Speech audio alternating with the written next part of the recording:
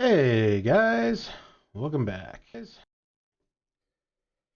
Let's see. Last time we oh yeah, we got a full party. Super happy about that. We started the stream being waylaid by some guys, and we kind of found their camp, rescued some prisoners, and they joined us. So we have not only do we have a full party, we actually have 7 people. So we actually have one extra person right now. And then we cleared out the Elk Temple, found out where the Stag Lord was, and we started going after him. And then I started raging because of randomness and stuff. And then we stopped. So we're in the middle of clearing out his camp before we take him on. Just because I figured if we take him on, then all the guys that were kind of picking off piecemeal would flank us and just make the fight much harder. So I'm trying to clear out the camp as much as we can before we start fighting. I think we're only like, for being generous, maybe a third of the way through it. Probably more like a quarter. We still got quite a while left.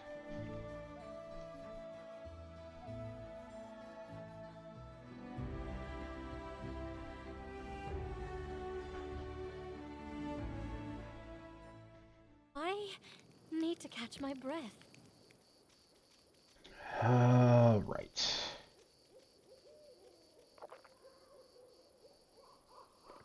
Why not? Oh. Guess that's why not. Yeah, let's try setting up camp. Go ahead. What's that? Share your troubles. Give me. Oh. Anything is possible. It's just not my lucky day. Failed to pick. We rolled a 2. I think you have some good trickery. You have higher trickery. Oh my. You can count on me. Done and done. One of Vanish and an amulet.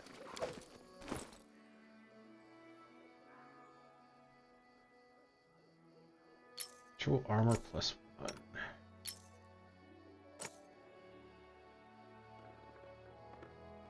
Exact same thing we had. Yeah. Lindsay should probably have this. Alright, let's see how big of a mistake this is.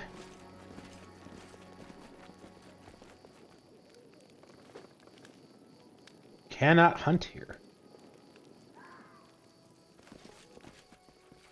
Oh, can we back out? Oh, we can't. Okay. Let's see if we can take these guys on without taking these guys on.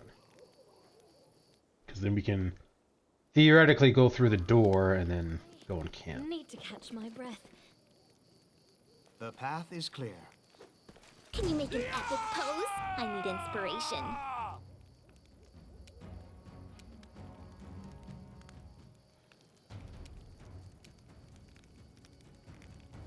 Let's leave the archer alone for now.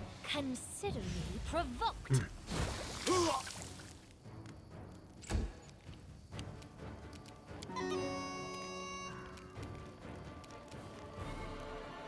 Oh, right, that is your turn.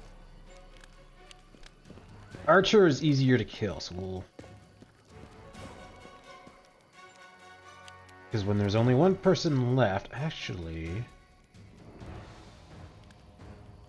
Probably send Ragnar after. We'll just try to weaken him, because then when he runs to try to set off the alarm, then we can attack. Repent! Nice. Did not think we would hit. Tear them apart! Damn.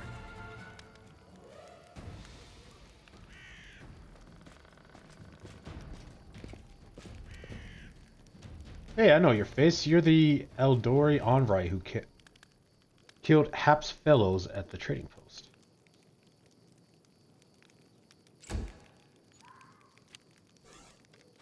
Look at me! Oh! 9 damage? Oh, wait. Bandit did 9 damage. Reached 36. Yeah, that's a problem, because I was not expecting to kill him. A solid plan. I don't think we have, like, a whole person or anything.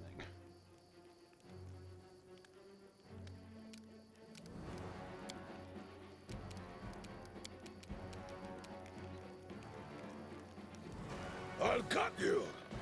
We'll just get you in there. I think right now we're just going to hope for a crap ton of attack of opportunities. Yeah! Catch my breath. That's the shit I'm talking about. Sorry, this was a really hard fight yesterday. Super excited. So happy.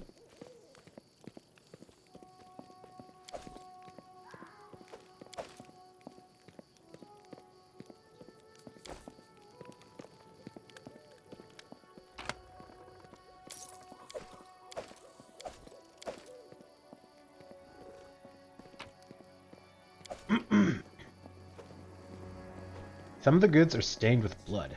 Not hard to guess the sad fate of their owners.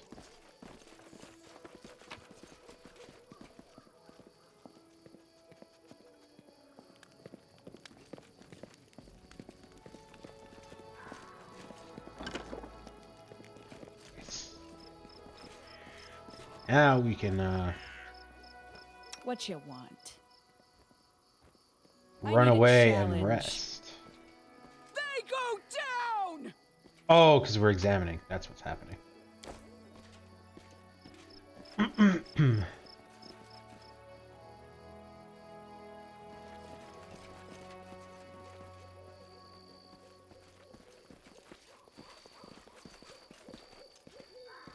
We rest here. Cannot hunt here. Okay, let's just go to the map.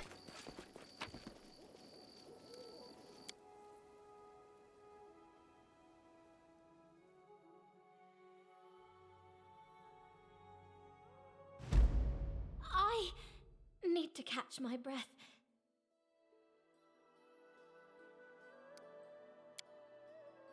You know what I like about you? You're almost the only one here who's not trying to tell me that I live the wrong way.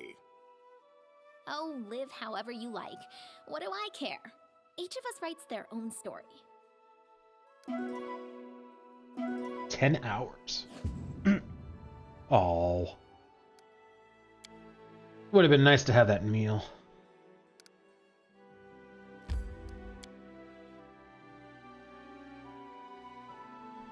Oh yeah, so I googled the whole ranged sneak attack thing.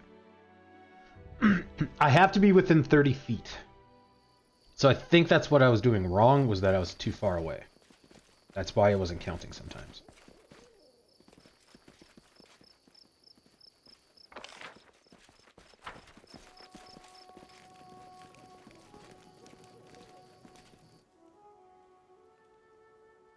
Tread lightly. And then our leader charged forwards. Hey, wait for me!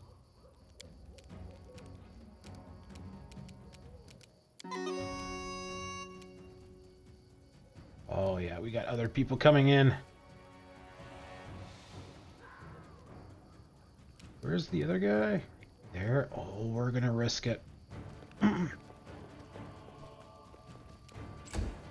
Inimos Tavisi. Oh, crap. Oh! Oh, good! Alright.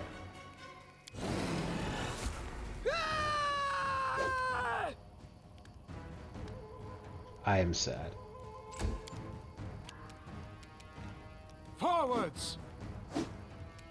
It sucks, but again, we're whole point of you is to tank, so...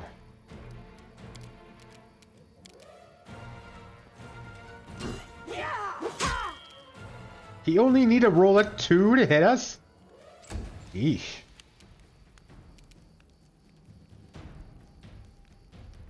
You forced my hand. Balls.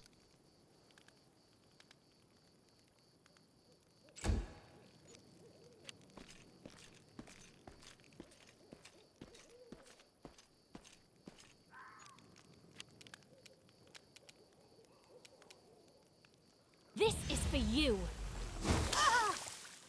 Huh. Yeah, we're within 30. 30 feet is roughly here. And we have 2 people in threatening range. Something's not right. Serves you right.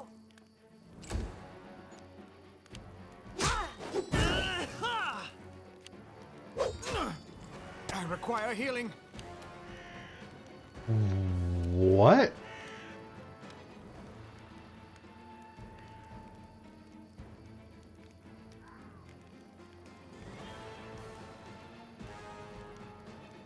Plus 14 damage? The fudge? Bring it. Aim carefully.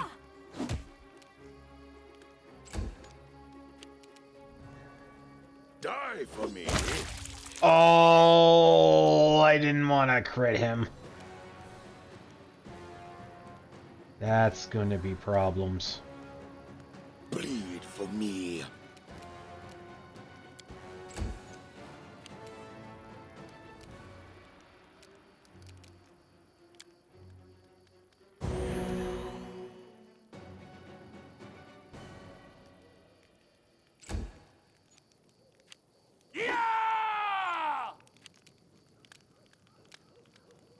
I'll fight if I have to.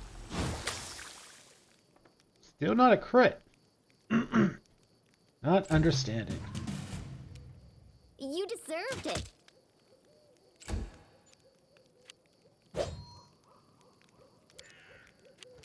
He tried to bite me again. Tear them apart. Attack.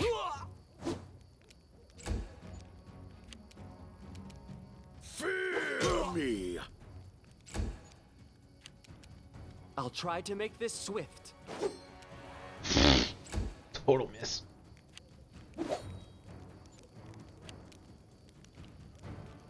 You can't stop me.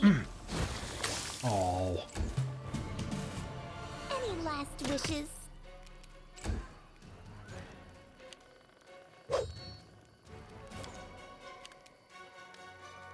They go down.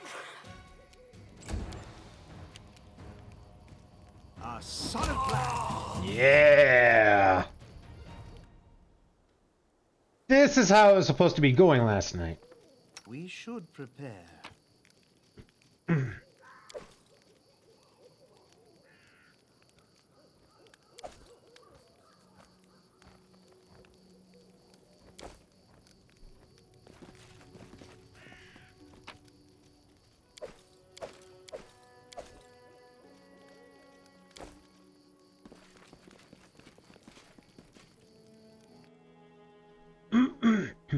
Let us be careful. You're but a footnote in our story.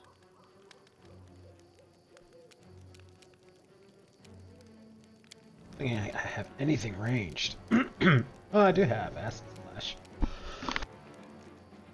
Excuse me.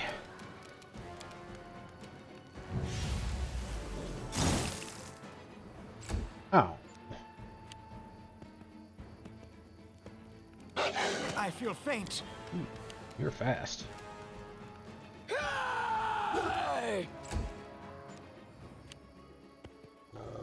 I should have waited for you to recover.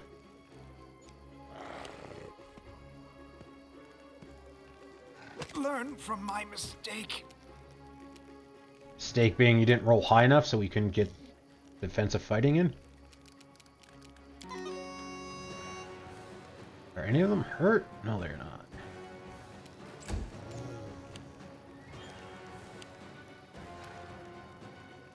So it's come to this.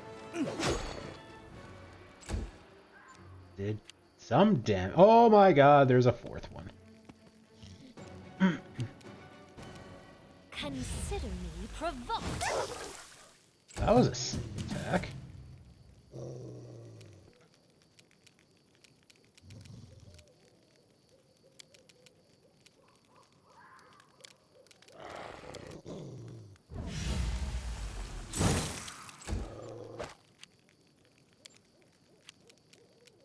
Bring it! That was only 3 damage. You guys don't seem to have a whole lot of health.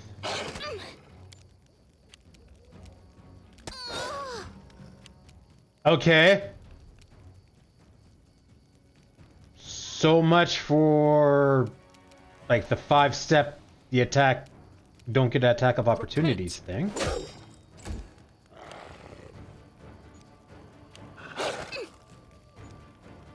Oh, she was tripped. That's what happened. I thought she died. This is for you!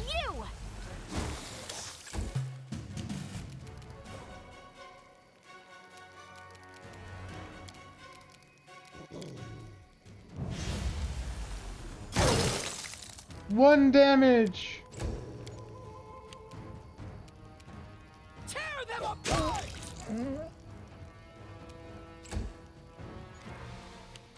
Protect me, please. What a miserable. You Last forced my chapter. hand.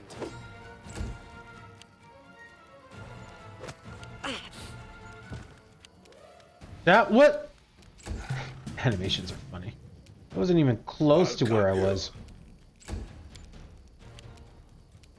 They go down! I am getting really tired of this. I'll try to make this swift. So it's come to this. Dawnflower, grant me strength. I'll fight if I have to. Sure. Die for me. Bleed for me. That was 11 damage.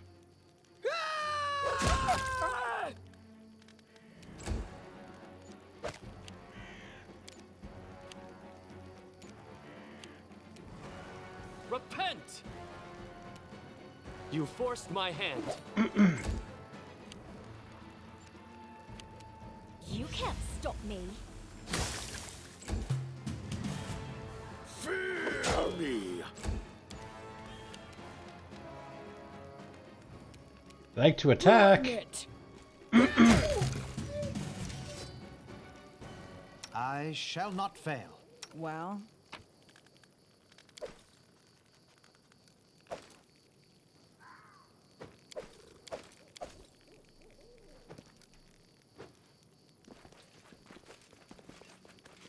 I did as you asked. Engraved bracelet. The path is clear. Okay, well, I didn't really want to do this, but let's go and rest. I wanted to try avoid the whole, sleeping after every fight thing. I'll go ahead.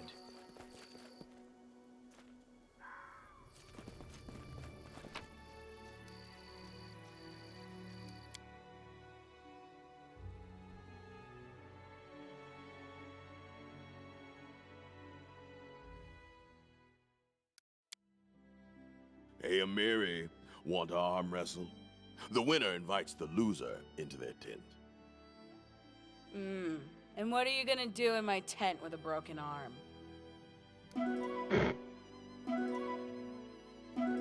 Hey!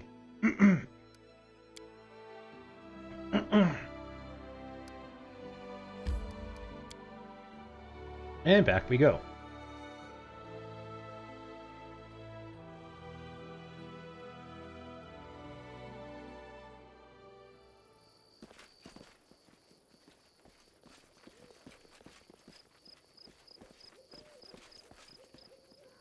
Let's head out.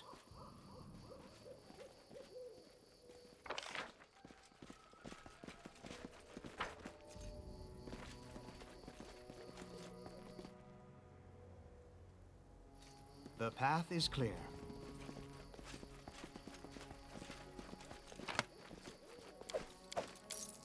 Money. Tread lightly. It seems that bandits wanted to build very heavy fortifications here. Think again before you ask the impossible. It took 4 hours to move the boxes? Jesus. I did as you asked. Oh, that's a really good cloak.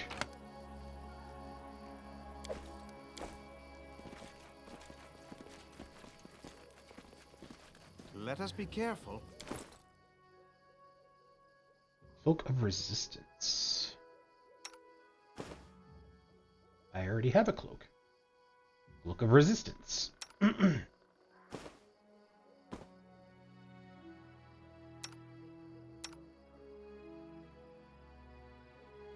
slashing damage.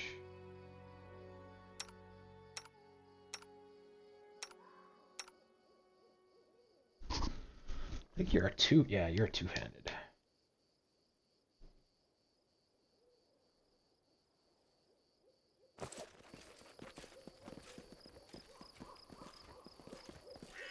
A sloppy corral for some big animal.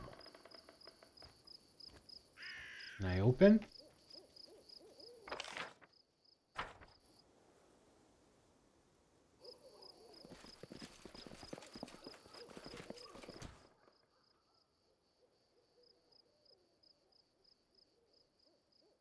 The road awaits.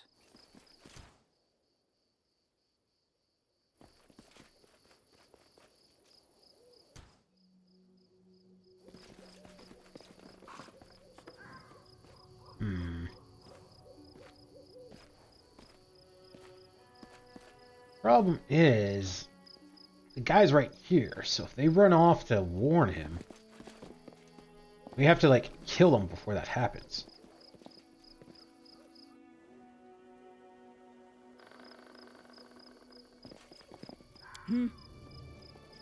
I shall end this suffering.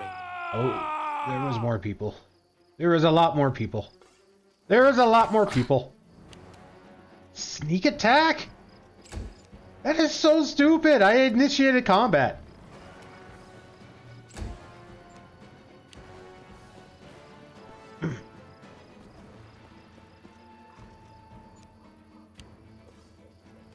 Okay. This is what we're going to do. We're going to send me in and then run like the wind. And we're going to try to kite them.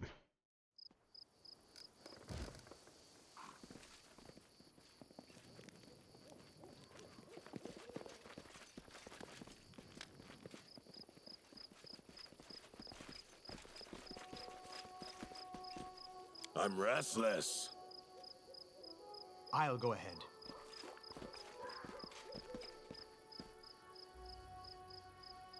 Everyone counts on me.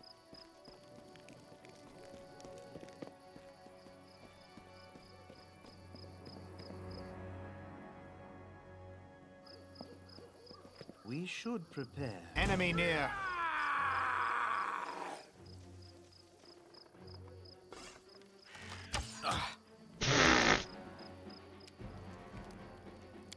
Of course I rolled such a low fucking initiative.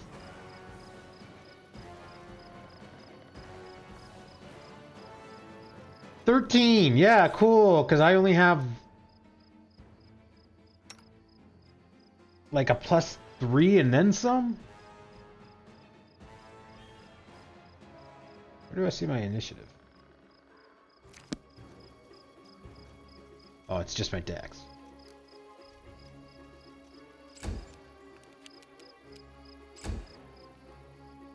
Now, Orama.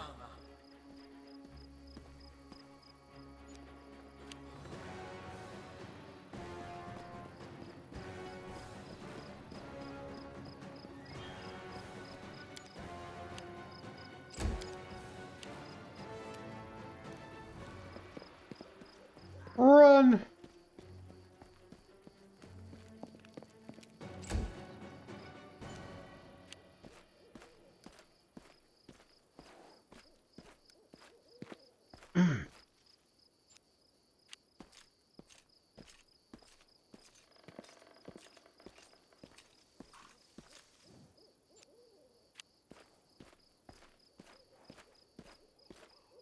A lot of people with bows. Like 3 people.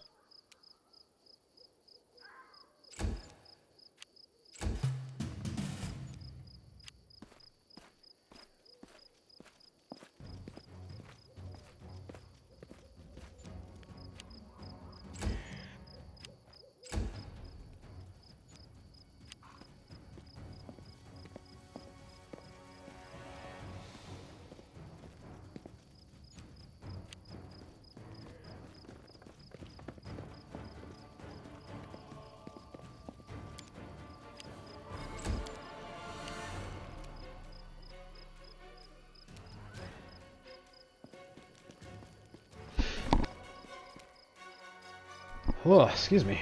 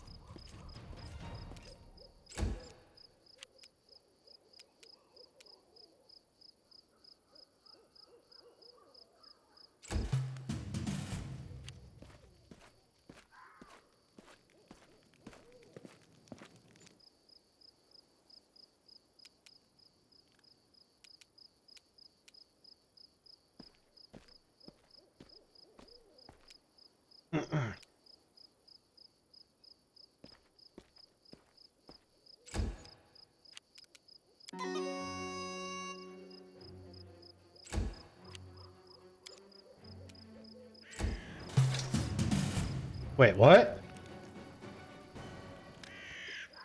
Really? We were like just about to fight.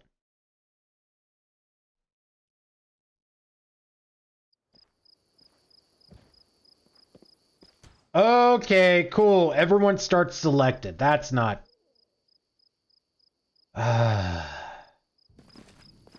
Everyone counts on me. If I have myself selected, then you should save that. We should prepare. Enemy near. Now, hey, Orama.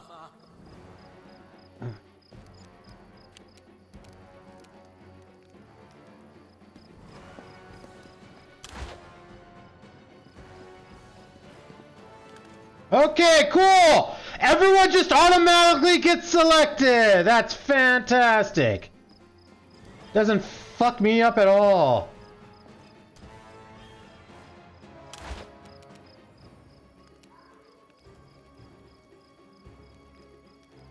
A solid plan.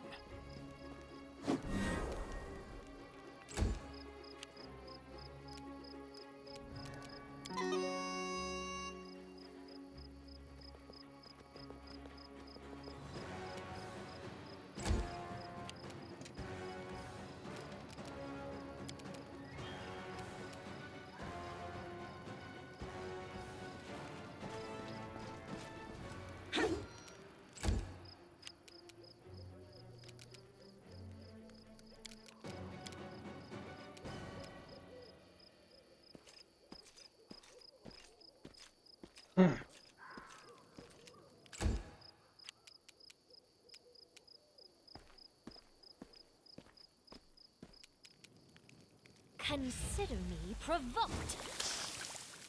That was a little off.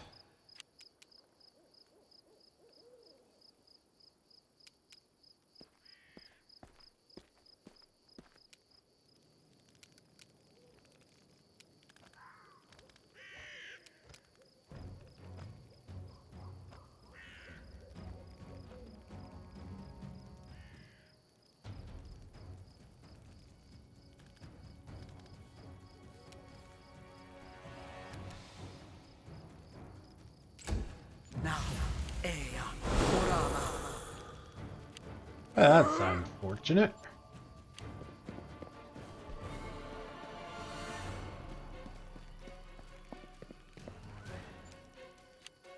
I don't think I pulled you guys far enough away.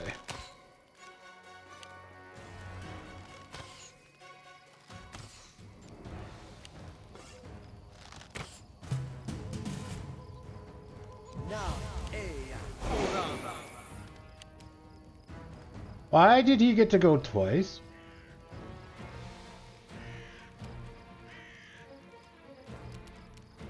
Forwards!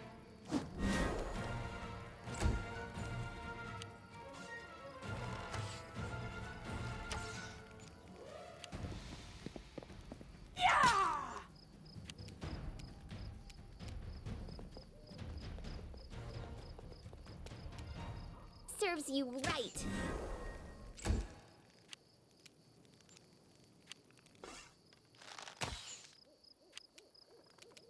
This is for you! Tear them apart! I wasn't raging. Repent!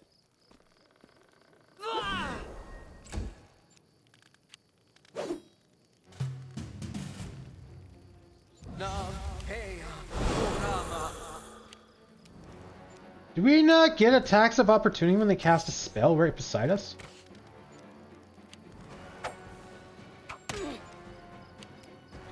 How is that? Oh, I guess because there's two people flanking. You deserved it.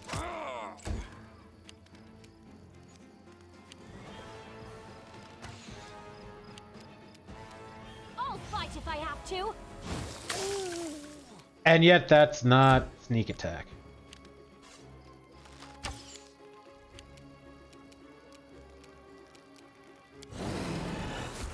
They go down! You forced my hand.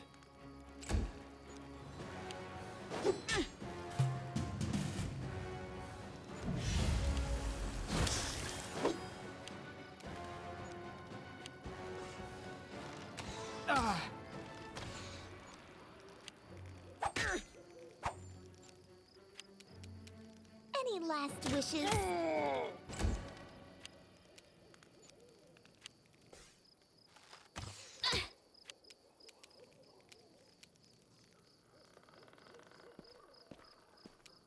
You can't stop me!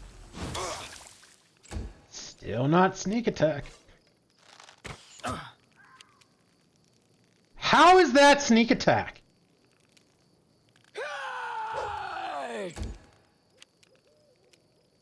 I'll try to make this swift. Really?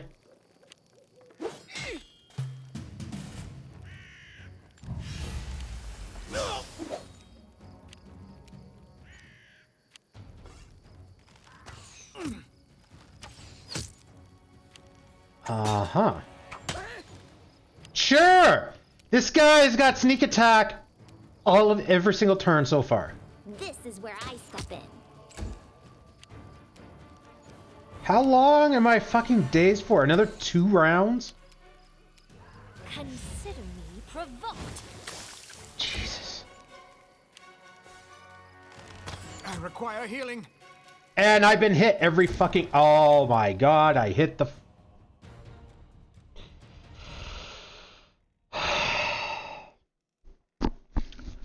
I am going to go insane. Let me guess, I have everyone selected. I shall not fail. At least I knew to check for it that time. Let us bide our time. Enemy near.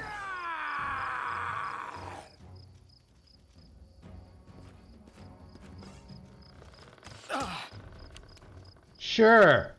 Everybody gets sneak attack. Why not? Yeah, and everyone just gets selected automatically. Like, fuck you, game.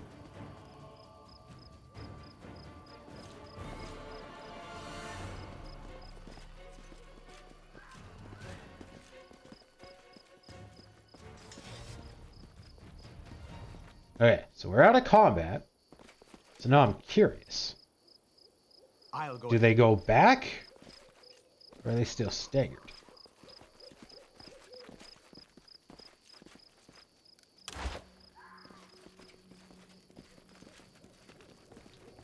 Looks like they went back.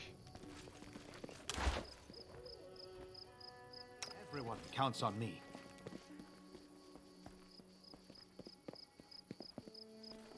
Watch each other.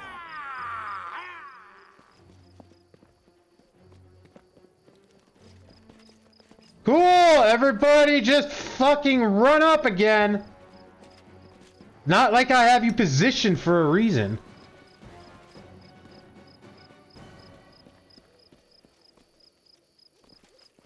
Observe the others.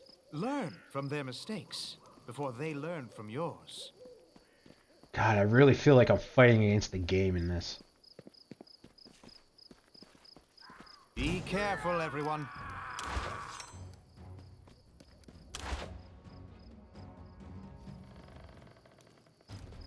Okay, stop selecting everyone!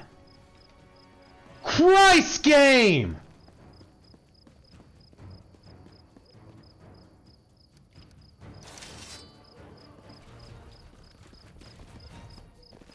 The path is clear. Our duty calls.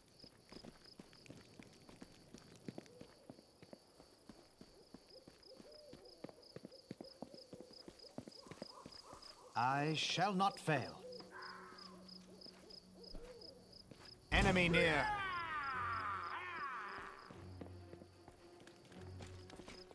Stop it! Christ!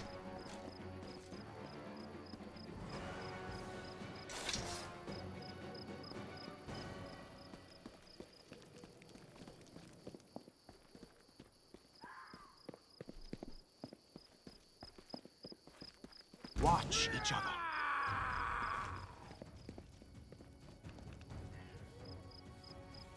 See, not everyone got selected that time. That's what I freaking needed.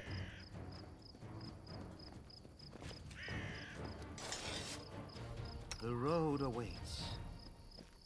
Yeah, really? My guy's just a little too fast.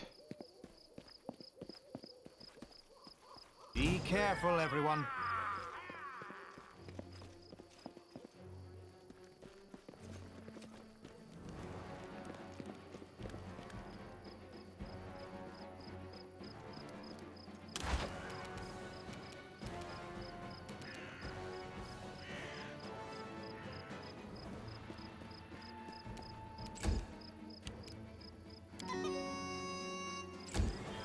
So you can attack on your next turn.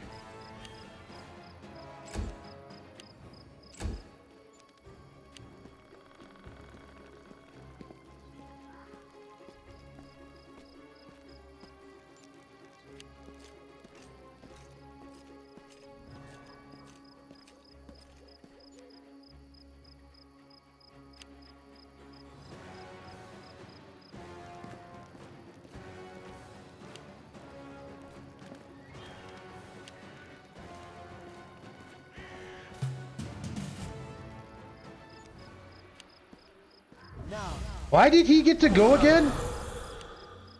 What? I'll cut you. Just got to go again for reasons.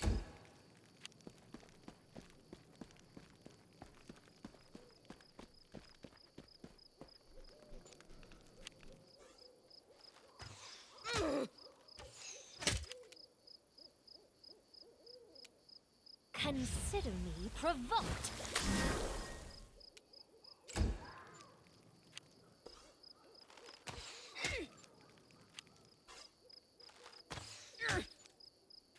Sure. Serves you right. A solid plan. Okay. Was not really expecting that.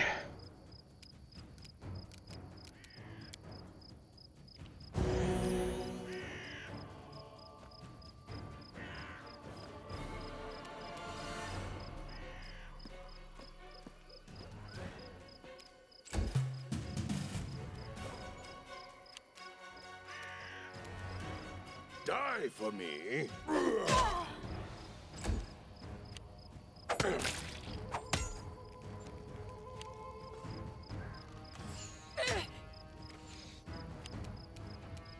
This is for you.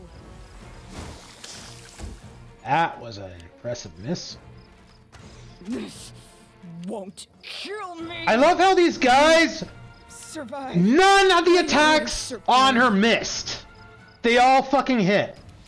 You deserved it. That is fucking amazing. Forwards!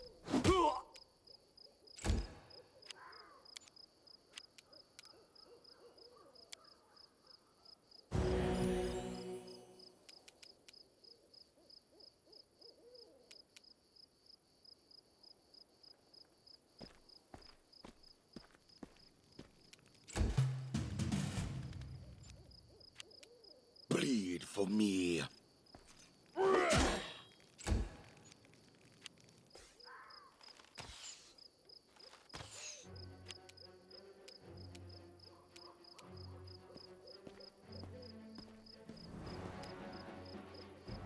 I'll fight if I have to. That was sneak attack. I don't understand this.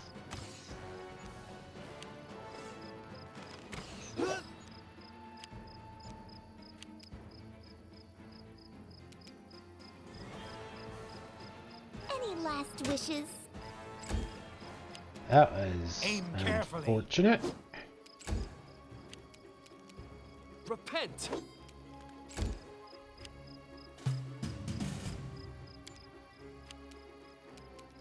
Fear me. Jesus.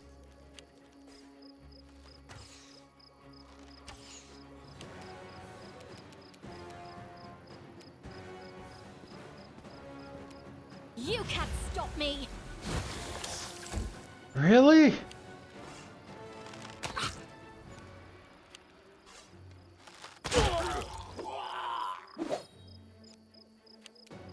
This is where I step in.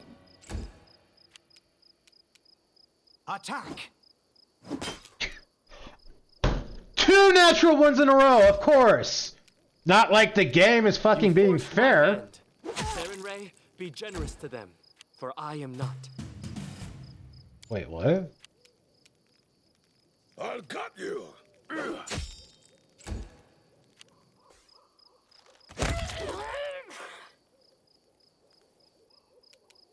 Consider me provoked.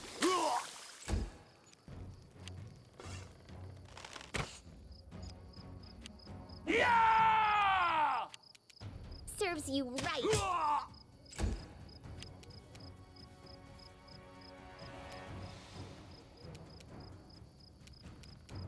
A solid plan. Oh, he's down to like no health. I'll try to make this swift.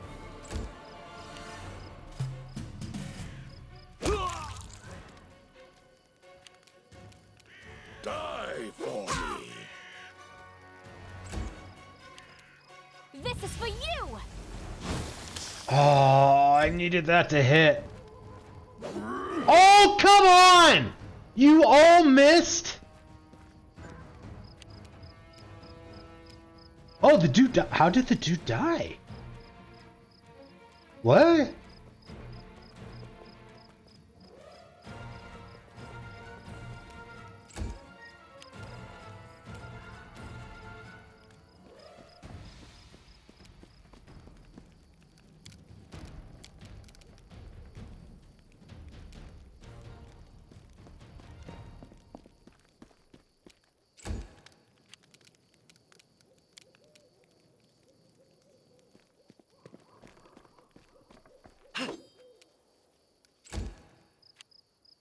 I'm gonna be so mad if this is what screws us up.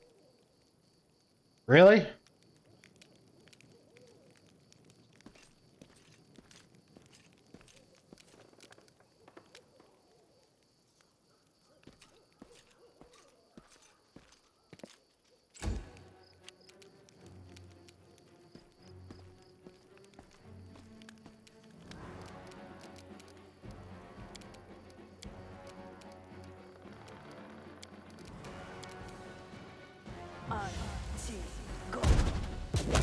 There we go. I was not taking the chance. We should prepare.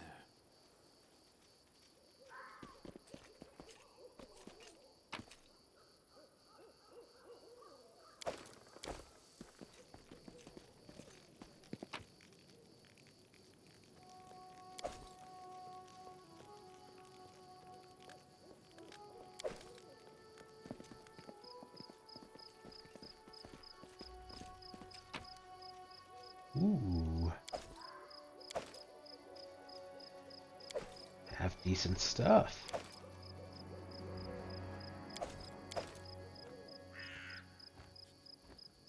Tread lightly. Share your troubles.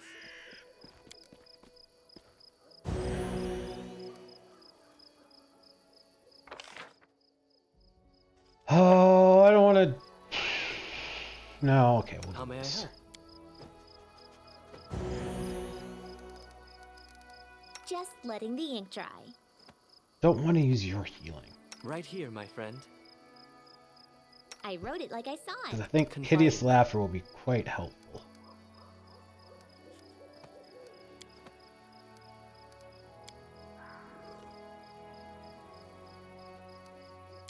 Move paralysis we don't think we'll need. Restoration I don't think we'll need. Magritium Turinos. Okay.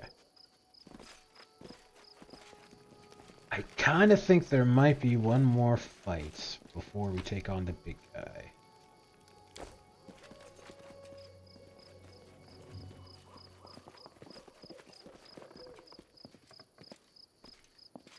And if not, then we'll try fighting, but we'll probably die. And then we'll load and rest.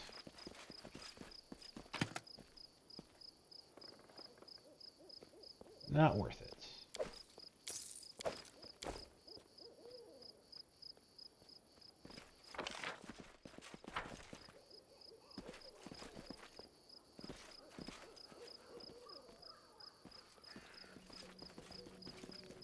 Ooh. Might try opening the door.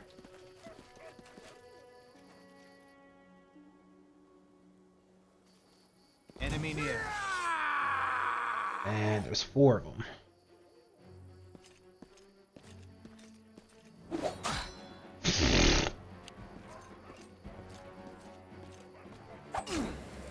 Sure. Yeah.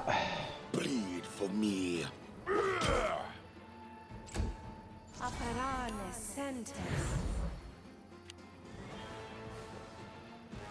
I require healing.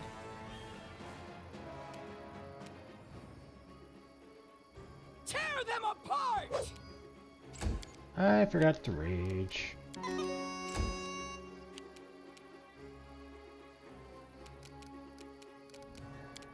Magritium Turinos.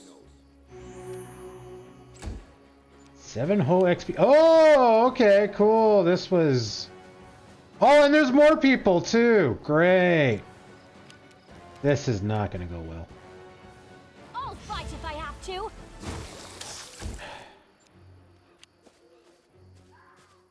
One, two... How many fucking guys are there? 5? 6 guys? I feel faint. Sure. Oh, good. I get to go now. What the fuck? Why am I rolling so low on my initiative?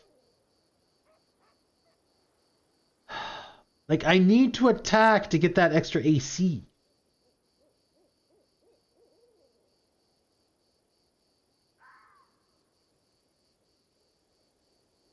Oh, I have no idea. Freaking low. Forwards! Cool. Cool! I'm so glad that I took 42 damage just to do that. Learn from my mistake. So fucking dumb.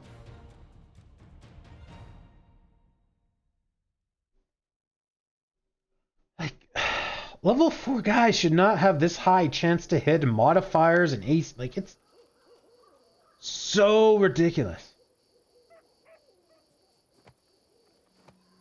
What for Gollum? Like, it's the same thing. I think I might have to, like, pull these guys. Cool!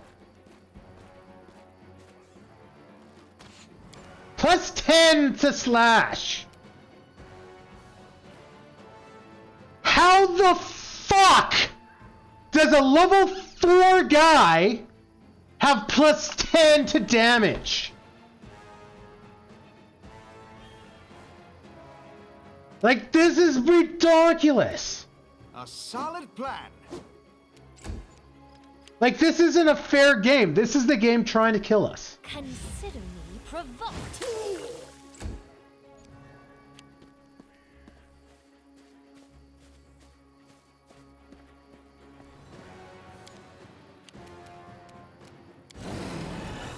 Tear them apart! Sure.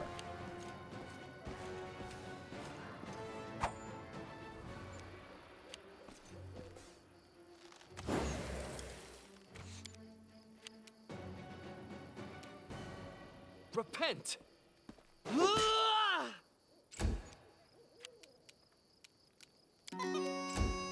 Operane sentes. There's more guys? 4, 5, 6, 7 guys. I'll cut you.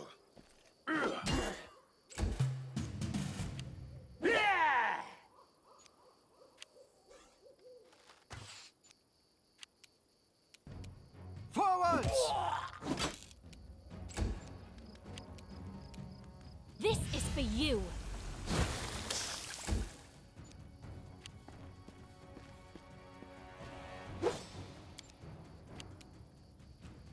They go down!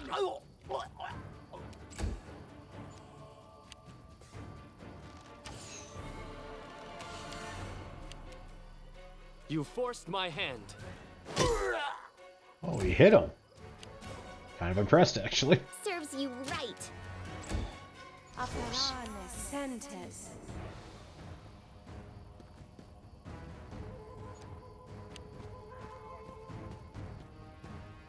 See, I don't understand. She cast a spell, but then she didn't actually cast it.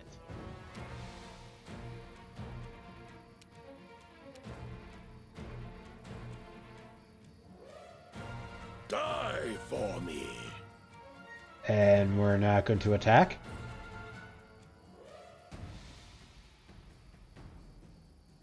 Why am I not attacking?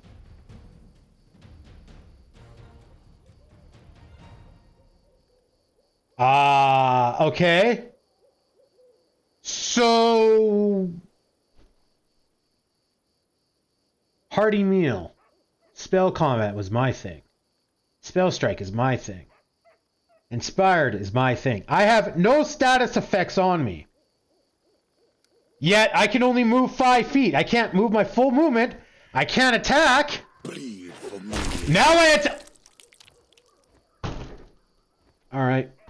I'm gonna let that pass because we just murdered that guy, but I don't understand this game.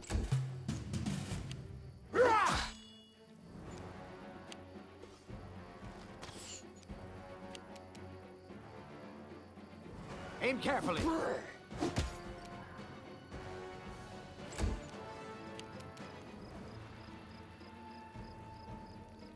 I'll fight if I have to.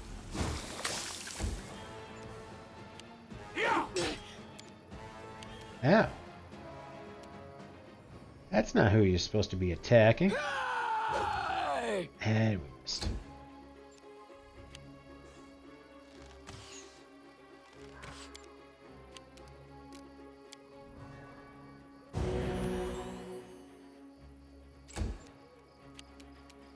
You deserved it.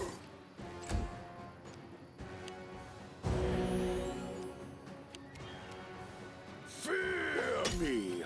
Aha!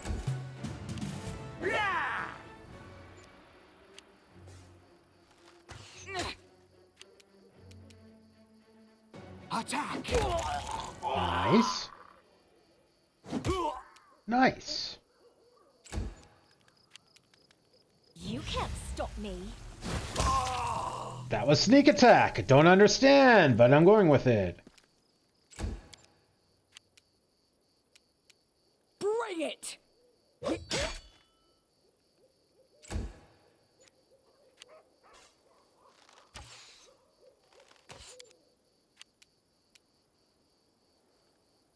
I'll try to make this swift.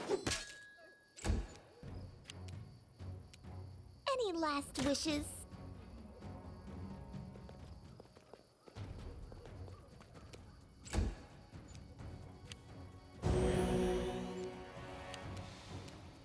I'll cut you.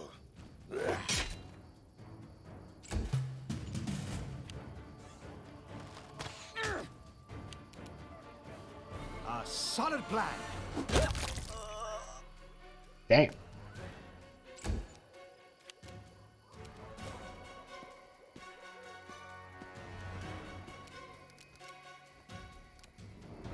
Consider me provoked.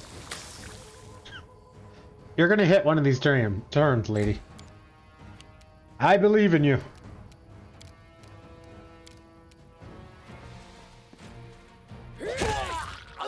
Okay. Was not expecting that. How?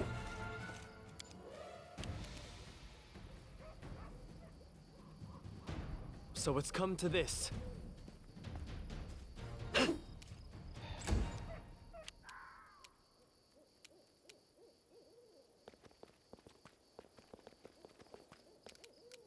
I mean, if we really have to, we can rest.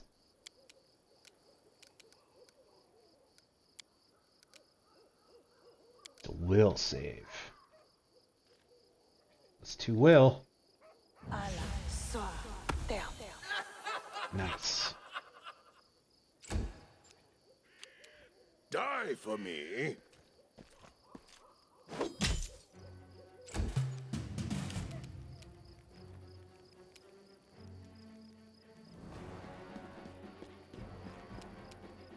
Forwards!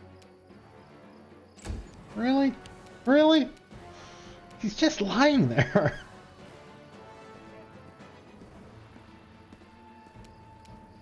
This is for you! He's just lying there. I'm not doing it wrong. The spell is flawed.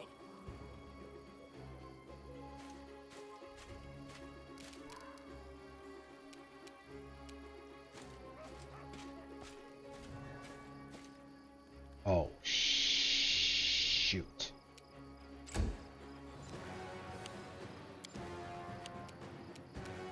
Repent! This is where I step in. Come on, guys. Bleed for me. Finally. That was 4 attacks that we missed while he was lying there?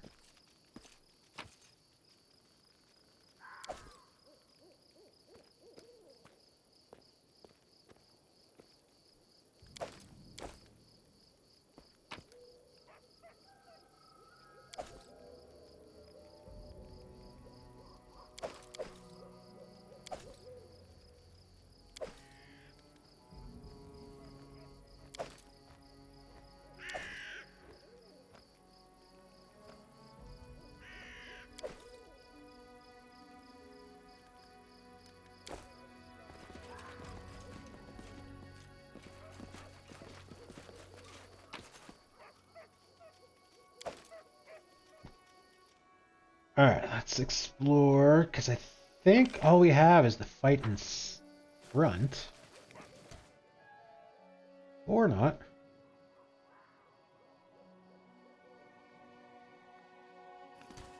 Hawkus.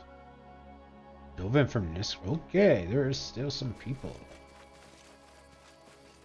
You are named people, so that's not scary at all.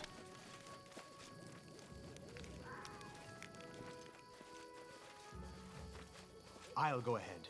Well, let's save it. See how bad of an idea this is.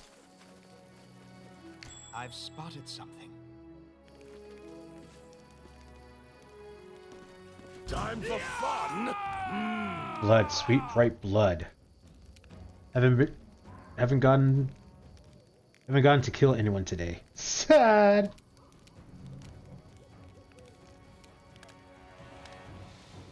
Six. Oh. Bewildering. Aim Injury. carefully. And also debilitate the target of her attack. Oh. Attack! A solid plan. Oh, that's a trap. Oh, that's unfortunate.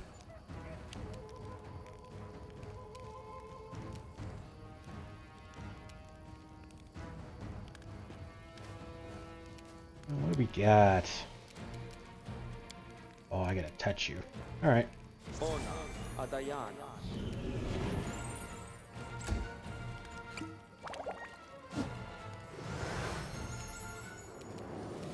Okay, we have something for that.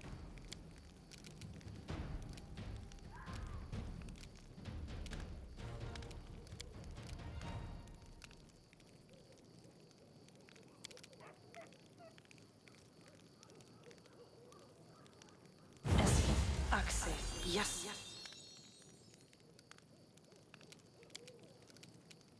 That might have been bad. Blindness. Oops.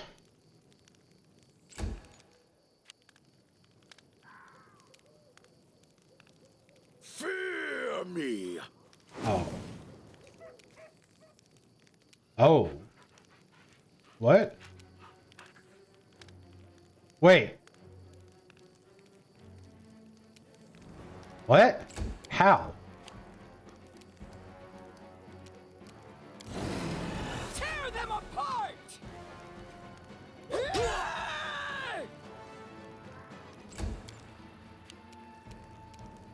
I'm confused. He drank a potion.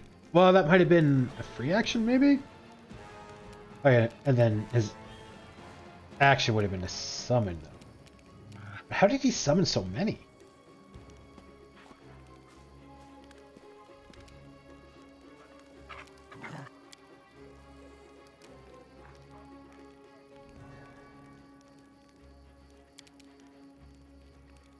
Oh, I misclicked.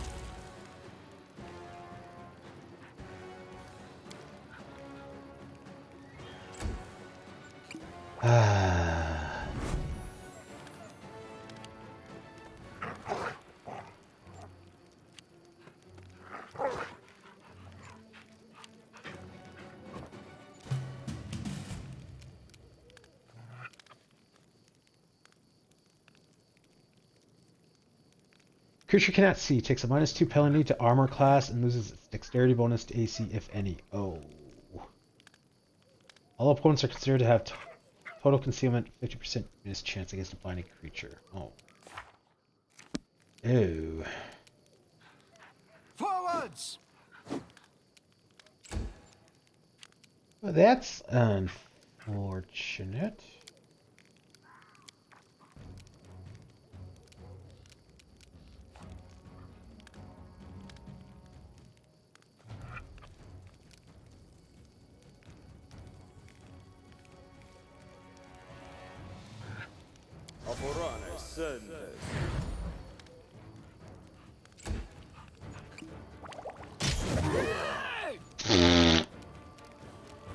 That was pretty funny.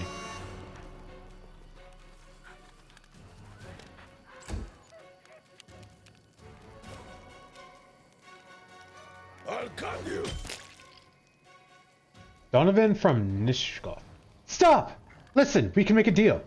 You've probably heard things about me, but I'm a reasonable man, not some insane murderer. If you let me go, I'll leave these lands. In exchange for my life, I'll point you towards a cache holding my share of the loot. Donovan of Nishroach always keeps his word. Even at death's door, the man is persistent in his sin. Do not let that scoundrel escape unpunished!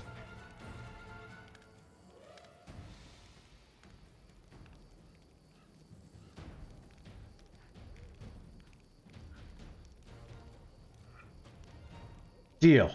But break your promise and I'll make you regret it, even if I have to claw my way out of the abyss to do so. The priest lowers his weapon and silently turns away. Donovan catches his breath. I always knew mixing with this lot would do me no good. My cache is in the ditch to the left of the gate. Farewell. It's nice to deal with someone who understands how to look out for themselves. Cache in the ditch to the left of the gate. Something here. We probably found that. And the wolves are still around.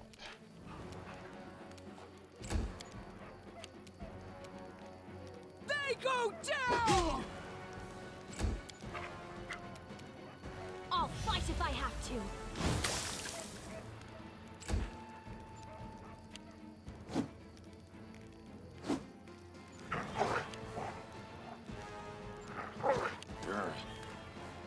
He's just...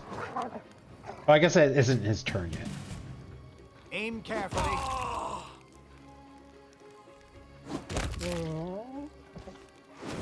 Okay, apparently we gotta take out the wolves. You forced my hand. Ooh, he is a speedy little bastard.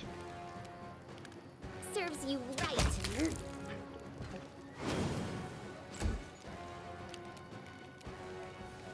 Die for me. Okay, glitter dust, not bad. Two bandit commanders, Och and Dodobin, are a threat to us no longer. Toy dragon. Toy knight. Great club. And a belt.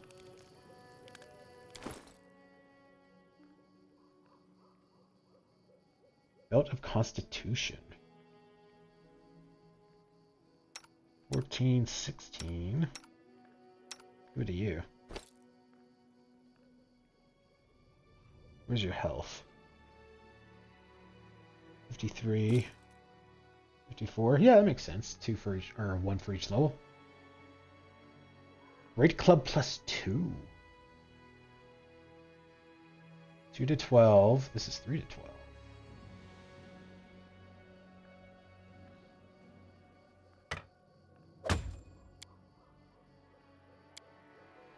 One more attack. One more minimum damage, but you have a ×3 crit. And that's only a 5%.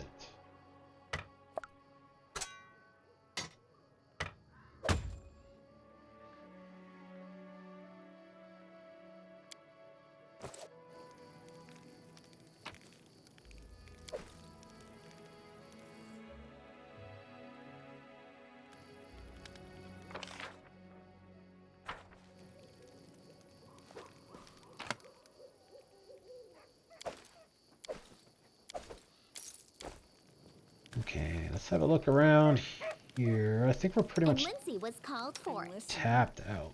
Well, we might be able to do the fight in the front. Depending on how many guys there is.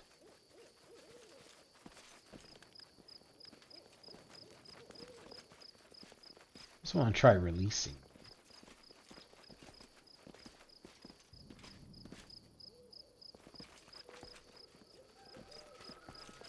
Let us bide our time.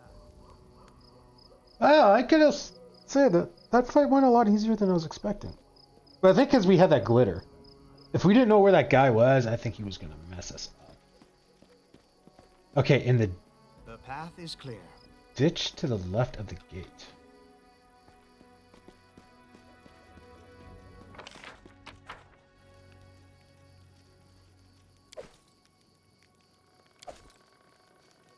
That might have been it.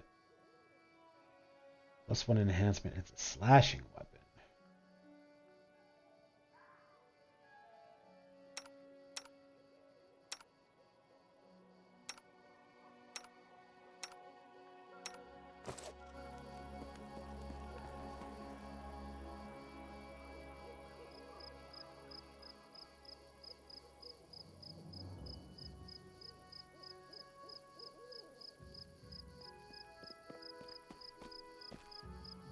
Alright, let's save it. And let's see if we get mauled. The caged owlbear seems to be worried. He growls softly as you approach. It looks strong enough to break the cage's door.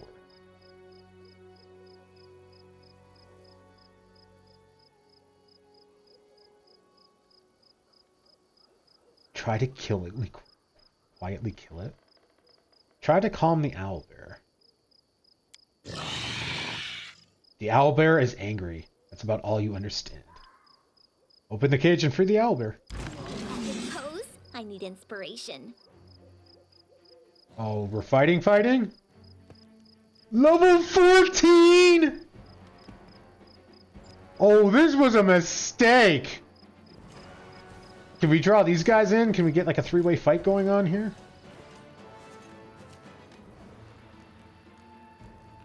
Not a whole lot of people in front. Oh, what?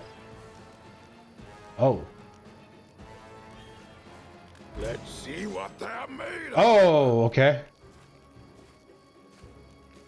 Who dares disturb me while I'm drinking? Oh. Oh, what? And he just like teleports up there? I won't let you take them from me. I'm really curious. I want to see what happens if we can actually calm down the owlbear.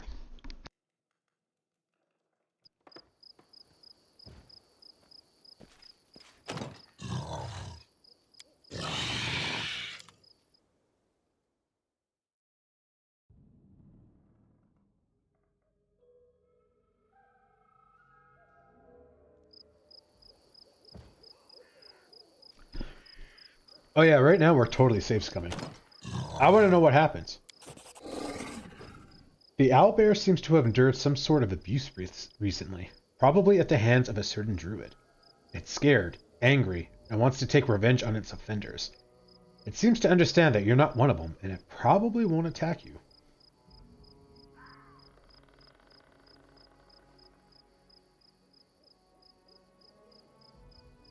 Step away from the cage. This owlbear will help us fight the Stag Lord.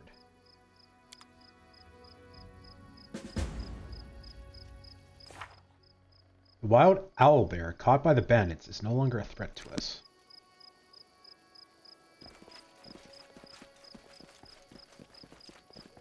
I'll go ahead. Can we not open up the gate?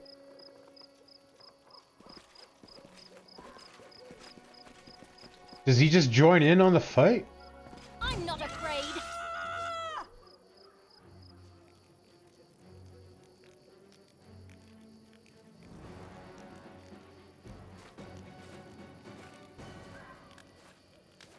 Who dares disturb me while I'm drinking?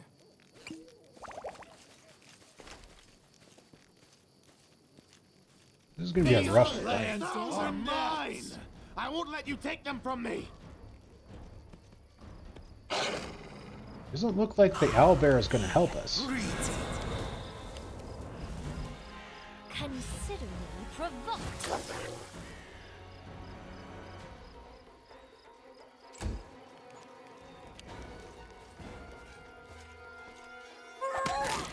Okay.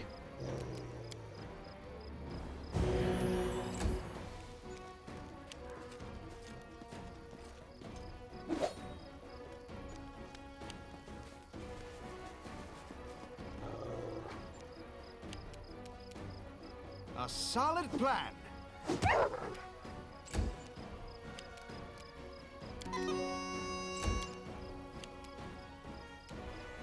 Tear them apart! I'll cut you!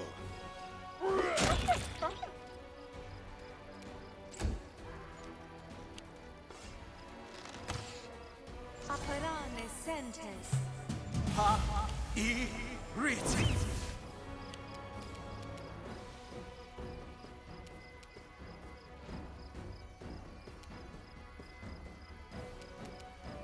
This is for you.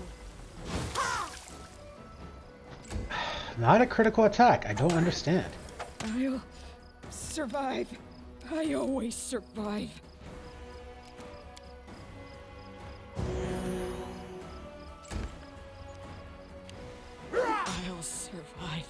Faith. I always survive. Oh, there's the owlbear. So he does come and fight. Oh, it just takes a while for him to get out. Okay.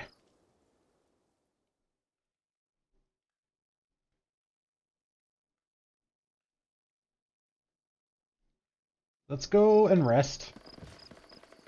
As we need it.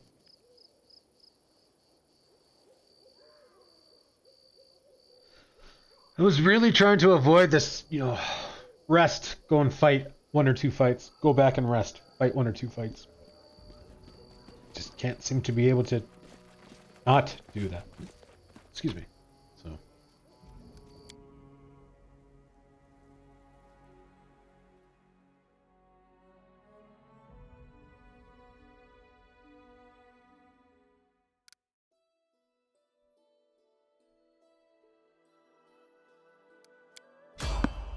I didn't get much sleep again.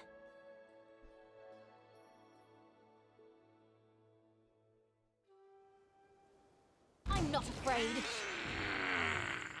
That sounds great. Oh, it's a kobold.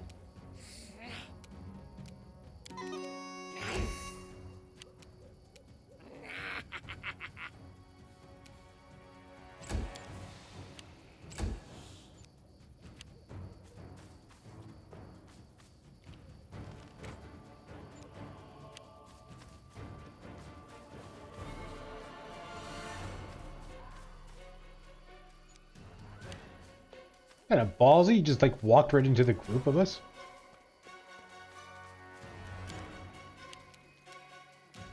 A solid plan. Really? Consider me provoked. Really? Repent!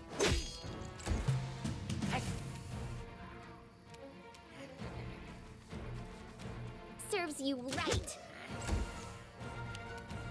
I'll cut you! Tear them apart!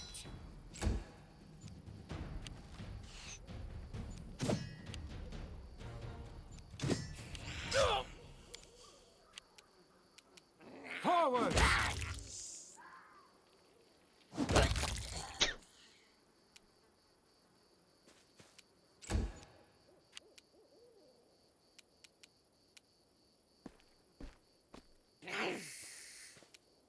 This is for you!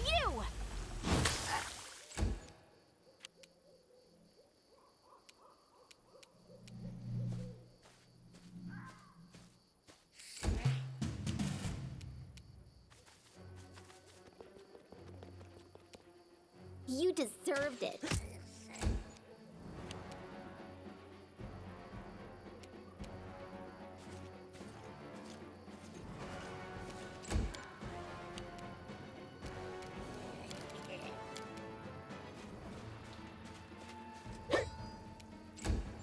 Swing and a miss. And not so much of a miss.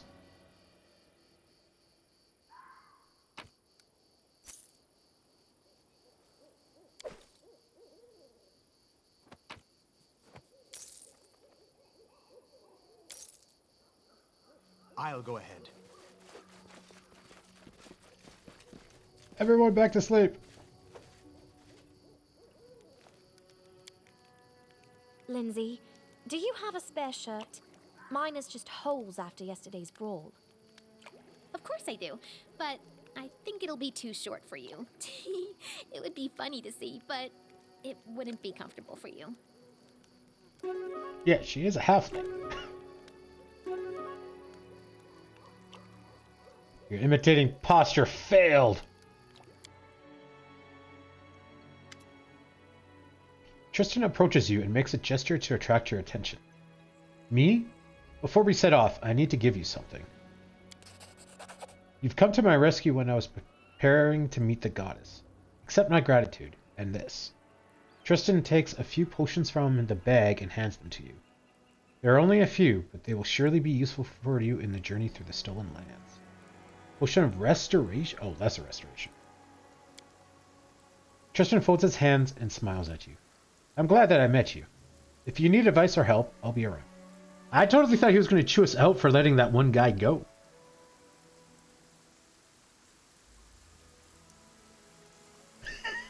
I kind of want to do that.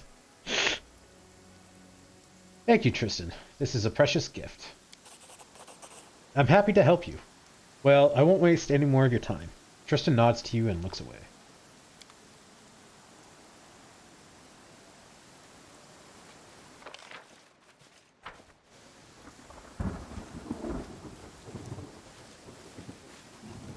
Heavy rain reduces visibility, reduces at a -6 penalty on perception check and a 20% chance to miss on all ranged attacks due to concealment. You know, that's gonna suck, but I think that's gonna help us overall.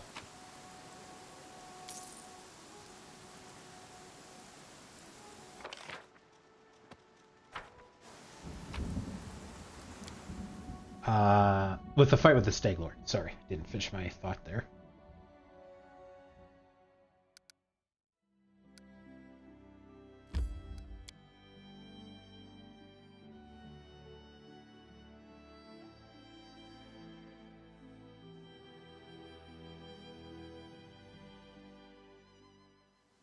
The path is clear.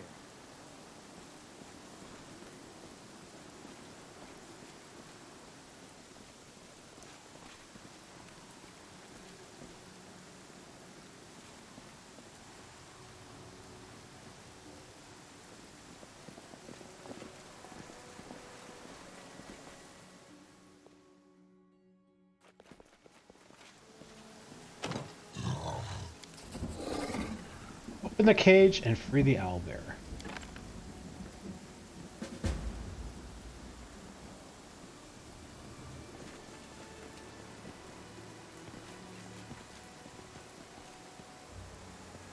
Oh, he's not going to help us fight?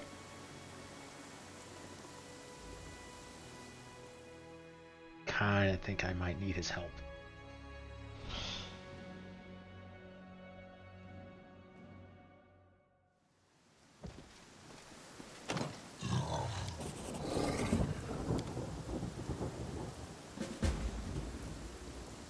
I'll go ahead.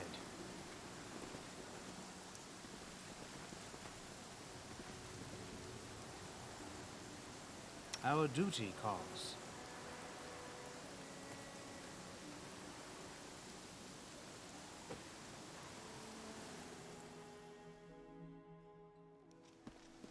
I shall end this suffering.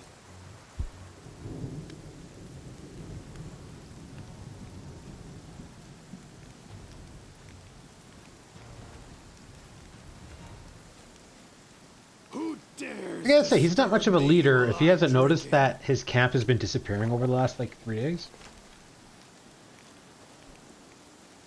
These lands are mine! I won't let you take them from me!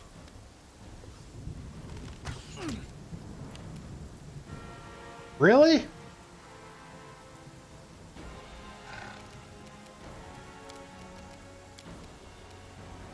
Kinda would have thought the rain would have helped me on that.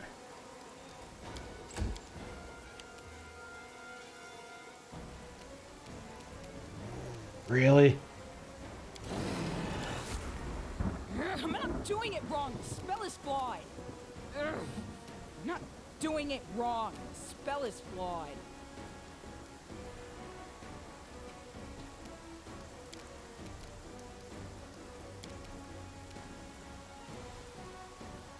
Tear them apart!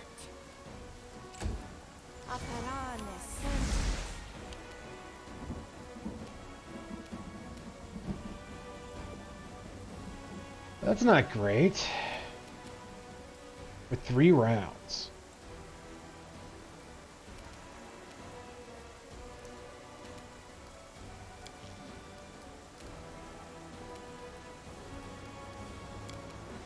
Consider me provoked.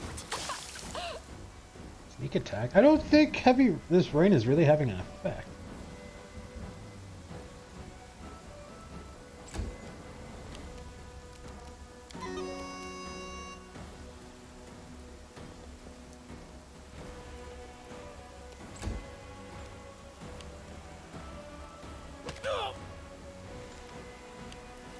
A 4. A 3. Wait, how did I lose 33% of my health? I require healing. Or 33 of my health? Hang on. I'm confused. As far as I know, the only thing that happened to me before the wolf's turn was I was held. How did I lose 33 of my health?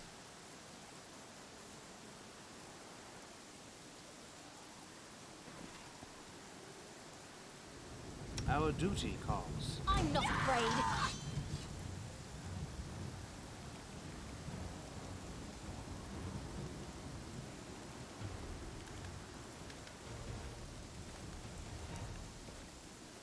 Who dares disturb me while I'm drinking?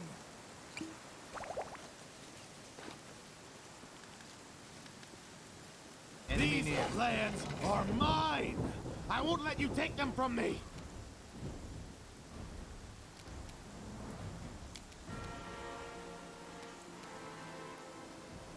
A long time before you get to go.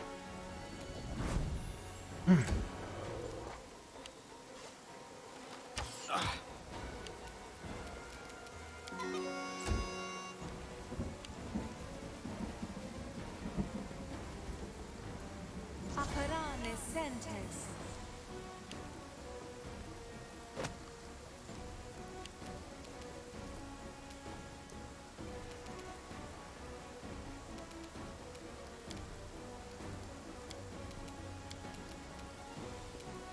Ona Adayana.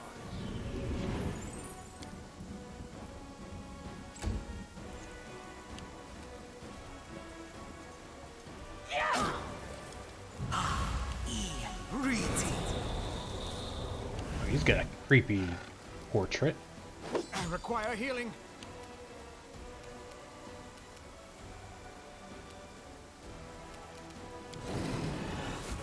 Tear them apart!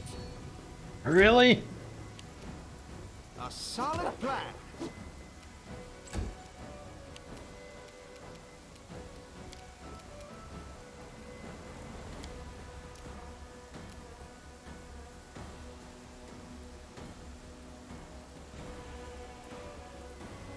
Na Heya Orama.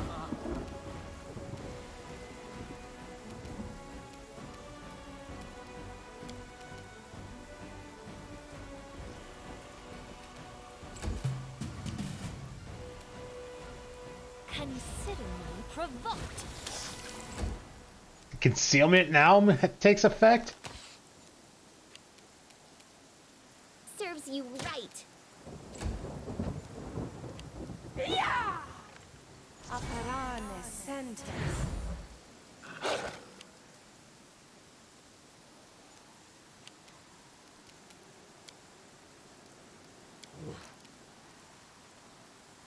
Aparane Sentes.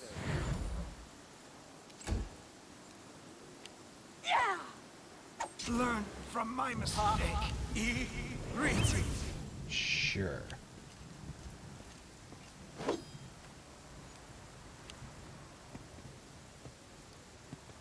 Oh yeah, you're level 14. You're gonna wreck some people.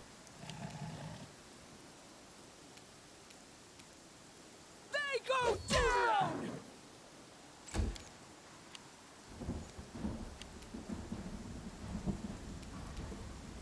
I'll cut you!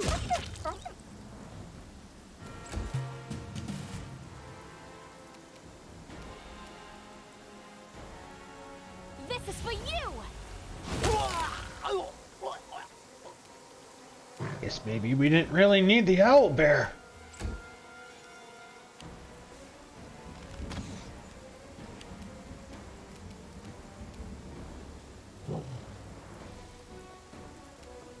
You deserved it.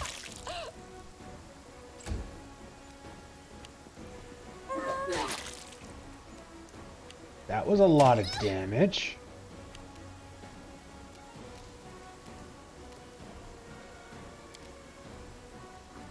Magritium Turinos.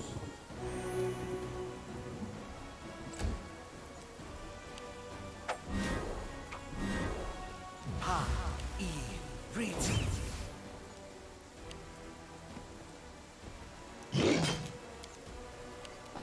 Really? That was the only way he was going to miss, is if he rolled a natural 1. And that's exactly what he freaking did.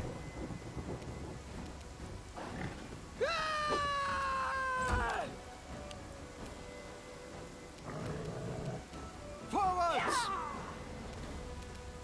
Aim carefully. Die for me. I'll fight if I have to. How has the concealment been working against me? Any last wishes? 3 times I missed because of concealment, but they've been able to hit me fine. Oh look, finally!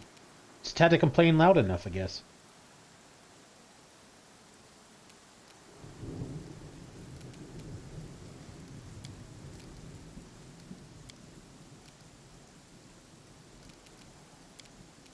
Magritio, Turinos.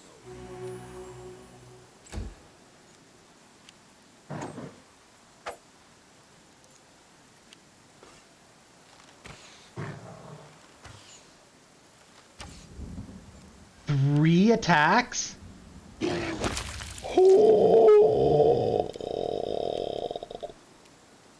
Oh, that guy got fucked up. He's level 8? Jesus. Bring it!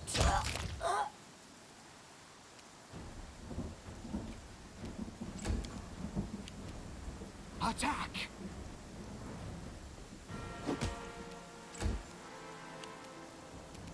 Bleed for me.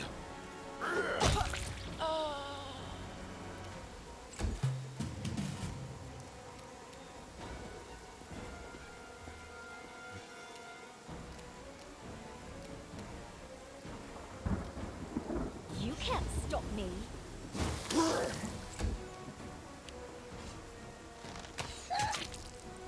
15? Holy shnikes.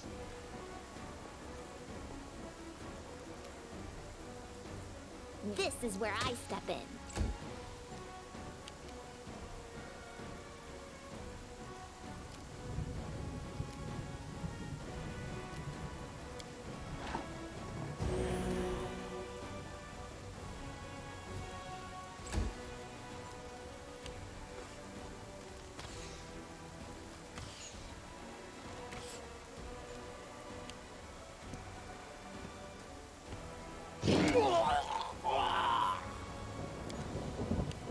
I like you.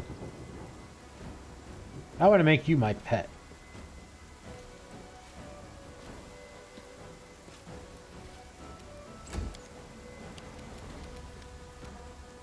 A solid plan. Oh. Apparently I can Alright. I was not expecting that. I thought I would have to go around. I feel like I wasted some of,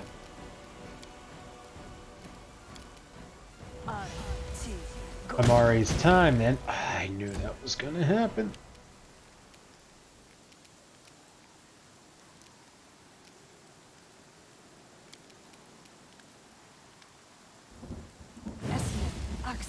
Yes.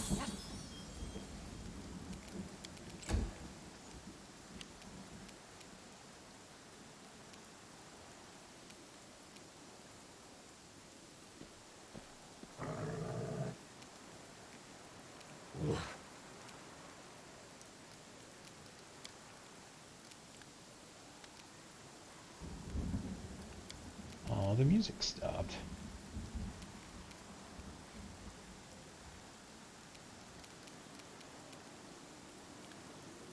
Let's run out. It's a minute a level. That should have lasted 10 rounds. We're only on round 6.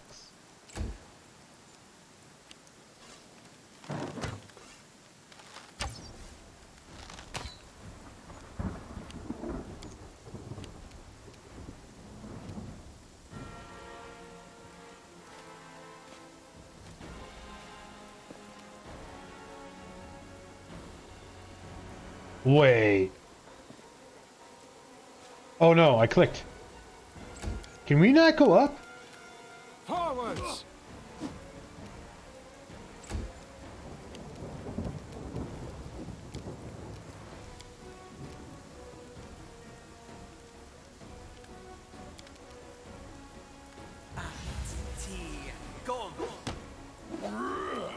Well, that's unfortunate.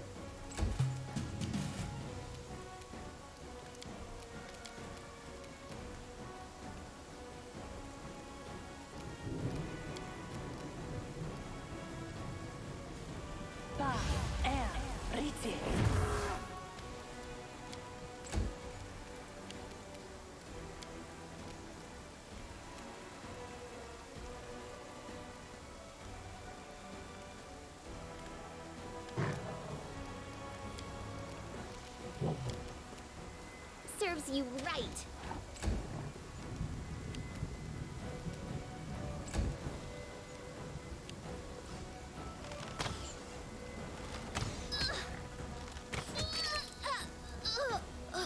$39 damage? Tear them apart!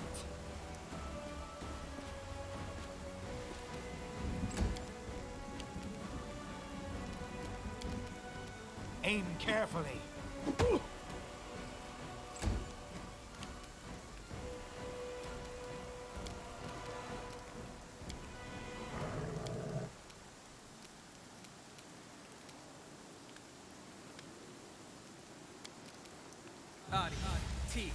Go. Damn.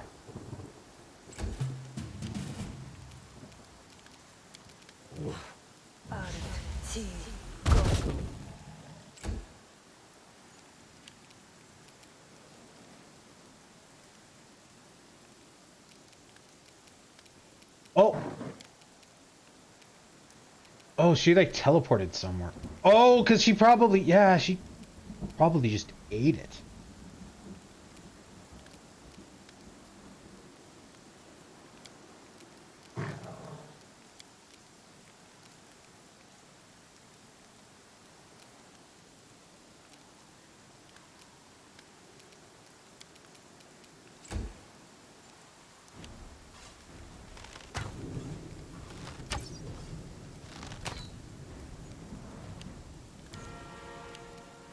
They go down!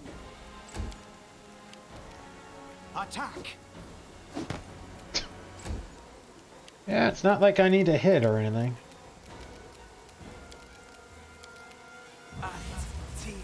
Go. Jesus.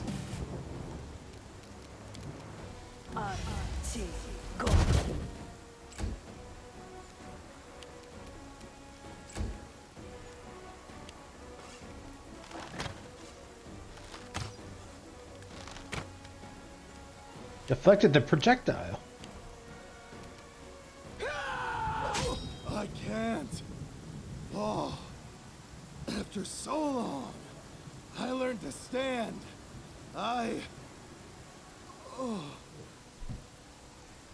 The Staglor clutches something resembling a charm in his bloody fingers, seemingly placing the last of his hope into it.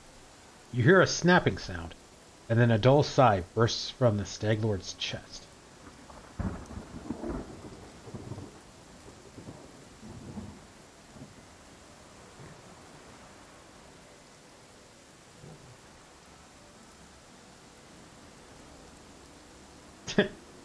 Your crimes cannot be forgiven.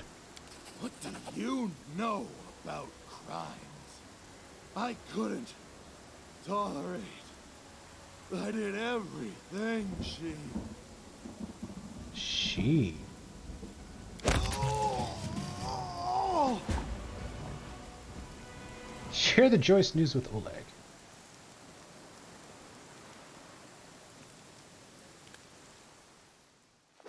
So, where did Lindsay go then? Bye, Owlbear. You were awesome. I miss you. Maybe we should find Nora the Druid, the insane father of the Staglord. The Staglord is defeated. His iron hand rules the stolen lands no longer. Quickly, let's get to the trading post and share the good news with Oleg.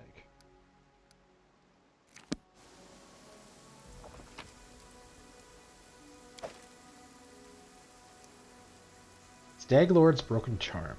Charm once worn by the Stag Lord. It's smeared with blood. It probably used to have something inside, but it's empty now.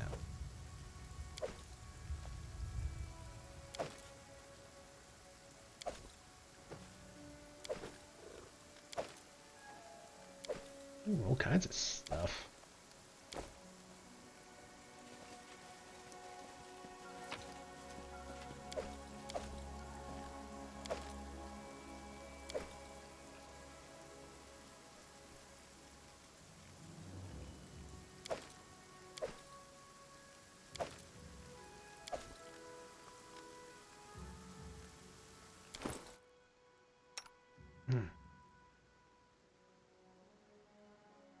Savage Bow. Composite +1. This +1 composite bow grants the wielder the ability to cast Aspect of the Falcon 3 times per day as a first level druid for 1 minute each time. When the wielder assumes the Aspect of Falcon, they gain +3 competence bonus on perception skill checks, and +1 competence bonus on attack rolls with ranged weapons, and the critical multiplier for their bows and crossbows becomes 9 to 20 times 3. This effect does not stack with any other effect that improves the critical range of a weapon.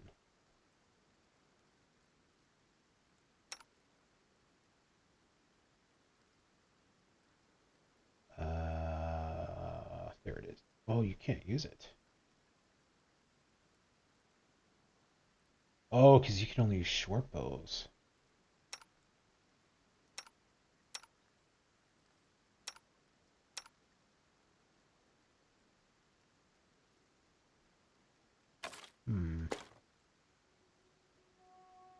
Woodland Aegis. +2 studded leather allows the wearer to cast Bark Skin once per day as a 3rd level druid. Light armor. Might be good for Lindsay.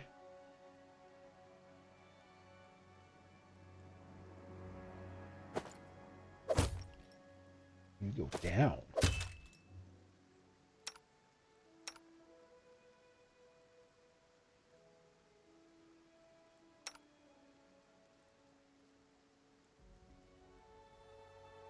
You don't even have any armor. Let's check that for Lindsay. This helmet focuses the wearer's attention on the weak points of enemies, giving +1 insight bonus to attack rolls against flat-footed and flanked enemies.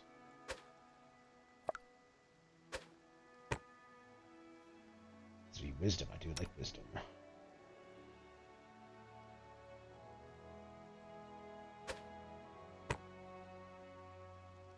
Oh, because you're enlarged. I was like, why don't you fit? Boots of Elvenkind, +5 competence bonus on mobility checks. Lesser Braces of Archery. +1 competence attack bonus on attack rolls. Is that any attack rolls? Oh.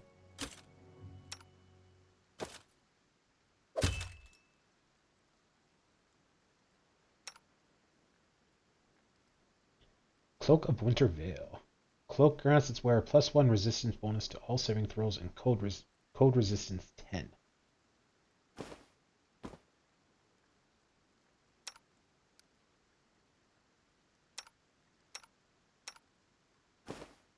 I don't know who's going to get that.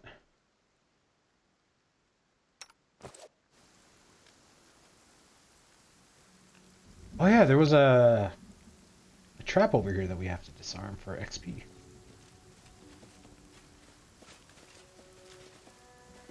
Assuming that we can see it. Or maybe it went off during the fight. Let's see what's behind door number 1.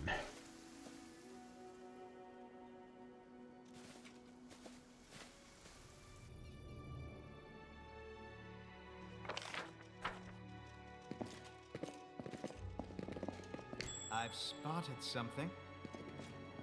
Something here. I did as you asked.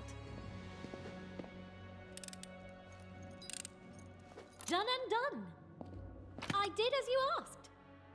Punching dagger.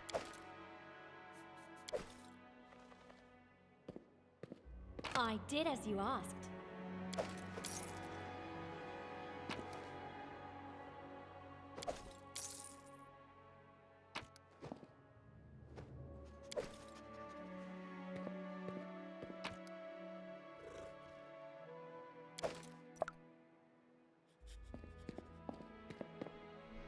Empty wine bottles cover the floor.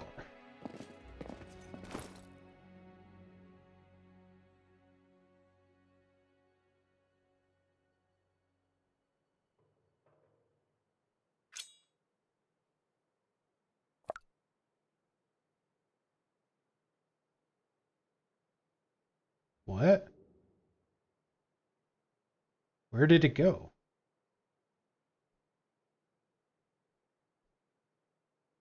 Oh, right there. Oh, I can't use it. Okay, I thought that might be a monk weapon. Guess not. I guess it's just a type of dagger. Added armor +1.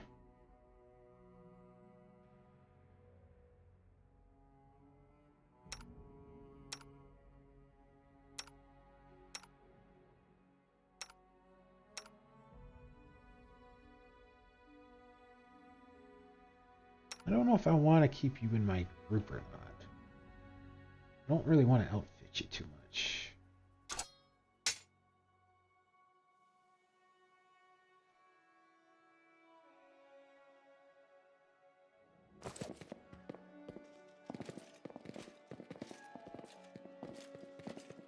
What's that?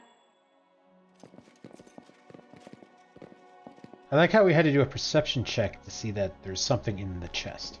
Done and done.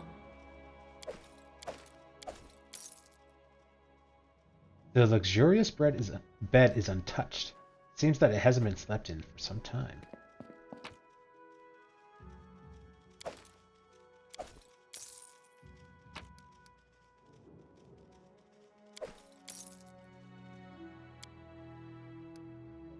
Secret overlords, the essence of the world order. Until recently, we knew this world as it was described in books and stories. A sewer torn apart by hyenas that separated us with nations and borders, oppresses us with extortion and lies, and assert their authority and power. However, someone else's hand rules as these slaves who act like masters. It's a threat far more intimidating than a handful of arrogant fools. Our lands are secretly ruled by the most ancient creatures of Golarion, the inhabitants of the ever-dark depths, who know both past and future.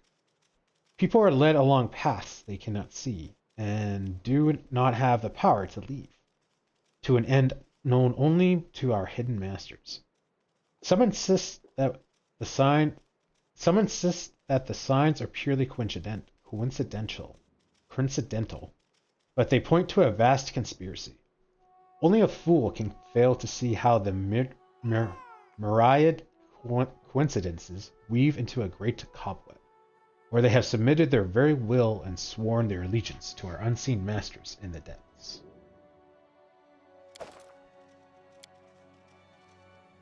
The Great Debates by Valyra Ailo, publishing house of the Temple of Idomi in Orgent. Today, many know that the Suramongemin order and respect its teachings, even endorse them. Such was not yet the case on that memorable day when an unheard-of forest hermit came to a temple of Serenray and challenged the high priestess to a debate.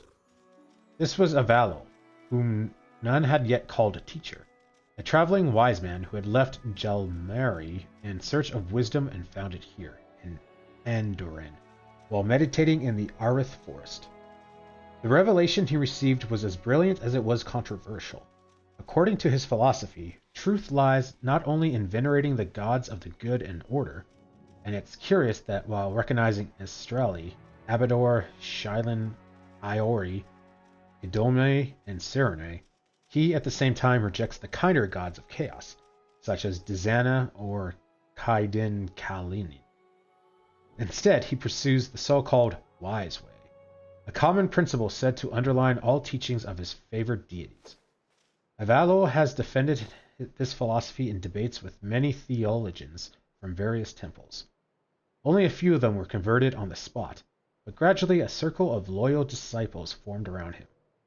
By turns, this circle grew into the order he calls Surgamen, which means the way of a hero, or perhaps the way to make the world a better place.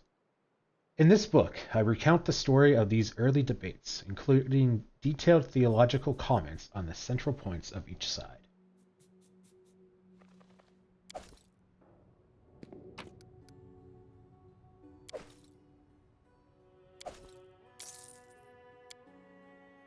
The Legend of the Pathfinder by Aaron Rolveri. The door flung open. The three chaps sharing adventure stories fell silent. "Hail, friend," said a visitor in a deep voice. "Have you got room for me, master?" The bored half-elf behind the counter peered into the visitor's face and whistled. "Blimey! If it isn't Gas Jeffs. Hail, friend. Let me give you a room. Your goat is no good here." "No, I'll pay for it in full. That's what the society is for. Helping and sharing." Gregoris nodded at the three chaps. "So, there's my replacement. Have you held the confirmation yet?" "We've got one last trial to go." The youngest blurted out and popped up on his chair. "It's such an honor. I've read all the chronicles, all about your adventures. I heard you joined the Decemviriate? Gregus?" another uttered. "Oh, did you? You should cut off your ears then. They deceive you. Am I wearing a mask? You ain't. Good for you. A pathfinder with no eyes is no good. I'm not interested in politics. I'm interested in seeking. So, are you going to pour me a beer? No. And I'll tell you a couple of tales."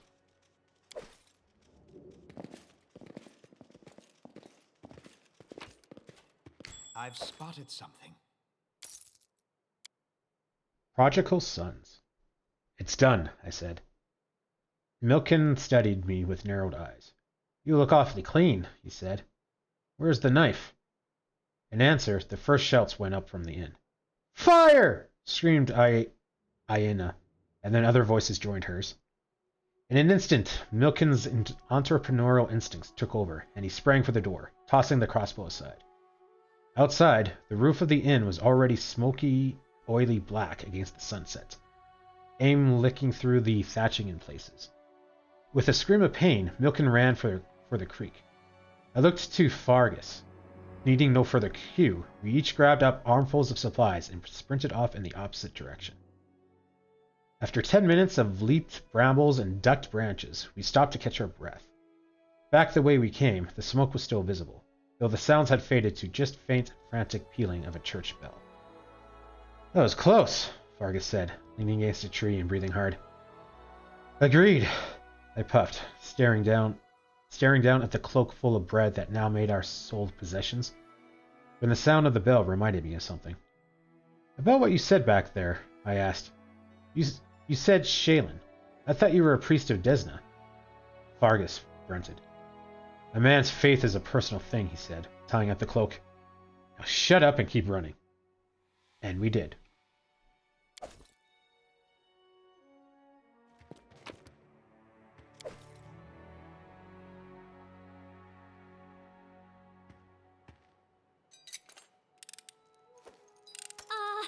No, I'm embarrassed. You rolled a 1? No, I don't accept that. I mean, at some point we're going to have to. Law of averages. We can't be perfect all the time, but still. Unacceptable! I did as you asked.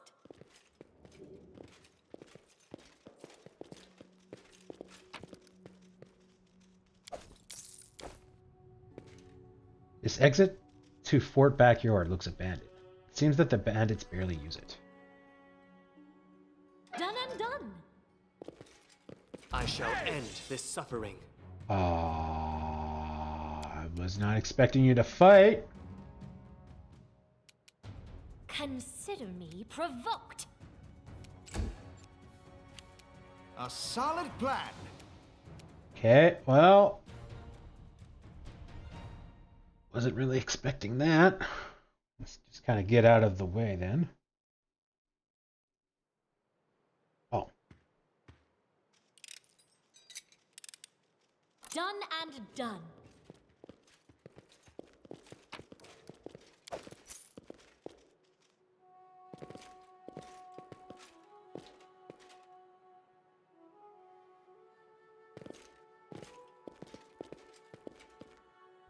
I'll go ahead.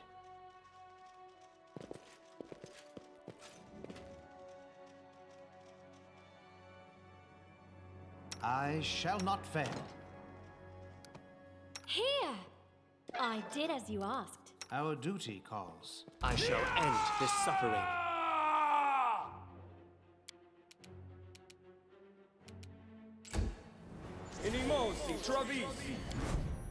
the Warren body?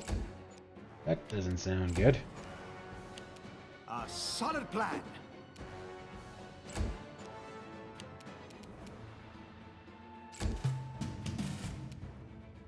Tear them apart! Oh, that's the, his dad.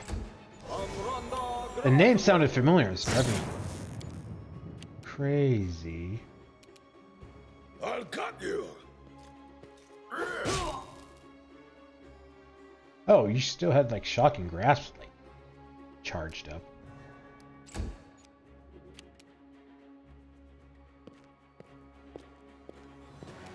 Consider me provoked. Forwards! Repent! They go down! Really? The weak suffer. I endure.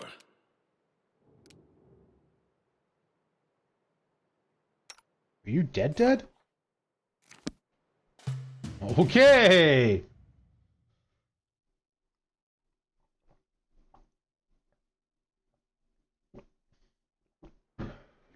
Super enjoying how you surrounded by a bunch of people and nobody got Done and done. the attack of opportunity in.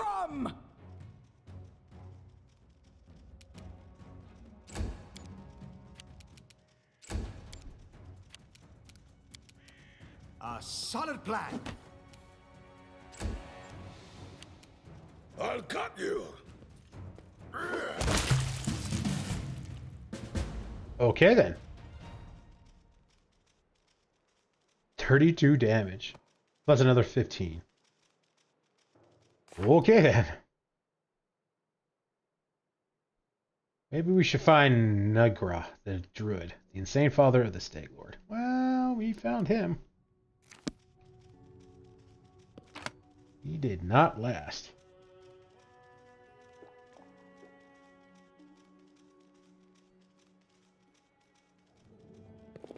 Interesting.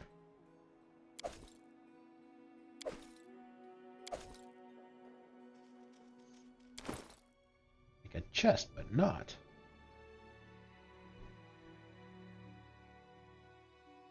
Hide armor +2.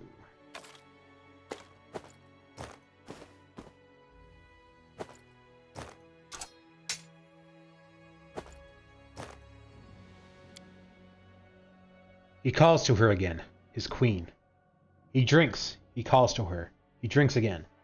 I have no idea who she is. I can't even tell if she exists outside of his own drunken vision. But I know he'll call to her, and then he'll crash around angrily, yelling that she didn't come. Then he'll come for me. I obey the rules. I do as he says. He keeps silent until he allows me to speak. But he still beats me every time he drinks and rages.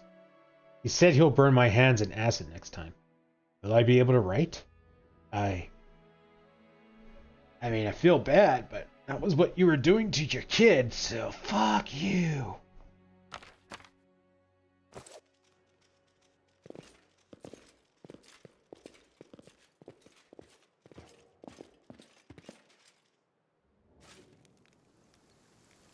Yeah, I'm very curious where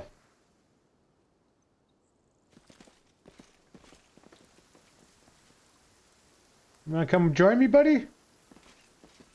I love you long time. No? Okay. I'll go ahead. Ah, you're sad. But yeah, I'm curious where Lindsay went then.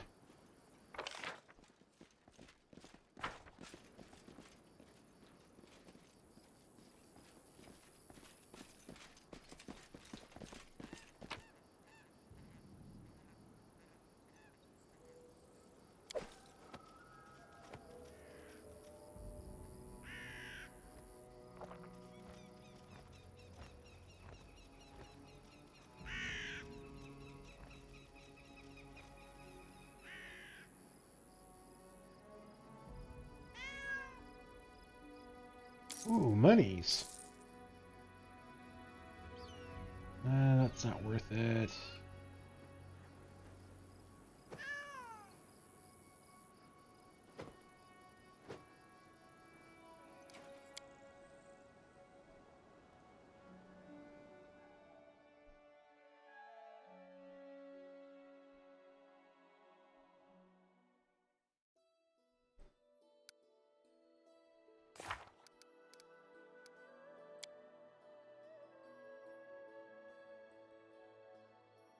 Okay, so do that. Can't do that.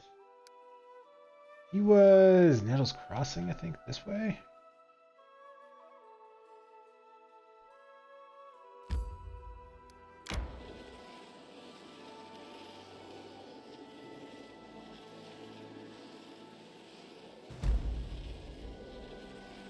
I need to catch my breath.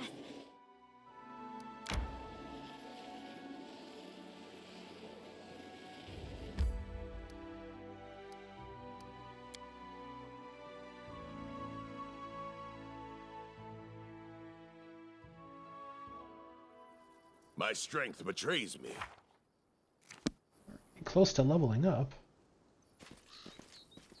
Next level will be great, because then we'll get more attacks.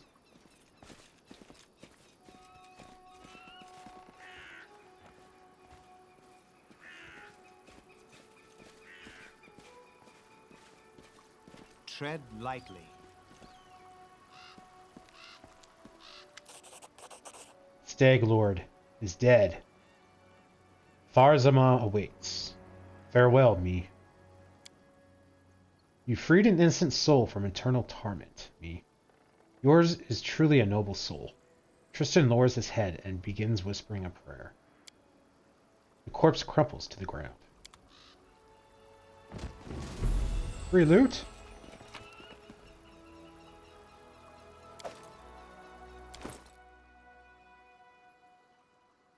Short spear +1.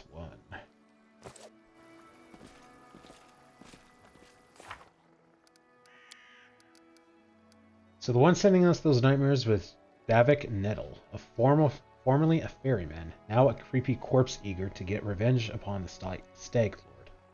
But that's why we came in the first place, to end the bandits' atrocities. So there is no need to spook us with bad dreams.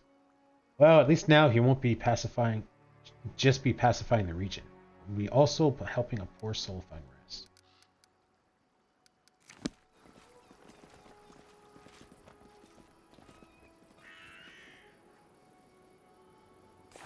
Extra 300 XP, not bad.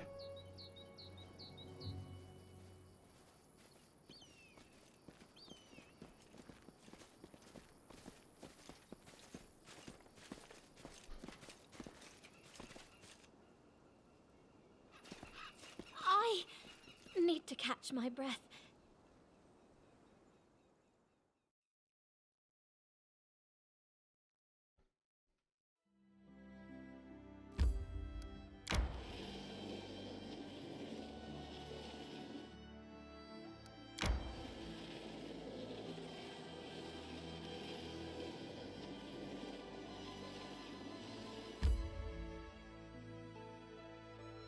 Okay, before we I'm enter hungry. that, When we stop. I need a 2-minute break to grab some water and run to the bathroom. I will be right back, guys.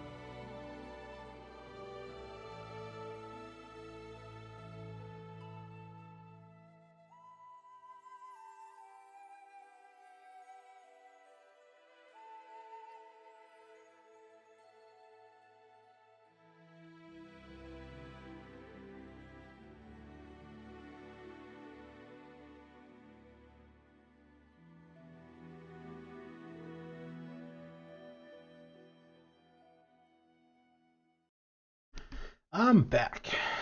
Thanks for waiting, guys.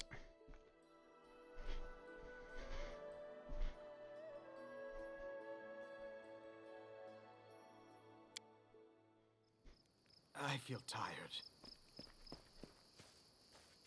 And yet you run.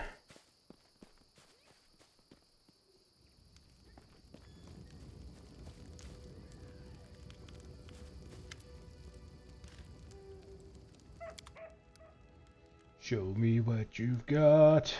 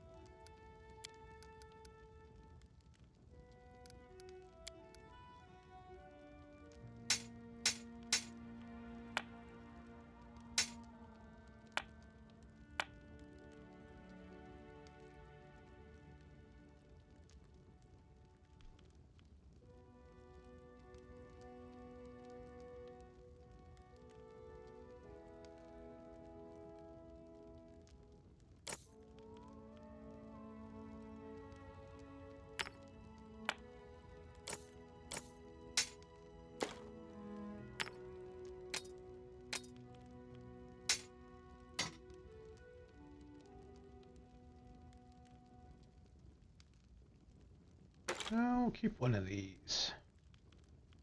Oh, we have Lindsay back! We must have got her, so it must have transported her to the trading post then.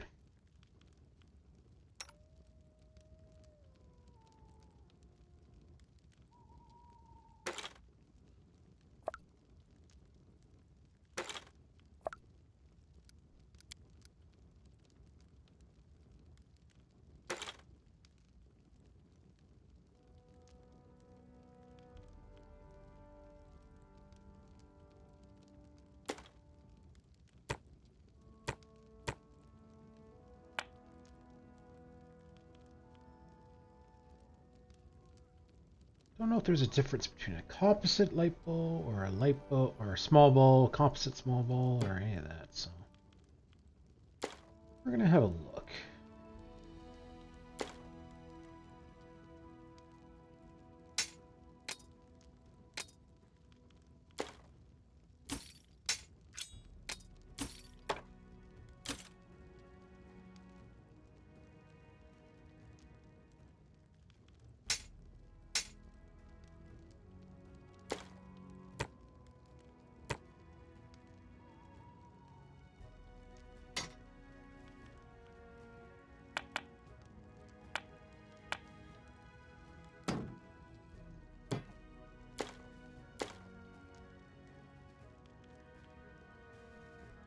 Gonna hold on to that. Maybe someone wants that for a good price or something.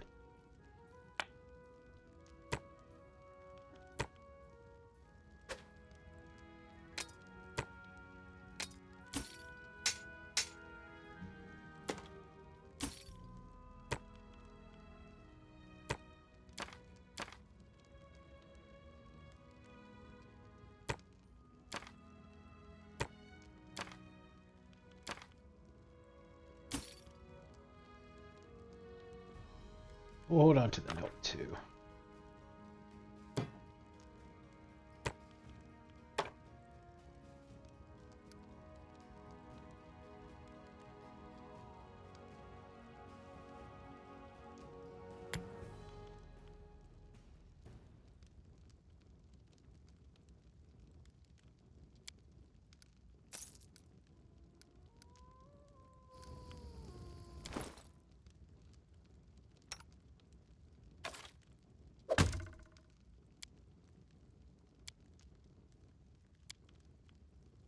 Nothing stats wise.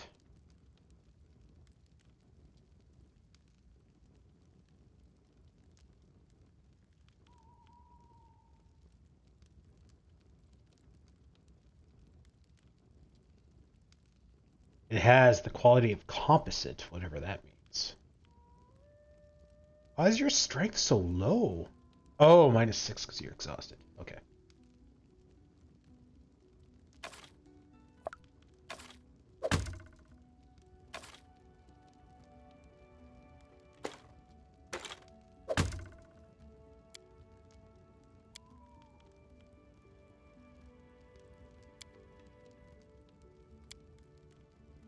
Farther range.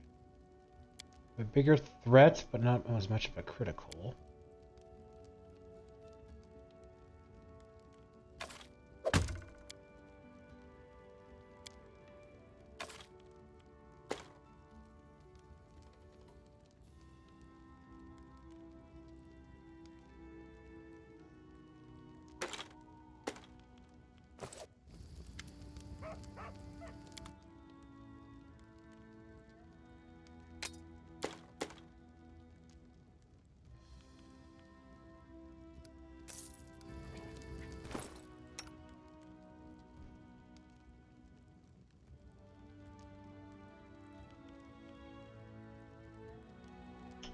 Oh, so you're less.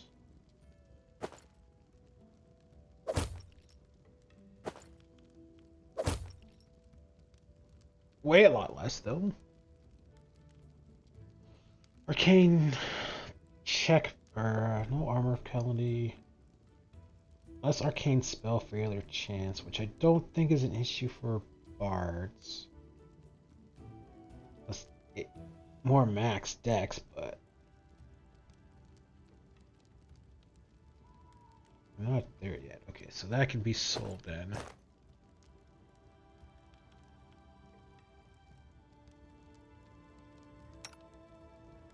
Oh, you can use the bow. Oh,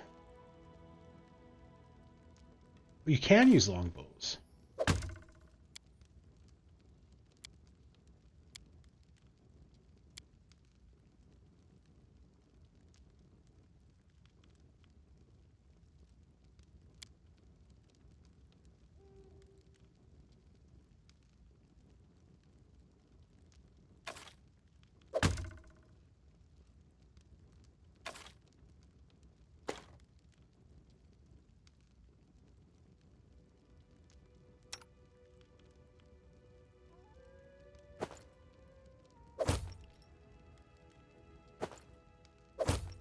Same weight. Slightly better armor.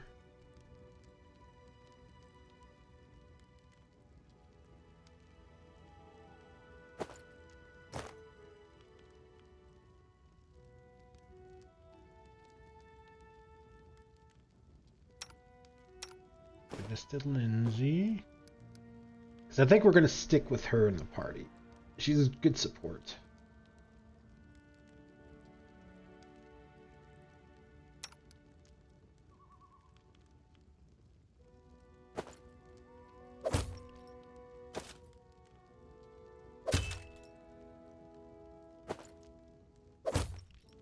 So you're lighter, but you're pretty much the same.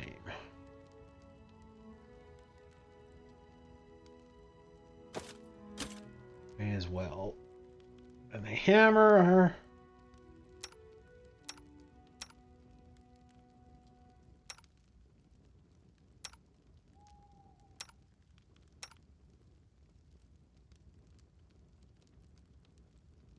Yeah, okay, we'll give you the hammer. Just in case, because in case we can't use slashing damage.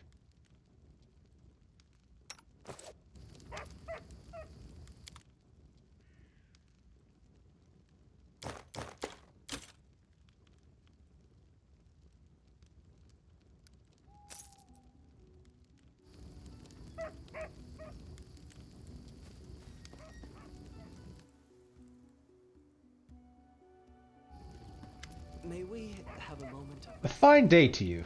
What brings you? What brings you by? The Stag Lord's gone. We found his fortress and sent the villain to oblivion. Oleg looks at you with respect bordering on admiration.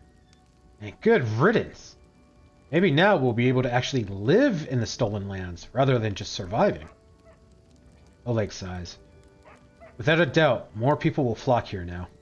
It will surely boost trade, but all the noise they'll bring with them, well, that's none of your concern. I bet you can't wait to return to Restov and report your great victory. I still have some unfinished business here. As you wish. Speak another time, for well. I don't want to click on that in case that actually sends us there.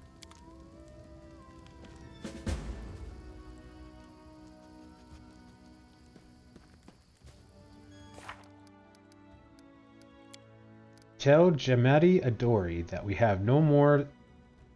Oh, that's not it. It's time to claim our rightful reward. Oleg's prepared everything we need to travel to Restov. We just need to take care of any unfinished business here, and we'll tell him we're ready. Yeah, so it sounds like we'll... like, go.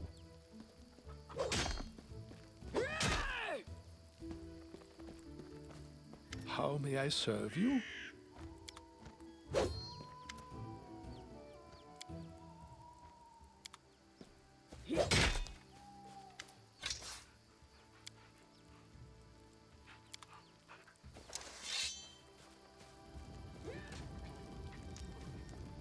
Check to see if anyone wants to say anything.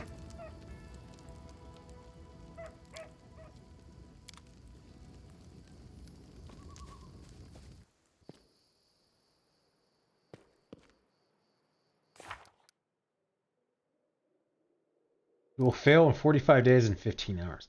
So you're telling me that if we don't return to collect our reward in 45 days, we'll still lose.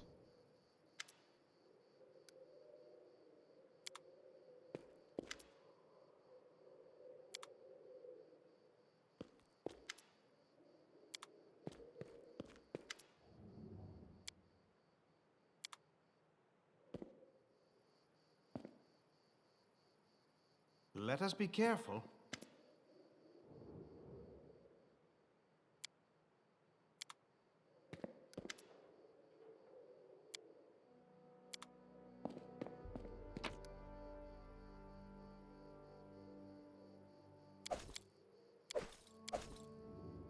Oh, we did not sell you.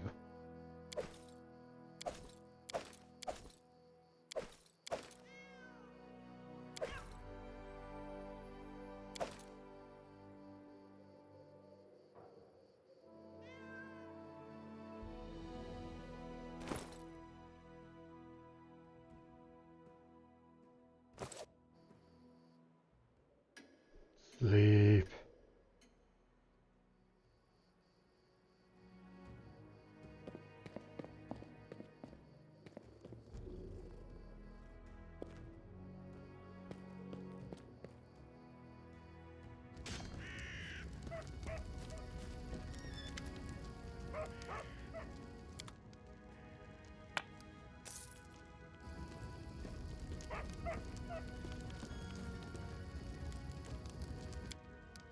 Okay, let's save it.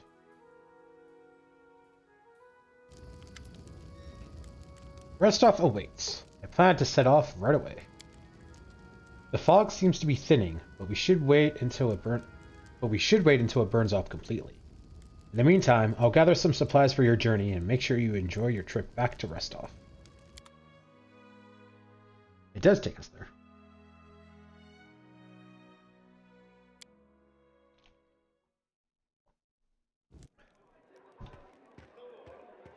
Good work.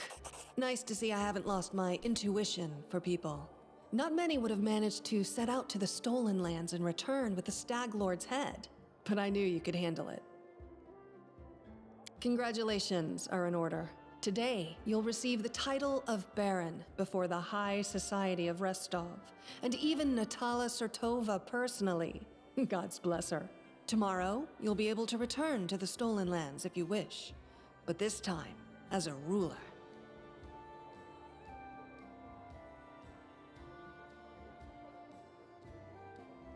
But matters of state can wait. For now, enjoy this feast in your honor. All the city leaders are here. It's a great opportunity to make some useful connections. Now, I'm a kind of a vindictive guy, but are we just gonna kind of forgive her for thinking that we were a spy not too long ago? Speaking of connections, let me introduce you to Kasil Eldori. He's my adopted son and apprentice. He's a trustworthy man. I'd like to send him with you as an envoy. No.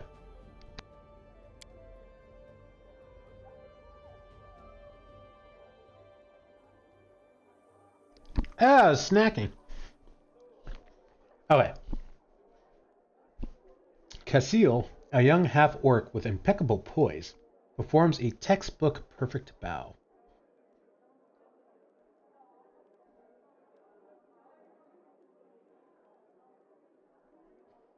Jamadi, just what kind of a game are you playing? I think I have the right to know. Yes, yes, you certainly have that right. But tell me, how well do you know Brevoy's history or the current political atmosphere? It won't be an easy explanation. Oh, this is happening. What do I need to know about the history of Bevroy? What's now called Brevoy was originally two different countries, Rostland and Isia. 200 years ago, they were stuck in constant squabbles. Then, Coral the Conqueror showed up and united the two states into one.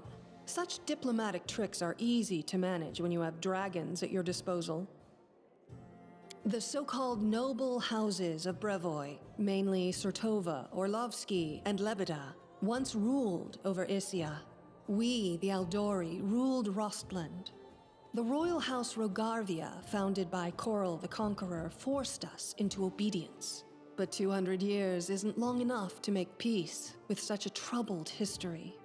Even 2,000 years wouldn't be enough for us to accept Isian rule. Brevoy is a country held together by a thread, and that thread grows ever weaker.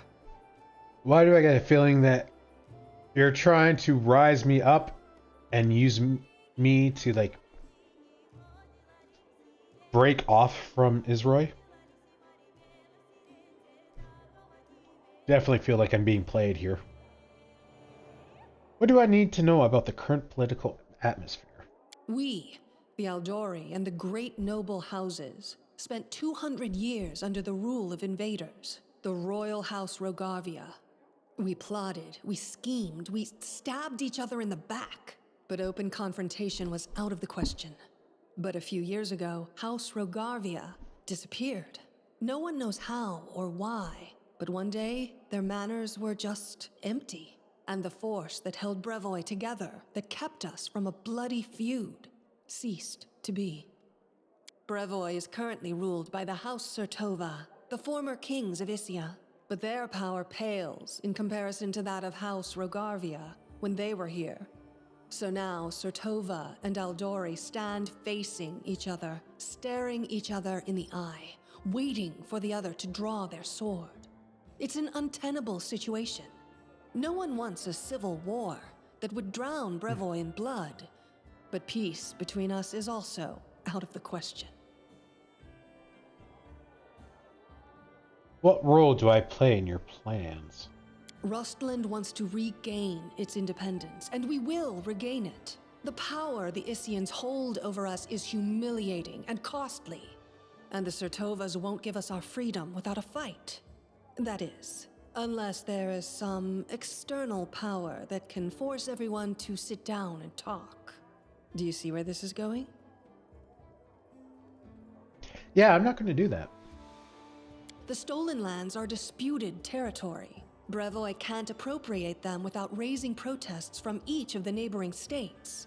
However, if some brave people were to found independent states on that land, it would be another matter entirely. My hope is that you and your future neighbors, Baron Hannes Drelev and Captain Maegor Varn, will become our allies. But even your neutrality would introduce a powerful counterbalance to the aggression of the noble houses. Maybe, with your help, the inevitable division of Brevoy can occur without too much pain. Yes, found an entirely independent state that is founded by one of these nations. Why are you blue? One of the competitors who successfully completed Jamari Adoli's task and received a barony as a reward.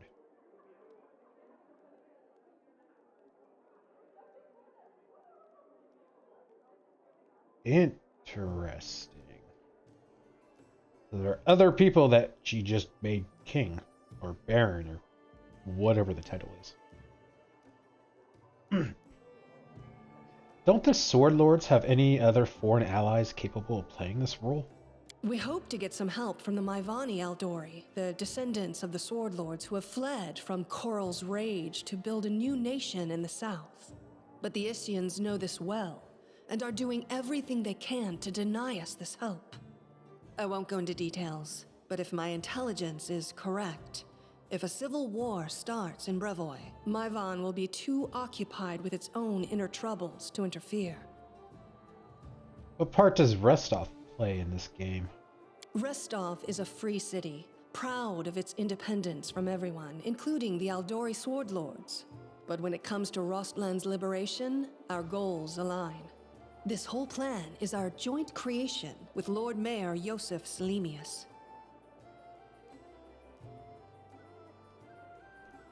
If Natalia is already here, why did she let you grant me the title? Actually, she could still intervene and disrupt the proceedings. But she's a Sertova.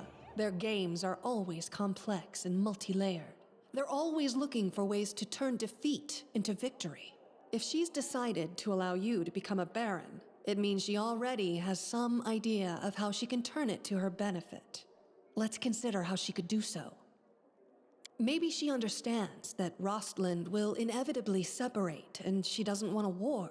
In that case, new states in the Stolen Lands give the Isians a reason to sit down and talk without losing face. But that's an optimistic view, and truth be told, it doesn't quite match up with what we've come to expect from the Sertovas. The more likely scenario is that Natala wants to win you over to her side. If war breaks out and at least one of you stabs us in the back, Rostland will be surrounded by enemies. That might be enough to bring about our downfall. But you would fall first, and your newly formed states would be left in ruin. The Isians always like to have someone around to pull their chestnuts out of the fire for them. A piece of friendly advice? Don't do business with House Sertovas, no matter what promises they make you. Any deal with the noble houses is a deal with devils. I want to remember that. I will not remember that. What happens next? How should I know? We're in the middle of a big game. And today, you move from being merely a piece on the board to being one of the players. Thank you for the explanation. I hope you have a better understanding of what's at stake. I don't need an envoy. Don't think I'm trying to impose a nanny or a spy on you. We're neighbors now. You'll need someone knowledgeable about Brevoy's politics to act as an ambassador to your court. If you don't like Casil, you're free to choose someone else, but I won't be able to vouch for the loyalty or trustworthiness of another envoy. Still, totally a nanny or a spy. Exactly what I was thinking. Do you already know about my encounter with Tartesio? Of course. Keston gave me a full report. You dealt with the scoundrel perfectly. It would be naive to think that none of your neighbors will try to stick their hands in your affairs. Especially that sly fox Iravetti. Thank you. I'm going to speak with the guests. Enjoy your evening. When you're ready for the official part, come to me.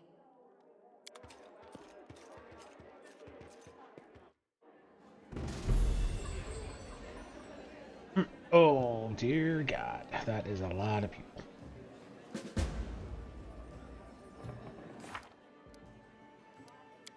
A noble welcome. The hero deserves a reward for his feat, a baron's title. All the high society of Restov are gathered to witness the ceremony. Even Natalia Sertova honored the celebration with her presence, though she seemed almost ready to intervene. What could it be that so vexes the nobility? A mystery. Perhaps me will be able to understand it once he's become one. A high society reputation is always excellent entertainment. You can drink plenty of expensive wine and stuff yourself with tiny sandwiches on sticks. Or you can skip the time wasted on gluttony and make a few useful connections. Oh. I'm too tired to, make connections.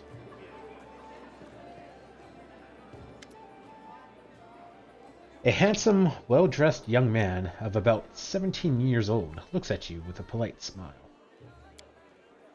So, you're the famous slayer of the Stag Lord's gang, soon to be a baron? Pleased to make your acquaintance.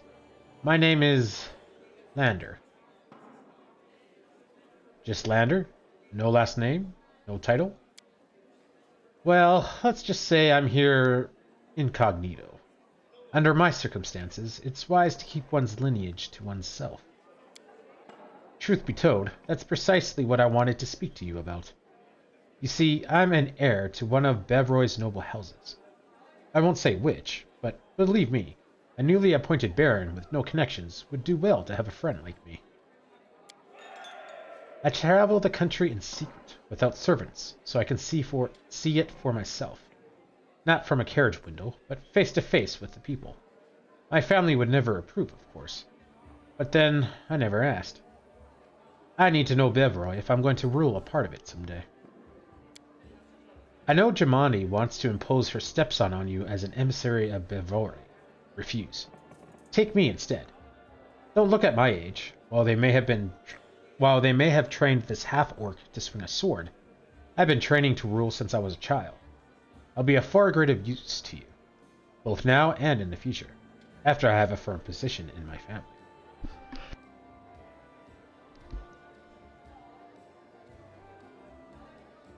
Are you from Restovic nobility? Oh, no, I'm not from here. I'm just visiting. You can say. I wanted to see for myself the heroes who managed to conquer the frontier lands, and the Lord Mayor was kind enough to invite me to this wonderful party. Please, tell me again what you're doing here? I travel the country in secret, without servants, so I can see it for myself, yada yada yada. Tell me once more what you want from me? I know Jamani wants to impose her stepson on you as emissary of Bevroy, yada yada yada. I'll consider your proposal. Yes, do so, and carefully.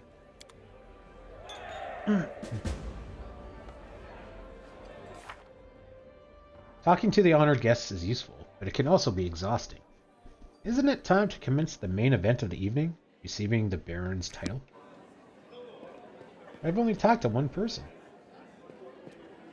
Their wine is all right, nice and strong, but the appetizers? Pfft, barely a mouthful. So, it was you who dealt with the Stag Lord? Allow me to shake your hand. Pour up to the brim, so that... Oh, I must be drunk. I forgot the line. Well, Torticio. Well, scum. And how did we... Maybe I had one too many. Oh, you. This man is obviously more comfortable on a battlefield than in the company of nobles. He's well built, but the expensive waistcoat he's wearing doesn't quite fit properly, as though it was borrowed. He has a few pale scars across his face, and his dark hair is drawn into an unkempt ponytail with a few streaks of gray running through it. He greets you with a broad smile and a firm handshake. Let me introduce myself. I'm Megar Varn, the new ruler of Dunsword, your neighbor to the east. Like you, I'm about to be a baron. Great job with the Stag Lord, by the way. Not everyone could exterminate a whole gang of bandits with such a small team. I kinda like this guy. How did you earn the title of baron? Truth be told, my team and I just happened to be in the right place at the right time. Jamadi Aldori needed someone reliable to take and hold the territory. I'm the captain of a mercenary team, if that wasn't clear. Varling Host. Have you heard of us? No? No matter. We've done work for Jamadi before. This time the task was simple. We just waltzed into the area, cleared it out of the most brazen monsters, and built a small fort to hold the place. And for that, a barony and land to own. It was a dream job. How do you feel about being a noble? Looking at his rich clothes, Varn smirks. Like a pheasant on a plate. I've killed all kinds of monsters, but this is the first time I felt so strongly like turning away could get me eaten. He nods towards an arrogant man in the other corner of the room. See that lad? Baron Drevlov? He's not like us. Who knows what generation of baron he is? Didn't even shake my hand. You and me? We're like dirt beneath his boots. That's why those like us, the newly made nobility, we need to stick together. Otherwise, he'd take my land and yours in the blink of an eye. It was nice meeting you. Farewell. Goodbye. Once you've settled in, come pay us a visit. Yeah, I kind of like him. He's, more down to earth and not all high and hoity. So, it was you that dealt with the Stag Lord? Allow me to shake your hand. They call this a feast? To show them some real festivities, if they let me.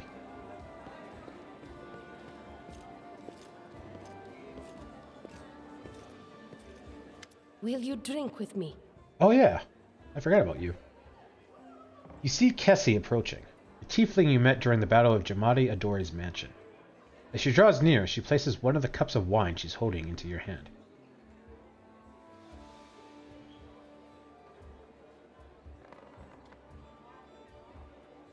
Do you want to get right to business? I'd say you like to walk a straight road and keep away from roundabouts. I don't know, we did kind of get distracted quite often. But jokes aside, I came to apologize. I know the words I said in our conversation with Lady Aldery might have offended you, but this was not my intention. The lessons life has dealt me were not easy. I've learned to be wary of new acquaintances, which is why I've refused to join your party. I hope you will forgive me for this weakness and for my harsh words. And I hope you will hear me out, for I have something to tell you.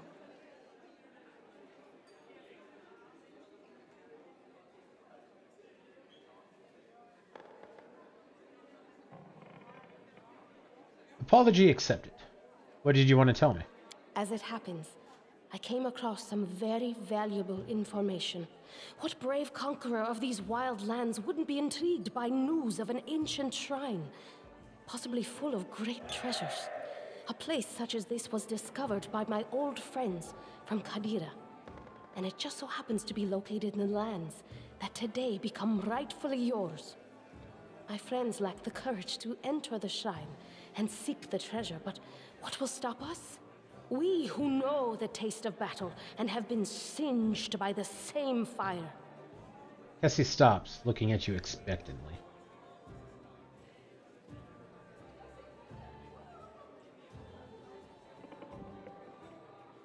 Sounds tempting, but I'll need to think about it. Your caution is reasonable. Well, I'm going to visit the capital of your newborn barony anyway. I might rent a house. Find me there if you decide you're interested in my offer. So long, friend. I'll call you so today because soon enough, all you'll be hearing is, Your Grace, Your Grace, Your Grace. Saluting you with a cup, the tiefling girl steps back and disappears in the shadows between the columns.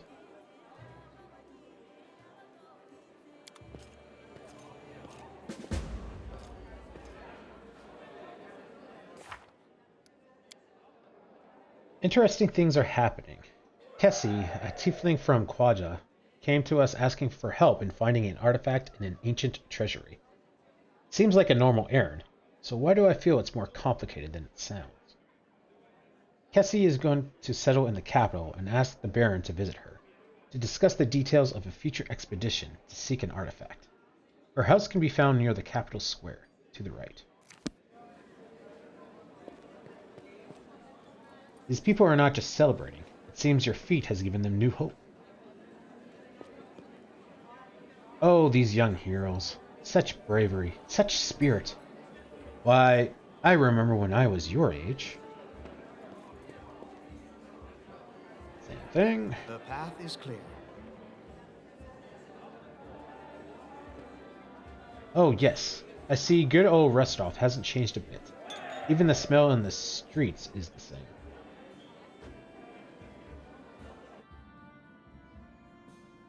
This is going to be a big conversation, I think. Natalia Soratov is discussing something with an unfamiliar old lady in a low voice. Upon noticing you, she breaks into a sugary, sweet smile. You are not only tough, but quick. Well, congratulations on your victory. Enjoy it while you can. Is that a threat? I would never. I simply wish to warn you, in case you don't fully realize the fate that awaits you and your barony. What do you think awaits me? Nothing good, I fear. The Aldori, our dearest friends, don't deem it necessary to inform you of their plans, I assume. You see, they're preparing to separate from Bevroy. It will not be a peaceful process. They lack the strength currently, hence using this legal loophole to create some independent allies. Once the civil war breaks out, your lands will be the first to endure a strike from Bevroy's forces. Perhaps they will erect a memorial stone in independent Restov to honor you. Well, I wouldn't count on that, even that, really. What would you propose? In your situation, the most reasonable course of action would be to align yourself with the lawful rulers of Bevroy, the noble houses. The Adari don't dare to rebel, knowing that they will immediately become entrapped. You could help Bevroy avoid a civil war, while simultaneously enjoying some well-deserved peace in your lands. I believe Jamadi has already attempted to impose a guard on you as an emissary. I'm guessing her low-brow stepson, the green-skinned boy, Kessel. It's up to you, of course, but I would recommend you a different envoy. Please meet Sandra Mevry, an experienced diplomat who's more familiar with Bevroy's politics than any brawler could be. The old woman standing next to Natalia gives you a slight bow. I would be happy to help you establish diplomatic relations with Bevroy. I'll consider your proposal. Think on it. Do not make any hasty decisions.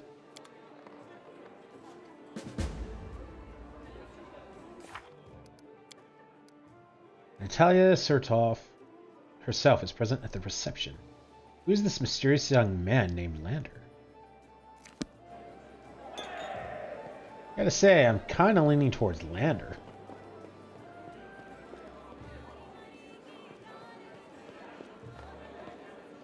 A feast in times of pestilence. A ludicrous attempt to sink into reverie, to digress from contemplating one's own insignificance. Shake your hand. It's nice to see the beginning of a future noble family.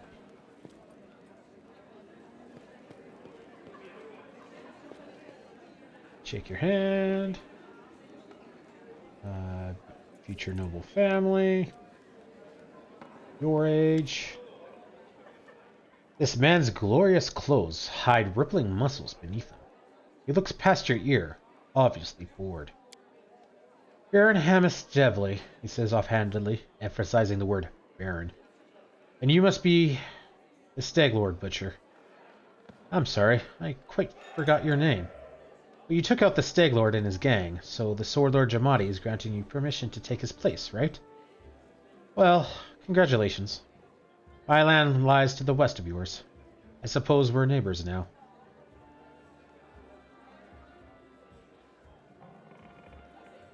Yes, I defeated the Staglord. Pray tell, what did you do to deserve your new dominion? A smirk appears on the Baron's face. I don't need to deserve or prove anything.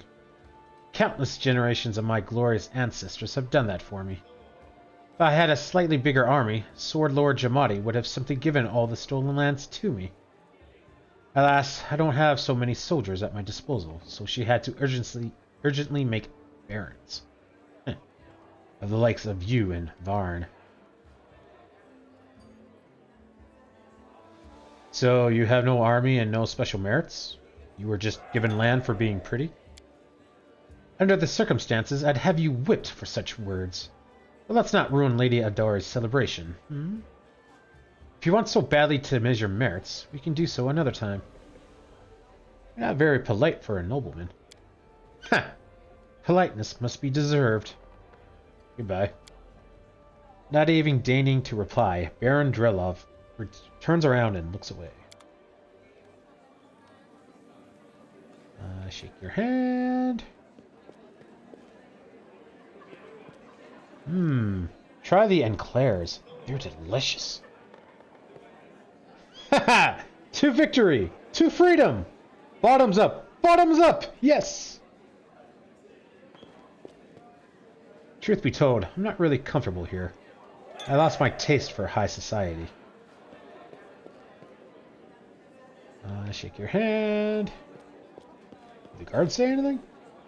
All of high society is here, even Natalia Surtov. There could be an assassination, a provocation, anything.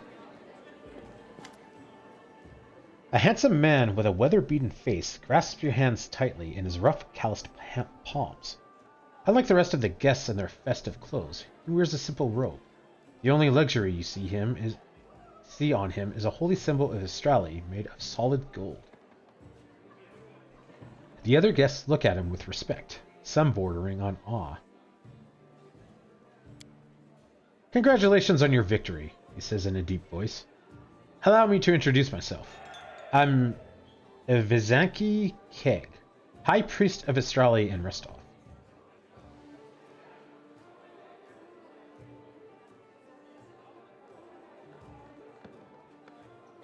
Oh, we're not very diplomatic. Yeah, -2. So we have to roll a 20 just to, like, barely succeed. Do many people in Rostov venerate Astrali? They revere many gods in Rostov. They pray to Abadar, patron of cities, and Farzama, gatherer of souls. There are also some rare cults, but there's no denying that the stag god has the largest congregation here. And no wonder. People here have lived off of farming and hunting for centuries. You're dressed surprisingly simple for such a festive occasion. The corner of the priest's mouth turns up into a faint smile. The nobles dressed in silks and satins to stand out from the poor. A priest wears a simple robe to stand out from the nobles. Not gonna happen, but we're gonna try. Bringing law into the Stolen Lands was a difficult endeavor. I would be grateful for any help you could spare. Does it say? We rolled a 16, that's pretty good. Our most pious aspirations are often hindered, but is it not the case that overcoming such obstacles allows us to become closer to our God? I give you my blessing, and I believe you will be able to overcome these hardships and achieve your goals. It was an honor to meet you. Goodbye. Estrel keep you.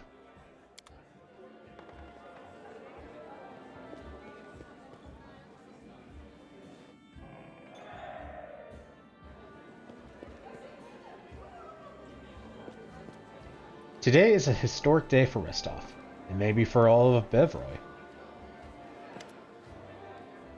An older man with full sideburns looks at you with interest through a golden eyeglass. Well now, if it isn't the hero of the festivities, the protege of our dear Jamadi. Protege? When did that happen? You pulled this all off quite cleverly. I confess, I wasn't convinced your enterprise would succeed. I even bet a bottle of my best Pixian wine against you. But I'm happy to admit I was wrong. The Andori have always been adept at finding new talent. I don't believe we've been introduced. So it would seem. I am Iosif Selemanis, Lord Mayor of Rostov. I rule this town and the adjacent lands. As your northern neighbor, I hope we can look forward to a long and fruitful relationship. So you rule Rostov? And what about the Adori? Bevroy's politics seem complex and incomprehensible to many. Here, in this part of Rostland, the spirit of northern freedom still lives. We are loyal to the throne, of course. May the gods prolong the life of His Highness. But here, far from the dominions of the great houses, we have our own way of life. It is especially important now, after the certain events that I probably don't need to name. The Adori Sword Lords used to rule Rastland. They're still the largest landlords and main military force in the region. But it's not for nothing that Rostov is called a free city. We're proud to choose the Lord Mayor from among the citizens, considered not by their lineage, but by their own merits. What kind of events are you talking about? Mayor Seleminas gives you a patronizing smile. Why, an aspiring politician needs to be well informed. I'm talking, of course, about the disappearance of the ruling house Rogavera. Can you imagine it? Old man Koro conquered our lands 2 centuries ago. It would be a shameless lie to say that nobody wished his royal house would just disappear into thin air. But once that exact thing happened, turned out nobody was ready for it. Poof! All over the country, every member of the royal house disappeared without a trace. Nobody knows what happened. It is a mystery, but a mystery pregnant with opportunity for everyone. How are things in Rostov? I don't want to boast, but things have been going quite well in recent years. Trade prospers, the population grows, and the citizens are happy. Although recently, especially after the disappearance of House Rogavria, more and more troublemakers have been appearing, and people are talking about the most shocking things. But those sorts of rumors aren't worthy of your attention. It was nice meeting you. Goodbye. Please, wait a moment. Your young barony will need resources to establish itself, from what I've been told. You're somewhat in need of financial assistance. I could organize and supply everything you need for the construction and spread out the cost on extremely favorable terms. I could immediately procure, let's say, 500 cartloads of supply buildings. I'm sure that would give you a good start. In exchange, I would ask for a small favor. Until you repay the debt in full, you simply assume the obligation of contracting building service through Ristov's Builders Guild. Do we have a deal?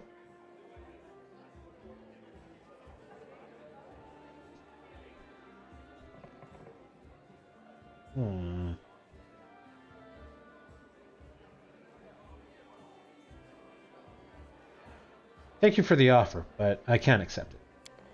It's your choice, of course. I just figured I'd mention it. I'll probably accept your offer in the end. I'll need resources for construction, after all. Then it's a deal. I'll get everything in order right away and schedule a delivery immediately. No, that's not... No.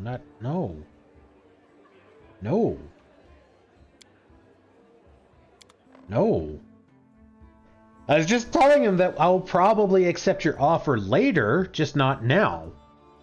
Not, I accept your offer right now.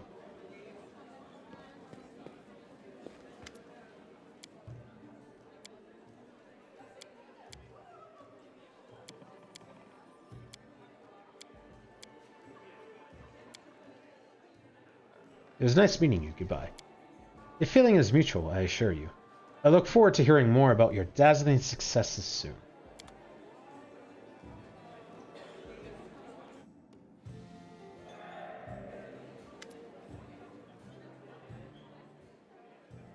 Yeah, I'll probably accept your offer in the end.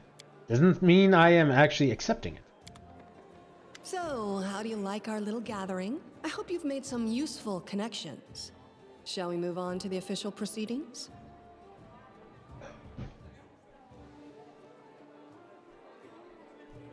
Before we begin, I'd like to talk about the envoy I'll be taking with me. My apprentice, Casil Aldori, will go with you, won't he?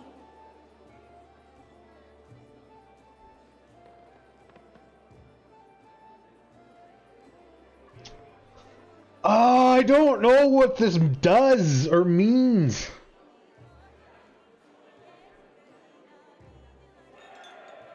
I don't want to take Chandra. It's a toss-up between Casil and Lander.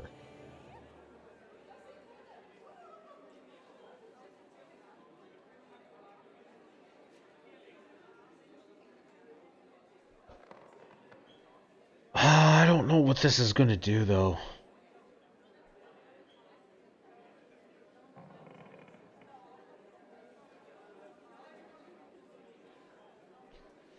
Young Lander will come with me. Oh, the heir of House Lebeda. Naive enough to think no one would recognize him here. I wouldn't trust him. Who knows what he has in mind?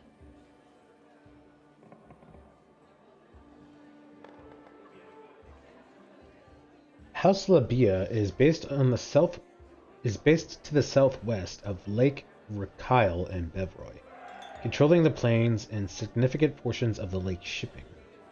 They are considered to be Brevik noble family that epitomizes Rostland.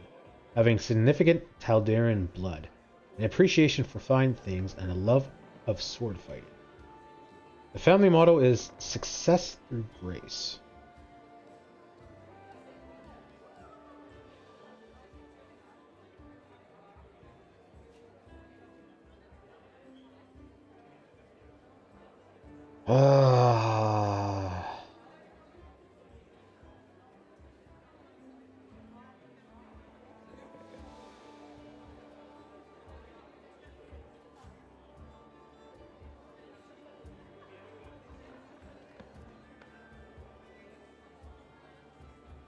No, you know what? I'm gonna go with Orc guy, I think.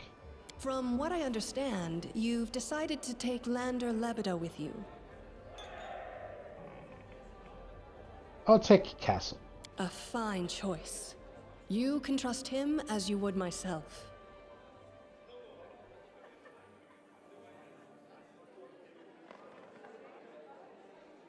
I'm ready for the ceremony. Excellent. Stand here. Lords and ladies, today we are here to honor 3 brave people who have done the impossible. They've tamed the stolen lands. Baron Hannes Drelev, the new master of Glenabon. Captain Maegor Varn, the conqueror of Dunsword. And finally... Wait, what? The tamer of the Shrike Hills, who put an end to the atrocities of the Stag Lord's bandits. Step forward. Say my name. On behalf of the people of the free city of Restov, I confer upon you this noble title. Rise, your grace.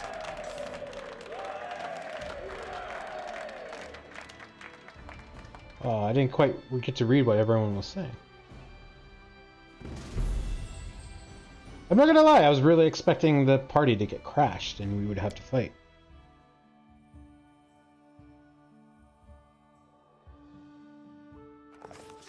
Victory! The Stag Lord's dead, and the capital of the new barony has been built in place of his fort. That was how the long and challenging taming of the stolen lands began.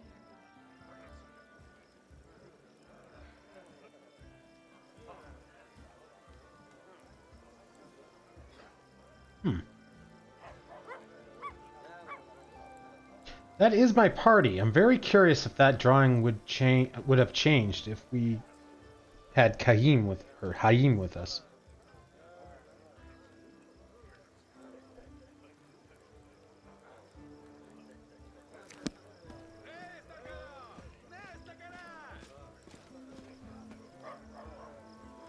So the high and mighty looking down on us guy, whatever his name was, he just became a baron?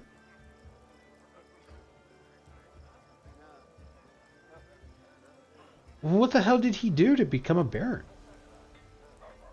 Keston Garrus. Welcome, your grace. Keston salutes you. You can see he's a bit anxious and seems to have rehearsed his speech many times. Let me once again congratulate you on your victory and your new title. Lady Dramati transferred me here. I am at your disposal. I am not one to bestow honors, but I want you to know, I'm glad to serve you. Okay, kind of weird. I mean, I've barely done anything.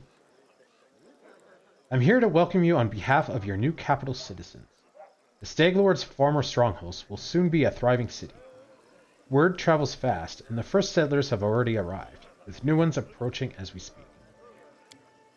While you're visiting Restov, much has been done here. Your benefactors, the Adari, invested a great deal of resources in rebuilding the city.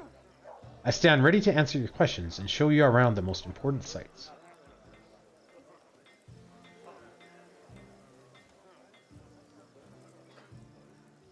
Where are my companions? They are all somewhere around here, but I never kept an eye on who went exactly where. Well, I assume Tristan is with Johad, and you can always find Lindsay. Just follow the noise in the turmoil. Are there any citizens I should know about? Our old acquaintance Johad is right here. Estrella Aristill's clerics normally don't like cities much, but he's eager to serve you. Also, the emissary from Bevroy is here, waiting for you in the throne room. There's also this curious matter. An elf has paid us a visit. A blind elf. Desna only knows how he managed to get here. He seems a peaceful and even pleasant fellow, though naturally a little odd, so I let him stay a while. It's up to you to decide what to do with him. That's about it, I guess. Keston scratches his head. What's the mood of the people here? I must admit, I've never seen anything like this my whole life.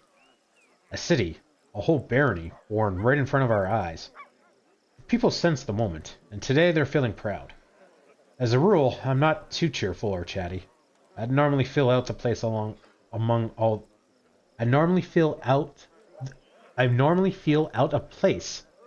all the rejoicing. But today is just one of those days. The main question is, where can I get a drink or three? It's time to toast my victory. Keston hesitates a brief moment, then laughs. I'll be sure to show you, the moment we enter the city. The tavern was the first business that opened. Building a city is thirsty work. And, I beg your forgiveness for my behavior during your reception. I drank a little too much. It is a day for celebration. I'm ready to look around the city. Lead the way. Follow me, Your Grace.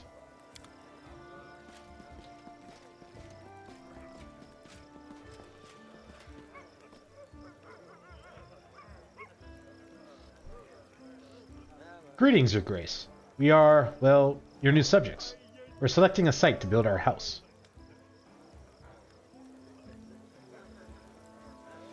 It's wet near the lake and windy up here on the hill. A fine place to throw garbage at your neighbors' heads, though. Ouch.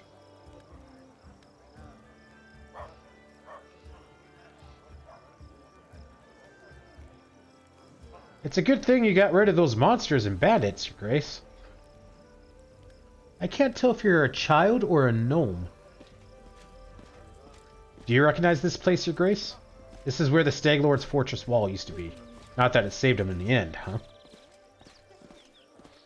No, I don't recognize any of this.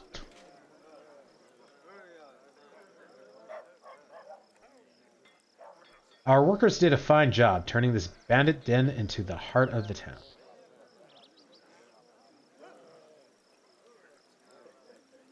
The head of every town is its main square. We plan to hold street festivities and fairs here. Look, we already have our first vendor.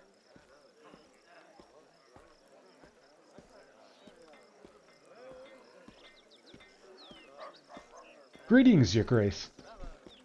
If you turn to the right from the square, you'll end up straight in our tavern.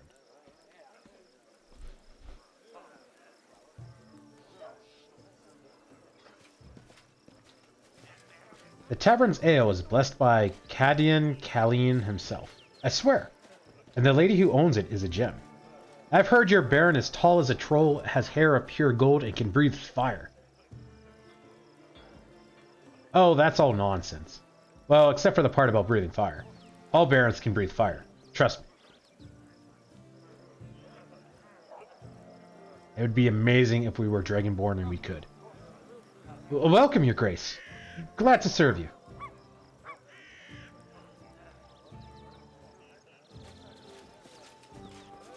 Your Grace, those are our guards. They keep order in the city, or keep their mouths busy with gossip. And I missed it!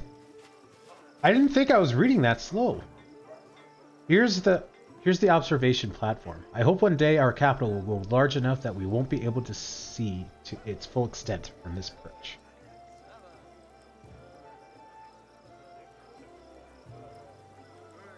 Okay, great. Now we read that way too fast. I just can't win. The building in front of us is your residence. That's where you will head to now.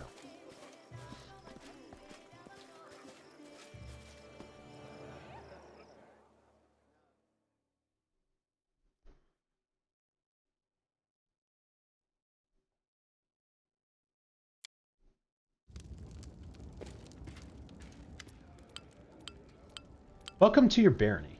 You are about to make the unwielding stolen lands a prosperous kingdom. There is a long and arduous road ahead of you. You and your advisors are going to deal with matters of national importance, found and build up settlements, seize and develop new regions, solve pressing problems, and take advantage of good opportunities. A prosperous governor will be handsomely rewarded with support and donations from their subjects, promising alliances with other states, wealth for their treasury, and many other things. Good luck in your ruling, Baron. So, now we've reached the main chambers. This is the throne room, where you'll hold court and receive visitors. Let me draw your attention to this large map, depicting your barony and its surroundings. We'll mark all the important scout reports and other news worthy of your grace's attention.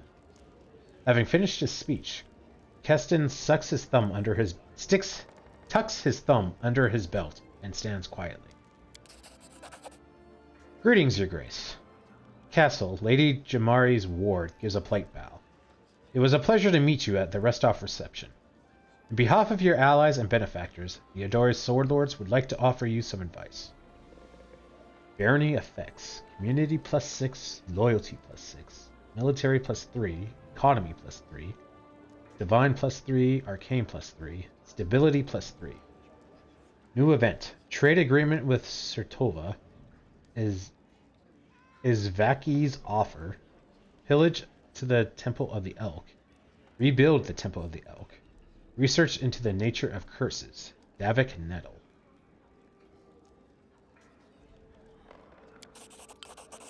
Difficulty level of your barony. You may change the difficulty level of your barony at any time or set it to automatic. If set to automatic, you won't have to deal with most government decisions.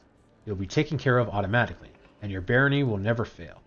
However, this will also prevent you from unlocking any governance-related achievements. You can solve most of your barony's problems by granting appointments to the right people, responsible people. But certain state business will demand your personal attention, as will visits of especially important guests. Reports of such outstanding events will be marked on your map. You can always check it while you're considering your plans. New event. Trade agreement with Sertova, and we have read that. According to the ancient traditions of Bevroy and most of the river kingdoms, rulers address affairs of state and receive visitors at the beginning of the month. My advice to you is to maintain this tradition and regularly visit your capital when needed. The first thing you should do as ruler is assign loyal people to all the important positions in your barony. Your clerics, Johad and Tristan, are the first to seek an audience. I won't distract you further, and I'll leave you to consider. Once again, my congratulations. May your rule be long and prosperous.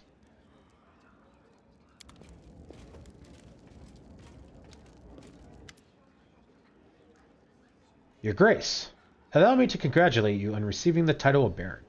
I am confident that you will be able to bring order to these troubled lands. That is a very bright color. Johad stumbles slightly.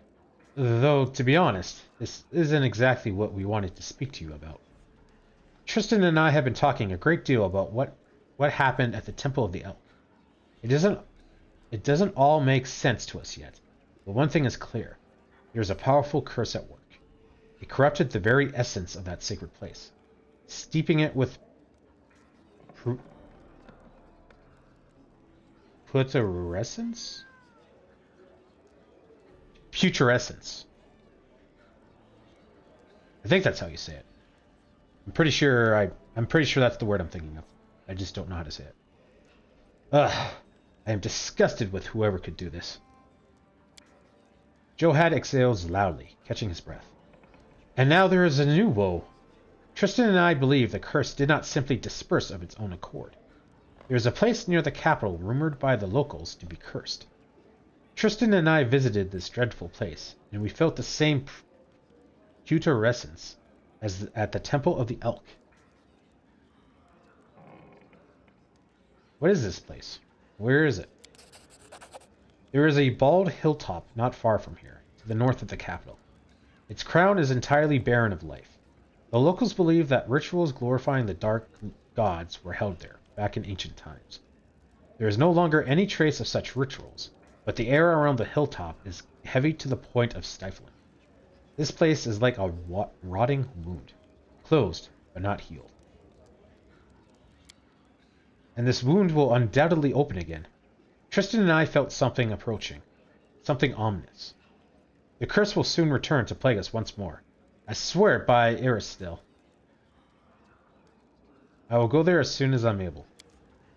I would be happy to accompany you, but I would not expect to see anything new there at present.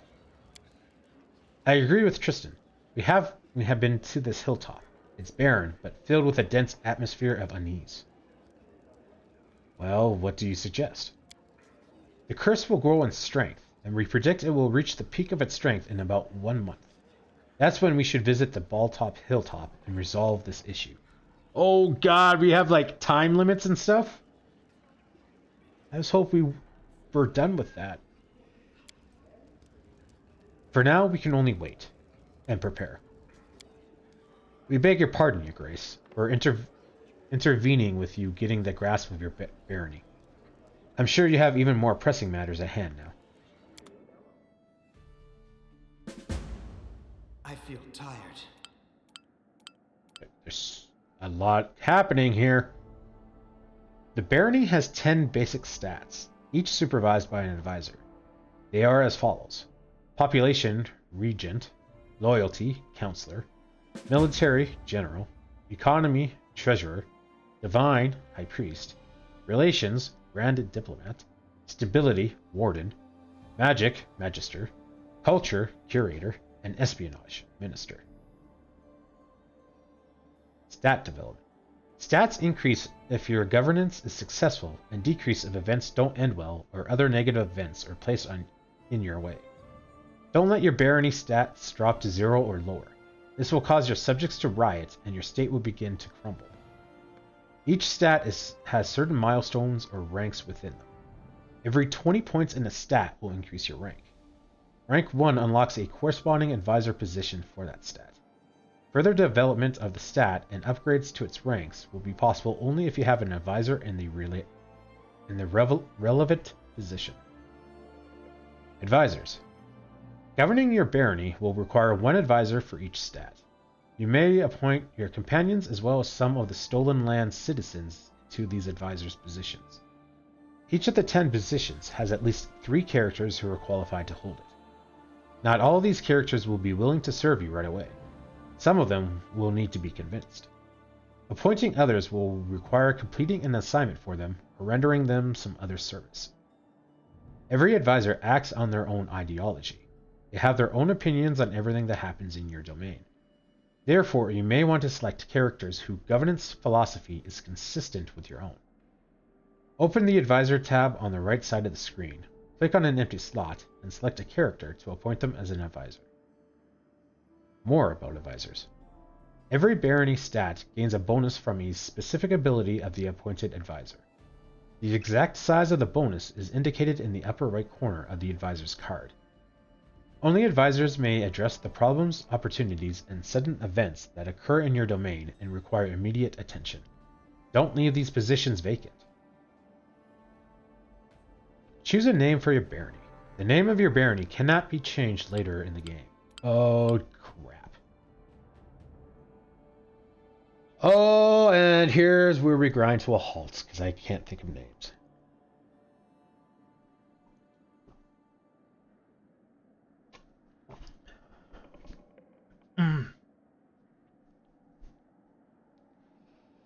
Oh, what is a good name?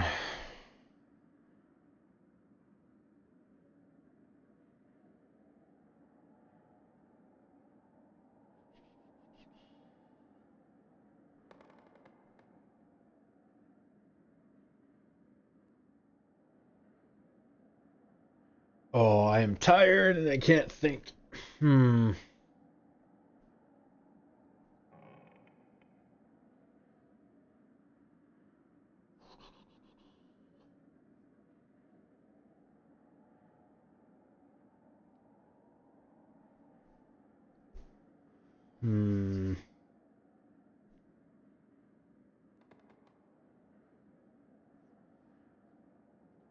We stole these lands.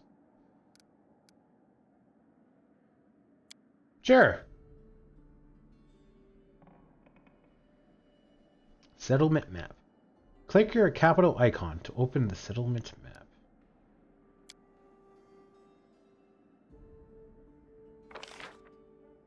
We stole these lands. Lawful neutral. Community. Kingdom stat value 10. Kingdom stat rank 1. The community statistic represents the barony's population. This statistic is governed by the regent. Provides 1 BP per week. Loyalty. 15. The loyalty statistic indicates the citizen's favor towards the baron's methods. This statistic is governed by the councillor. The military statistic represents the barony's military powerless and its ability to defend against threats. This statistic is governed by the general. Measures the barony's productivity and affects the state's income. The statistic is governed by the treasurer. Relations, 0. The relations statistic indicates the external and, to a point, internal diplomatic ties of the barony. In small baronies, the regent covers matters of the relations and will be asked to assign Grand Diplomat when the community rank reaches 4. Divine. Reflects the baron's piety and support of religious works in this region. The statistic is governed by the high priest or priestesses. Arcane. Represents barony's development in new arcane practices and accumulation of arcane knowledge. In small baronies, the high priest covers matters from the arcane and will ask to assign a magister when the divine rank reaches 4. Stability. Represents internal security and how compliant the barony's subjects are. In small baronies, the general covers matters of stability and will ask to assign a warden when the military rank reaches 4. The unrest improves by 1 step up to stable each time the stability rank increases. The unrest? What? Measures the cultural and educational development of the barony and its subjects. In small baronies, the councillor covers matters of culture and will ask to assign a curator when loyalty rank reaches 4. Reflects the strength of the barony's spy network and counterintelligence efforts. In small baronies, the Grand Diplomat covers matters of espionage and will assign matters of espionage and will ask to assign a minister when the relations reaches rank 4. Village. Number of villages, 0. Every 3 villages acquired in your domain will enable you to upgrade one of them to the town level, provided that 6 or more slots are occupied in that village. The first upgrade must take place in the capital. Complete the relevant project on the Projects tab to start an upgrade. Once the upgrade is complete, the number of tabs in the settlement will increase to 20, and the list of buildings will expand. Town. Number of towns is 0. 3 or more towns in your barony and at least 16 occupied building slots in the capital will enable you to upgrade the capital city. Upgrade the capital to city. City. Number of cities, 0. Crisis points, 5. 450 BP, 32 BP per week. 0 from basic income, 5 from stat ranks, 0 from regions, 30 from beverage subsidy, -3 from taxes. Treasurer receives bill points every week. Stable. The barony is stable. People are content with their life and their ruler.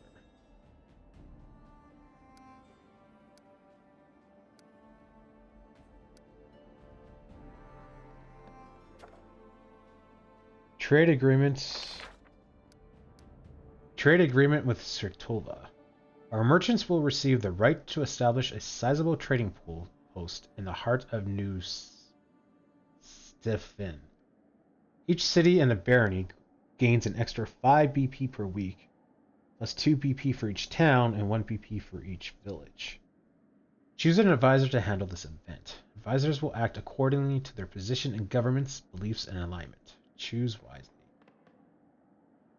No candidates are available for this position. Project cost 1500 BP. Requires 60 days to solve. Okay, let's not worry about that, right? Whoa.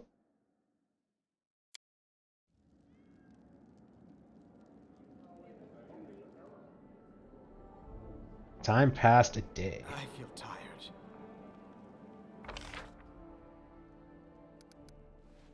Oh, what did I do?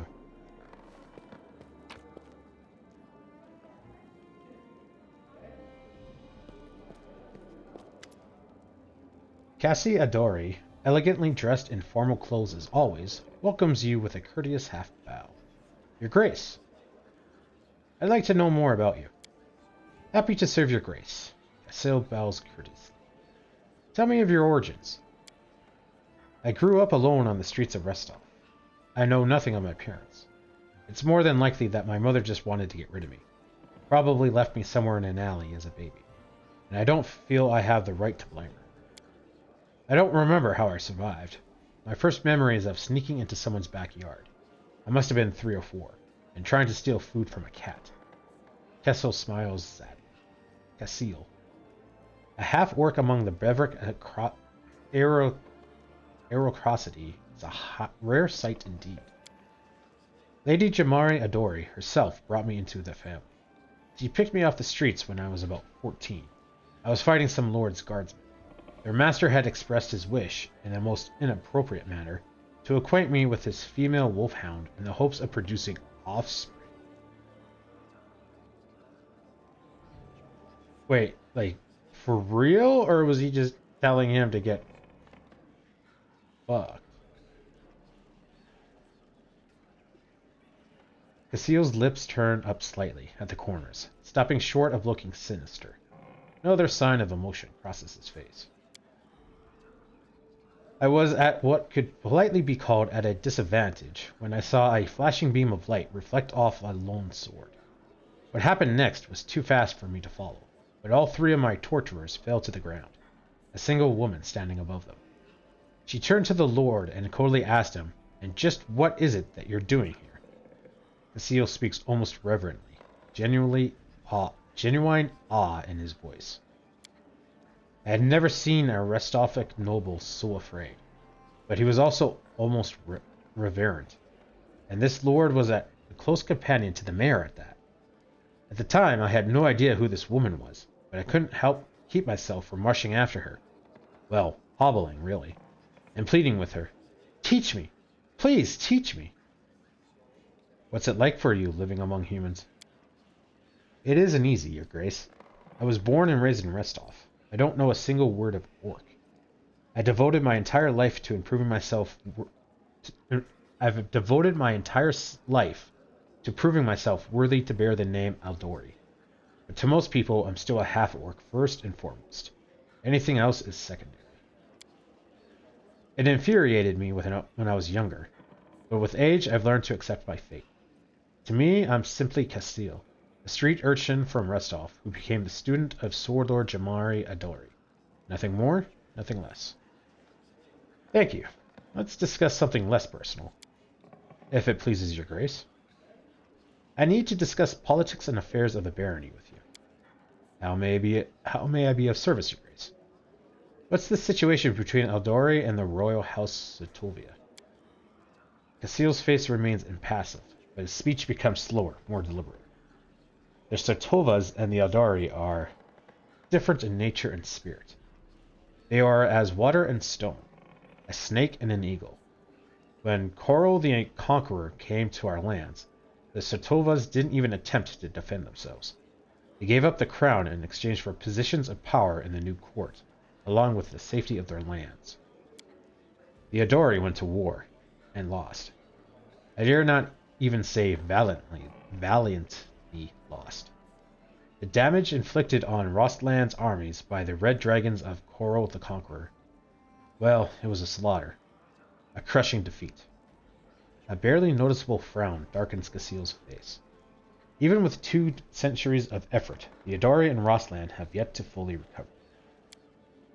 For 2 centuries, we fought for survival, while the Sotovias had flourished and grown stronger at the side of the throne. Needless to say, now that King Nolaski Sotova and his sister Natalia rule over Belvroy, our relationship hasn't improved. Natalia is the sister? Oh, damn. I thought she was just some, like, high noble. I didn't realize she was, like, sister to the king. The Sotovas fear the Adori, and the Adori don't trust the Sotovas. That's the current situation between our houses. What can you tell me about the River Kingdoms? In times past, they were little more than a nest of bandits. Frankly, that hasn't changed. Casil frowns disapprovingly. Of all the kingdoms, Pitax is probably the greatest interest. King Arovati rose to power too quickly and too easily. I would remind your grace, take great caution with him. I have questions on another topic. Yes, of course, your grace. You must know much of the history of Belvroy and the neighboring lands. Casil's eyes light up. In Restov, I spent nearly as much time studying historical chronicles as I did training with a sword. What would you like to discuss, your grace? I'd like to hear about the early history of Belvroy. That's a story written in blood. Eldori blood, mostly. In the beginning, Belvroy was 2 independent lands. House Sotova resigned over Izra, and Eldori ruled over Rostland. They were not peaceable neighbors. Izra's soil was too poor to sustain its population, and its people were too cruel and proud to simply stand by and watch as their neighbors prospered. I'd be willing to bet that Rostov's northern walls still hold a few marks left by Sotova soldiers during their frequent raids from ages past. It was Chorl Rogavera, later known as Chorl the Conqueror, who put an end to all that. He brought each realm to its knees. Only one side knelt willingly. The other ended up first paying a devastating toll. Tell me about the Sword Lords. I could speak for days about the Sword Lords, but I'll try to condense things as to not to bore your grace. Our history goes back to ancient times, when Rostland was ruled by Baron Serinin I. He was a notorious squabbler and duelist, but at the time, he wasn't as skillful as he thought. After losing a fight against a local gang leader, the Baron was the one who issued the challenge. He went into exile to hide his shame. But that was just the beginning. No one knows where Sirian wandered, but a few years later he returned to Rostland, a changed man. He challenged that same gang leader to another duel and bested him handedly. The Baron then declared an open challenge. Anyone who would defeat him would be rewarded handsomely. After that, not a month would pass without Severin seeing another challenger. Renowned fighters and experienced warriors came and went, but none, not a single one, could best the Baron. In those years, Severin took on his new name, Eldori. But many people refer to him simply as the Sword Baron. So the Baron was the first Sword Lord? The very same. His heirs inherited the secrets of his dueling style, along with the name Eldori. Ever since, the name has been passed down from master to student, along with the title Sword Lord.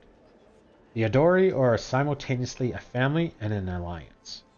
Sword Lords will usually teach their own children, but many of us were brought in from the outside the family.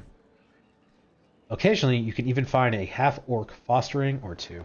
Casil gives a slight bow. Let's change the subject. My pleasure, your grace. Can I rely on you in matters of state? You notice Casil's eyes flash. Certainly, your grace. To the best of my ability. I've learned from Lady Adori not only the art of the sword, but also the ability to inspire. I could apply myself in the role of military advisor. Thank you. I've learned what I needed.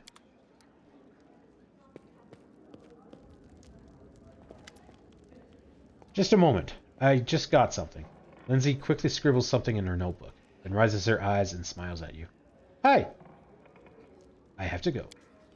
Don't just leave without me. Of course, I could write up whatever you tell me, but if I wanted to stay cooped up in a dusty room, I'd still be sleeping through the lectures at the academy. How may I serve you, Your Grace? Heston nods at you, pauses a moment, then bows awkwardly. What did you do to be exiled? I believe I have a right to know. Fair enough. For Garess, the prosperity of the house and the honor of the name stands above all else. Oh yeah, we went through this. My father was furious. I'd set a pointless love affair above the interest. Don't imagine that I ask for pity. Everyone gets what they deserve. If I were to offer you a public position, what job would you like to do? I believe I can manage to uphold the law. Being a warden would suit me well. Okay, hang on. Let's bring up the notepad here.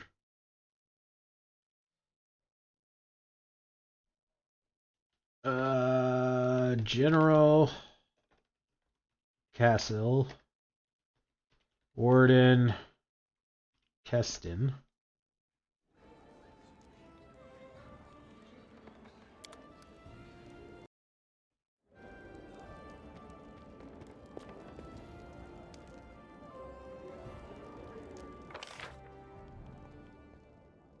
Let's go to the personal chambers. I'll go ahead.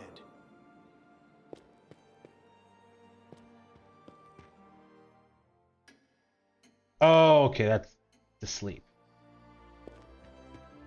Okay, well, we just wasted a bunch of time.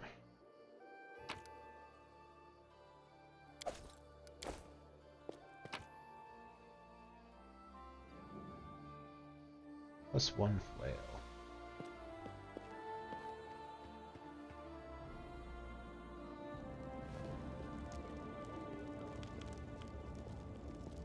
Storyteller. The man standing before you resembles an elf, but a very old one. His face is wrinkled, and his beard is as white as mountain snow. The man seems to be completely blind. Oh, this is the blind elf guy. The old man stares past you with unseeing eyes. He seems to be consumed in his thoughts. He mutters a soft melody, swaying back and forth slightly to its rhythm. The man shudders briefly and stops singing. His mouth opens and closes a few times, bringing to mind a fish brought ashore. Ah, who's there? Is that you, Your Grace? Who are you? I am an elf from Chiron. My name is not important. I am a storyteller, collector of stories. I collect unknown legends of ancient times. The man smiles, but it doesn't seem to be directed towards you. Long ago, I was a smith in Chiron. The fire of the forge has burnt out my eyes, but I am grateful for it. If I could see, I would yet forge suits of armor for Adora's guards. Instead, I have stepped on the path of an adventurer and gatherer of ancient legends. The man ponders silently for a moment. Many people are long dead, their homes crumbled to dust, and their bodies turned to ash. Only legends can still tell us of their triumphs and defeats, their joys and fears. I would be so interested to hear the stories about us after our demise. I've always been drawn to the Stolen Lands, where countless expeditions, armies, and even kingdoms have met their untimely ends. When I learned of a new barony being founded in the heart of these lands, I knew I wanted to be part of its story, so I made the journey here. Are you really an elf? Do other elves age like you have? A common question. Despite my unusual looks, I am an elf. And an old one, yes. Perhaps older than any other elf in Chiron. However, I doubt my age alone is responsible for my appearance.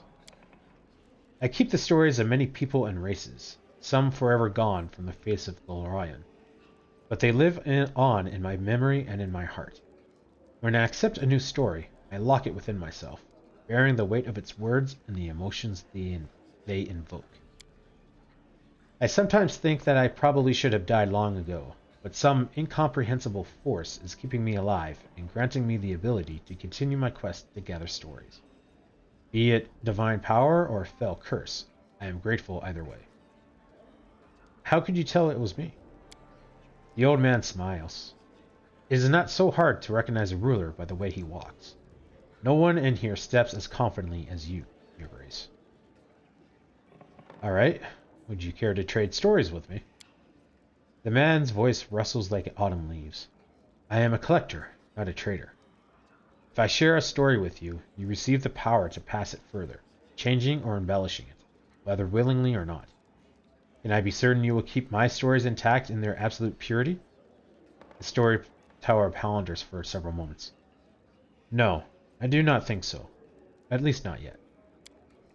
These legends are the most precious valuables of this world, the last remnants of ancient tribes. They are beacons illuminating the way to the past, allowing us to meet generations long gone. I cannot let their light fade. The path to the past must not be lost. The old man thinks for a moment, then continues. But I can offer you a deal, Your Grace. If on your journeys you discover items that come from eras past, bring them to me. And if my eyes can see the stories that these relics hold, I will gladly share them with you. And if you find all the pieces of any ancient artifacts, I can even recall my smithing skills to unite them and restore their power. We should have held on to that stupid amulet thing! Oh, I knew I should have done that.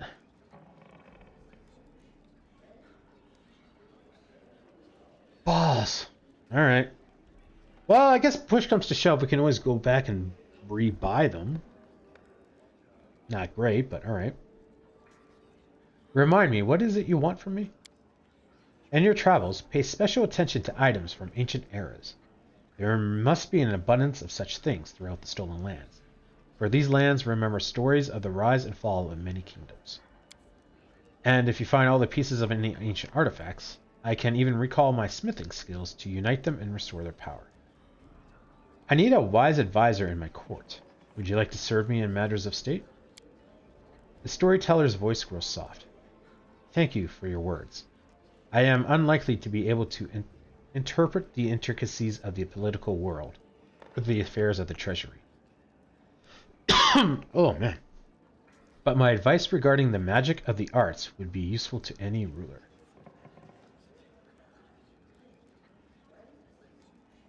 I can't tell if he's saying he doesn't want to advise, but he'll help us with, like, magical identifying? Or if he's saying he would be a good, like, magister.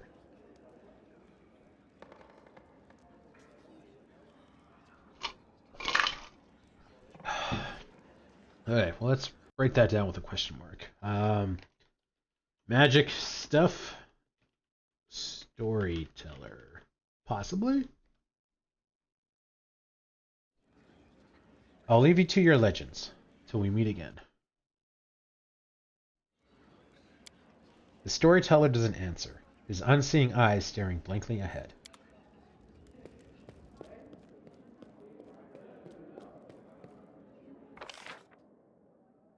Capital Square area exit. What's the difference? Oh, area exit I think lets me, like, travel the map. I'm going to assume.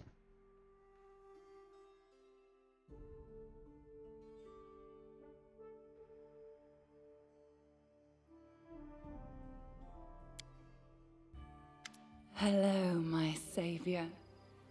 Oh. You asked if we'd meet again. And here I am. I'm surprised you showed up, and I also totally forgot. A savory aroma of herbs and flowers is the first thing that lets you know that your longtime acquaintance is here. The nymph looks at you in a strange way, like she's never looked at you before. I see your fate has changed since last we met. Now you are the ruler who will determine the destiny of these lands. I am their living heart, the whisper of the wind, the strength of rivers, the luxuriant growth of the meadows. Do you wish to touch this power?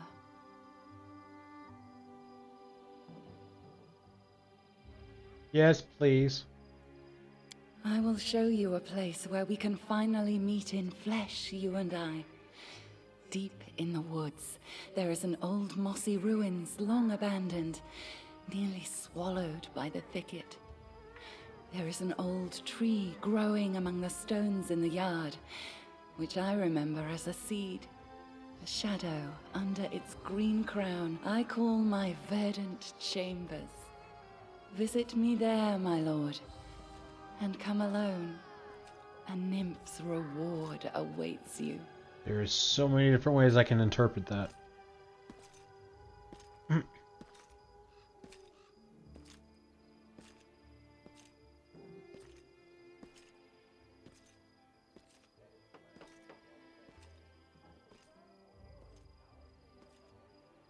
I don't need any reward. Seeing you is the best reward for me. Then come to my chamber and be my guest. We'll share stories and laughter, imagine the future, and dream. There's so many different ways I can interpret that. So long, I will await you there, as the ground waits for spring under the heavy winter's snow.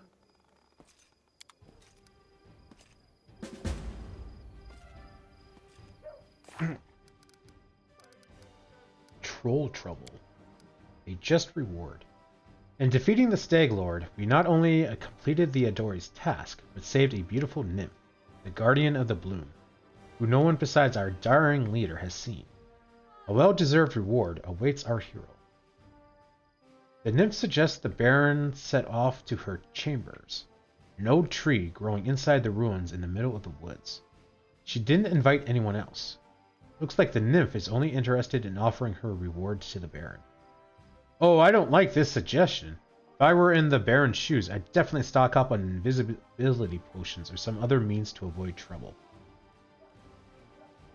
I mean, we're going to go there with the group and clear out the area first. But I don't know. I still kind of get the sense that, yeah, she like wants to eat me or something.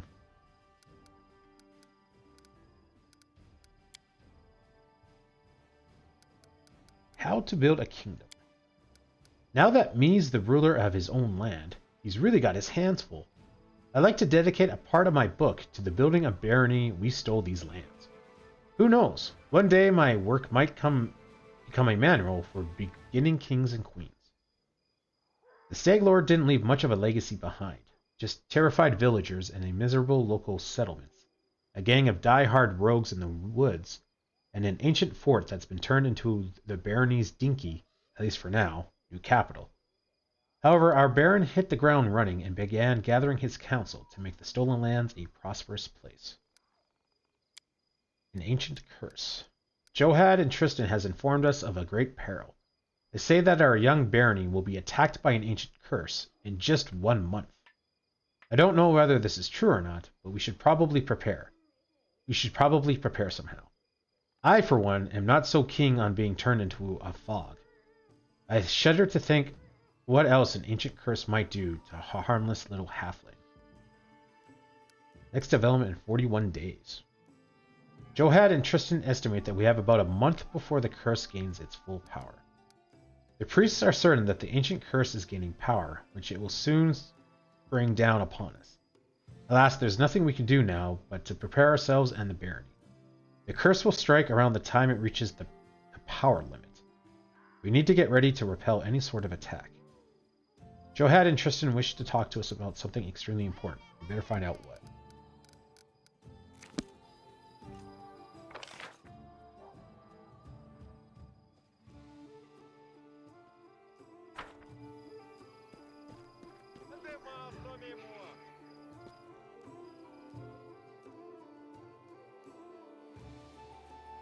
Don't mind me, I'm just going to rob you.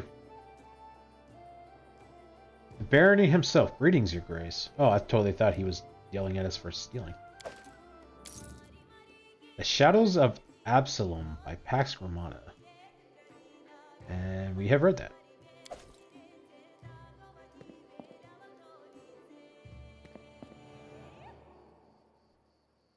Locked.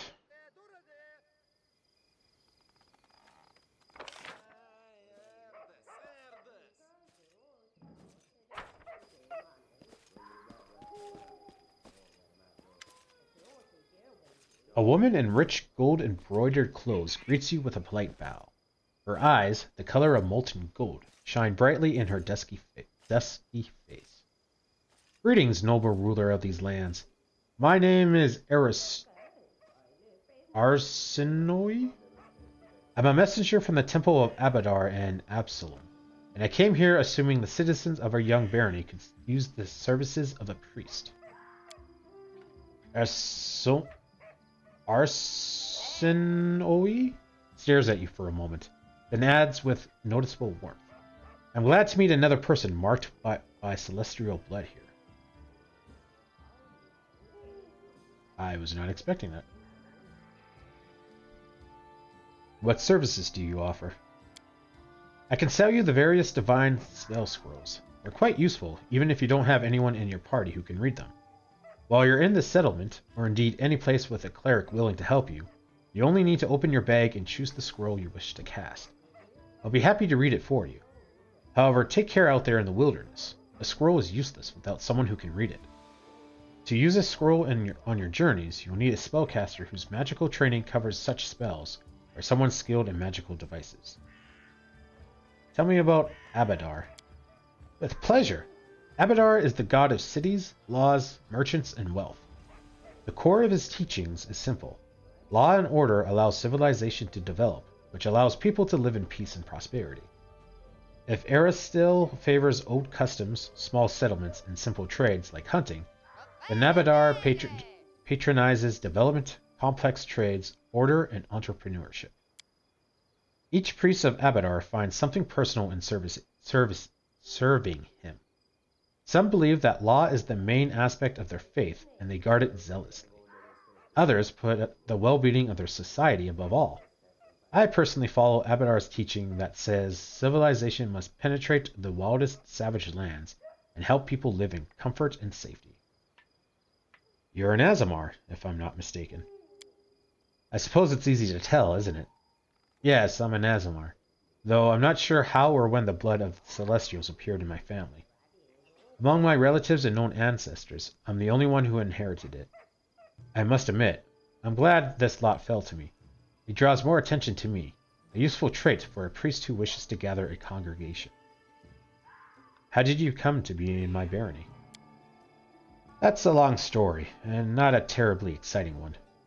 I was born and raised in Absalom, but I saw little point in staying there. What's the point in promoting the faith of Abadar in a city already so large and well developed?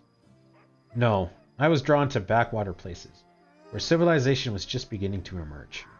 It gives me such joy to see the first stones of a new settlement being laid, or to see wilderness that was once harbored monsters and criminals become a safe, cozy home for people. I've devoted my life to my travels, choosing to visit places like your barony. Allow me to say, it's a place after my own heart. A city growing over the remains of abandoned lord's lair is exactly the sort of triumph of civilization Abadar prescribes. I hope my skills as a priest will be of service to these lands and their denizens. If you're so eager to help citizens, why do you charge for your services? It's part of Abadar's philosophy. The rules of trade and exchange developed for a reason.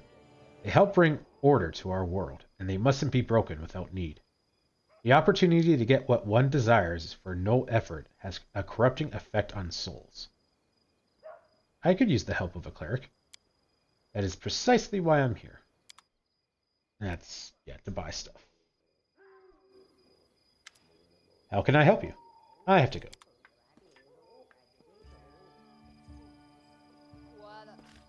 The path is clear.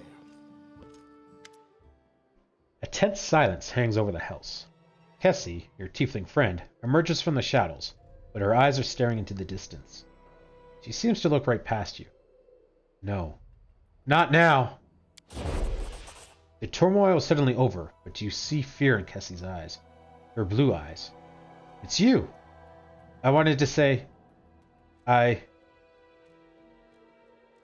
Check past.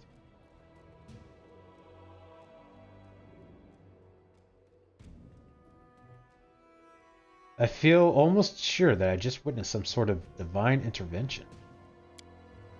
The girl closes her eyes and clenches her fist, obviously in the grip of a strong emotion, but one you cannot read. I knew it couldn't last forever.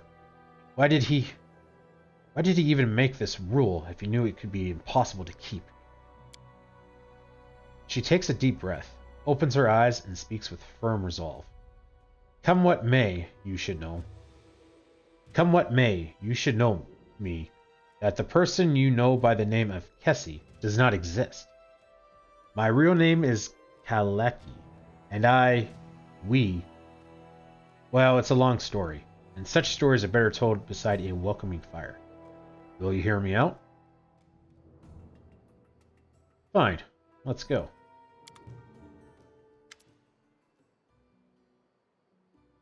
You got a fancy house for, like, a place that's just being built up.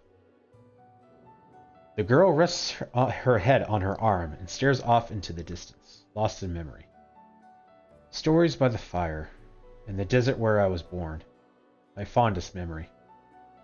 When the day is done, hosts and guests, parents and children, friends and rivals, all gather by the fire under the stairs to tell their tales. All they did, all they witnessed, all they heard from other travelers, and the whispers carried by the desert wind.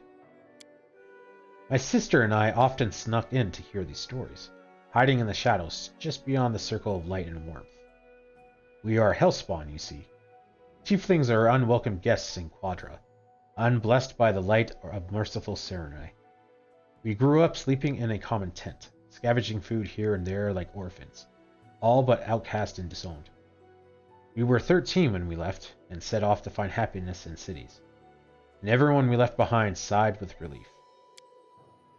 My sister and I, we are twins, but as different as the sun and moon. Her name is Kanara, which means silent flame. She is fire, a cold fire, but one that turns everything to ash. I am a river. It brings me joy to give water to tired travelers, and nursing green shoots. But when I flood, I am bound to bring death. The girl's eyes are full of sorrow. Despite our differences, we are one. Our lives belong to divine Nethias, but by his mercy we now live, in turns. While one of us is here, the other sleeps in another plane, and when she wakes up, we switch places, just as you witnessed.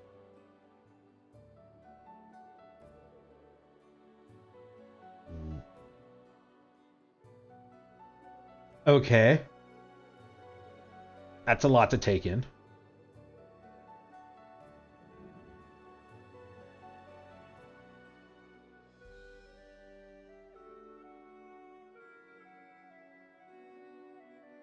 So this is why you didn't remember me when we were talking to Jamadi Adori. How could I remember you? I never met you at the time. That was Kandara. She was the one who talked to you at the reception and helped you fight off the assassins. We usually write each other notes, recounting in detail all that happened and describing any friends that Cassie had made. But that time, we switched right in the middle of a mansion engulfed in fire and filled with assassins. Kanara didn't have the time to write any notes.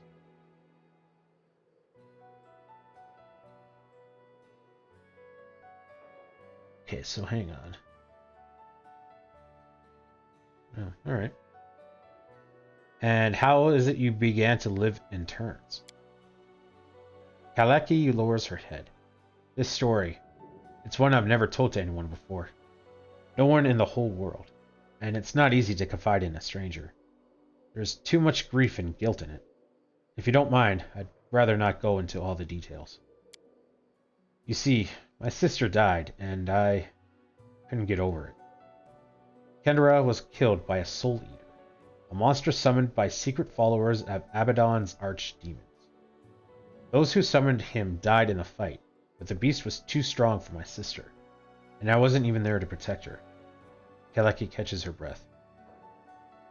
We just had a fight, and we both did some stupid things just before, but I don't want to talk about that now. When I found out what happened to my sister, I was ready to make a deal with any power, if only I could just get her back. And I found such a power. I was contacted by the Acronothian, the herald of the god Nithis himself. She promised she would return Karaya to life, but on 2 conditions. First, we must both keep the arrangement a secret. Second, we would never be able to meet again. And so our new life began. Now we flee through the world, guarding our secret, always introducing ourselves as Cassie, to hide that there are 2 of us. And we switch places with each other at random. While one lives, the other sleeps in a demi-plane, one created specifically for us.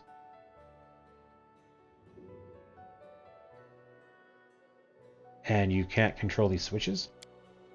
No, we can't. They happen at random, most often while we're sleeping, but sometimes in broad daylight. That's why we can never stay in one place for long. When someone witnesses our switch, we usually tell our tale of a special magical way of traveling. But people start noticing strange things and begin to figure things out. Truth be told, I'm so tired of having to pretend. We knew this wouldn't last forever, and now the truth is finally out. What's the point in all this? You revealed your secret to me. It means you broke one of the rules set by your deity's herald. Yes. Will you make me regret this, me? I felt you might be someone who could help my sister and me change our fates. What can I do to help? That's actually what I wanted to talk to you about. Kanaraya was supposed to tell you of an ancient treasury that we've been looking for. Gold isn't the only thing of value in this place. It may contain an ancient relic, taken by the Taldan raiders from a respected Quadrian temple of Nithis. It's an unusual relic, called the Disk of the Eclipse. I once heard a beautiful story that it was created from the shadow that hides the sun and the moon, but I don't think that could be the truth. Nithis is the god of magic, who was once a mortal wizard, and relics from his temples are usually very powerful.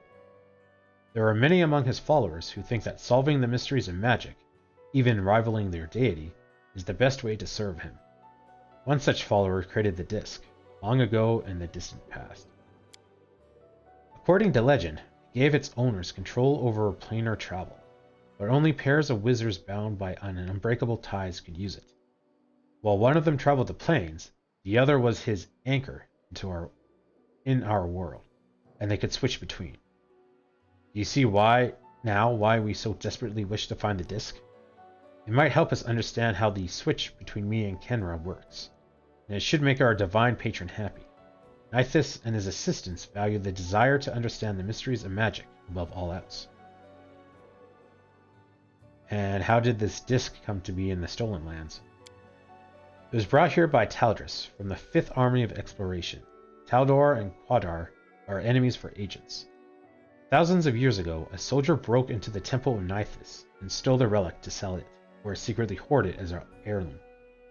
Hundreds of years later, his own kin, or the kin of its 100th buyer, brought the Disk to these strange lands, where the Taldrans had come, uninvited as usual, in which they finally vanished with little trace. Sometimes history is an intricate lace. You'll never guess where it begins and where it ends. Tell me about the location of the treasury. It was called Sorrowflow in the chronicle we read. It was once a Taldan town, founded by the veterans of the 5th Army of Exploration. It stood on the shores of a turbulent river, and that it was destroyed. One night, a terrible flood devastated the settlement, killing many and driving the rest to flee. Only the tower on the cliff remained, which was too high for the flood to reach. Water covered the ruins for a long time, but last year it receded. My friends found a chronicle which recounted the destruction of the city, and spoke of the Disk of the Eclipse which was kept there. They managed to track down the ruins, but were frightened away by the monsters and beasts that roam the area. If this can help, then I agree. Kaleki's sad eyes gets a little warmer. Thank you. I'll wait for you there, Sorrowful. And please, let's explore the ruins together. Just the 2 of us. I don't want to give myself away again in front of your companions. Breaking the Akarothane's conditions once was enough. I have no wish to anger our god. So long!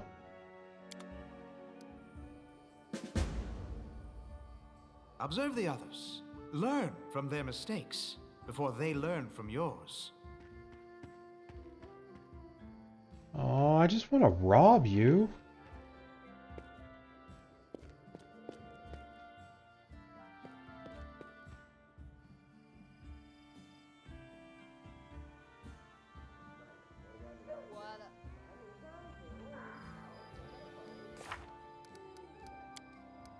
Interesting things are happening. Kessie, a tiefling from Quadra, came to us asking for help in finding an artifact in an ancient treasury. It seems like a normal errand, but why do I feel like it's more complicated than it is? The mysterious tiefling will be waiting for the Baron at a place called Sorrowflow.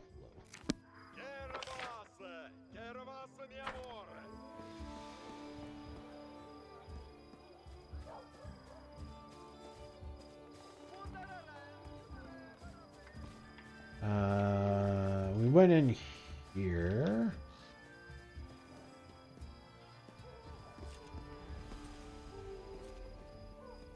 The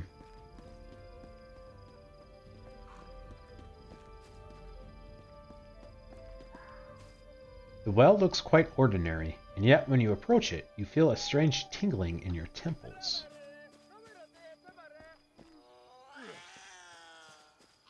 Interesting.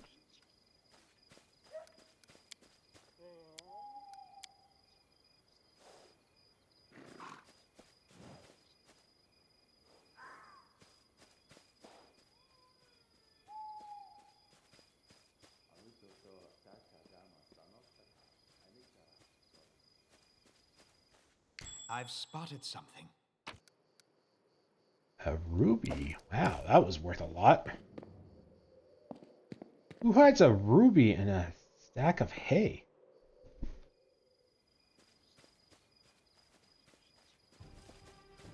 Tread lightly.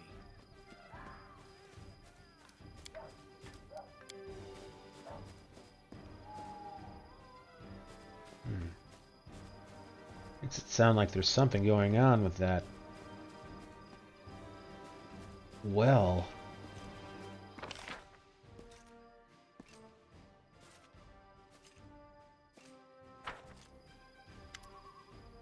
You see a dark-skinned, wiry man with a weather-beaten face and a happy smile on his face. He is dressed luxuriously, and his dark hair and neat mustache were exquisitely coiffured. The man bows to you, spreading his arms a little. Hassaf from Absalon is happy to welcome you, Your Grace. Welcome. Take a look at the best wares we traveling merchants have to offer. Please, come take a look. Tell me about yourself. My pleasure, Your Grace. The merchant smooths his mustache and commences his story with an air of importance, seeking out a sonorous voice, gesturing wildly. Hassaf's family is not rich, and he, as many in Absalon, had to start from the very bottom. As a child, while his peers chased pigeons and stole apples at the market, he worked at a tannery. Oh, I can still smell this disgusting stench. The man pulls out a heavily perfumed handkerchief and waves it in the air. Ahem. Well, the young apprentice worked hard, saved every coin, and soon managed to purchase that tannery from his former master. Then, as soon as he had enough money, he opened his own trading agency. After 10 years, countless deals, and many tours in his caravan, Hassaf is one of the most successful merchants in Absalon, thus writing his name indelibly in the history of the great city. The merchant looks at you with pleasure. Well, how was that? I'm looking for a writer so I can dictate my memoirs. I think many would find it interesting and useful to learn more about me. What is the secret of your success, Hassaf? There is no secret.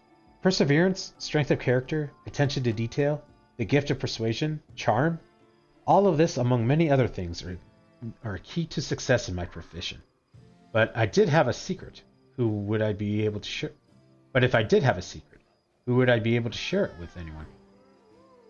Who would I be to share it with anyone? The merchant laughs merrily, his hands rubbing his sides. Why did you leave Absalon, the center of global trade, for some young barony in the Stolen Lands? This is a long story. I don't think your grace would be interested. Come, tell me why you left Absalon. I insist. The merchant groans theatrically. Very well, as you wish, your grace. It was about a woman. When I was still young, I fell in love with the daughter of a judge, an important person in Absalom. For many years I tried to win her heart, but she was cold as stone. She was as cold as stone. I should have given up, but this is not my character. In the end, I did manage to win her love, but I was unready for it. Hasselhoff swallows and rubs the back of his head. As Abadar is my witness, the flames of hell burn inside this woman. I could not live with her for even 6 months. Tenderness and passion one day, screaming and scandal the next. Sometimes she would break into my office during business meetings to make a jealous scene, and sometimes pulled me by my collar from the finest caravans in town. I couldn't sleep. I was nervous all the time, and it started to affect my business. I realized there was nothing else to do but run. Leaving her and remaining in the city would be impossible, even in a city such as Absalom. I decided never to return, and I still fear that wild cat of a woman will follow my trail. Hasselhoff stops talking and stares into space without blinking. Although sometimes, after a couple of jars of wine, I still remember her. Perhaps it was I who unleashed this tornado in her.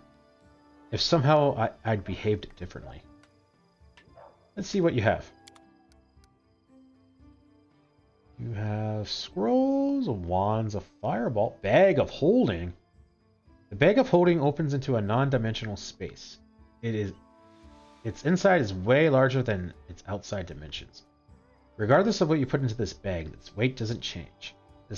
This allows the party to carry an additional 200 pounds of weight without suffering any negative consequences. 25,000 gold? We have a lot of money, but we don't have that much money. Build points. All kinds of materials and supplies essential for building a kingdom. Camping supplies, crowbar, dinosaur bone. And a rope.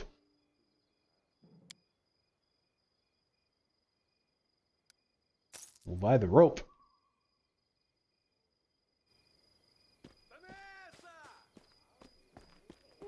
Verdel.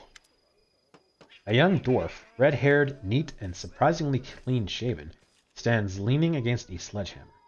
He's busy reading some book, but as you approach, he looks up and bows slightly. Greetings, your grace. I am Verdel, that blacksmith. What can I do to help you? Tell me about yourself. What is there to tell, your grace? I am a blacksmith. My father was a blacksmith. My grandfather was a blacksmith, and his grandfather too. Besides, every one of them were remarkably fertile, so I have plenty of cousins, second cousins, third cousins, and all of them are blacksmiths too. Pretty much all the weapons in Mivrin were forged by someone from our family. That's why I moved away from the old home grounds. My skills are more useful here, that's for sure. You look a little unusual for a dwarf. Vidal sighs and runs his fingers through his hair. You expect to see a beard, eh? No offense, but what's the point of a beard? Especially when you're a blacksmith and working with fire. You burn it once, dip it into lightning oil, and catch a spark from the forge, and your beard is history. You're better off without one. What are you reading? Vidal looks a little confused. Well, different things. It's nice to take a break with a good book. Just now, it's Valor and Honor, 10 Adventurers of the Splendid Wallace Gunderson in Absalom. I'd like to see your goods. As your grace wishes.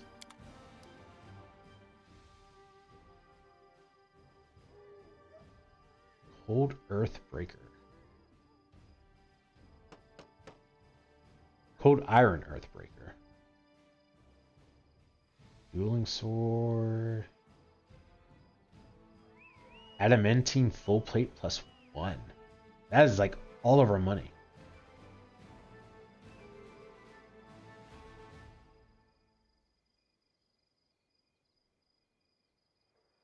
Jeez, I thought 1,500 was expensive. It's like 10 times that for +1. Mithril Full Plate.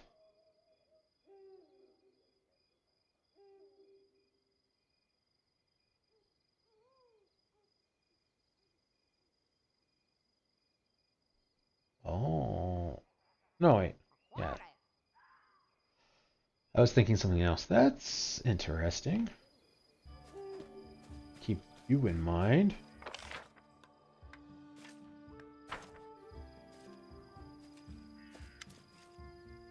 The tiefling girl looks as though she's made of springs. She cannot stand still for a moment. She nods her head, snaps her fingers, and taps her feet to an inner whirling song. Seeing you, she quickly waves her hand and breaks into a wide smile, and immediately starts jabbering. Your Grace, welcome. What do you want? Scrolls? I have them. You won't forget it. My suppliers will bring more scrolls for sale if you manage to attract more mages to your lands. More mages, more demand, and more goodies for you. So go build them in libraries, and we'll both profit from it. Could you perhaps speak a bit more slowly? Yeah, sure. I wish. Who are you? Zarsi the Letter Gobbler, at your service. The girl bows with a wide smile. Best spells, charms, jinxes, and hexes for the best baron across all the river kingdoms. Buy it all and don't be stingy. You won't regret it. Where do your goods come from? It's a family business. I've got siblings all Mediv. They're pinchy every... they're very creative suppliers. And they pinch every... Very creative suppliers. And I sell it all. Get it now. Don't hesitate. My goodies are great. Show me your wares. More scrolls. And some wands. Oh, because we're scrolled all the way down.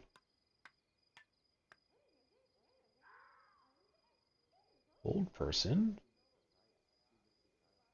Fireball.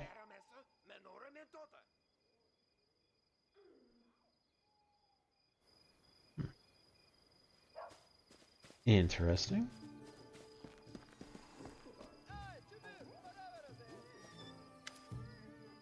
What do you want? Have a little chat?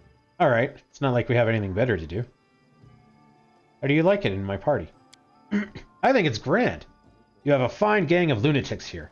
I myself am no noble from high society. Haha. But seriously, Octavia and I never dreamed of a leader like you. We imagined we'd sit at the woods and rob wagons, maybe join a band of mercenaries, but we never expected to become the henchman of a local ruler. Not to mention such a pretty one. Haha. Ragnar winks at you playfully.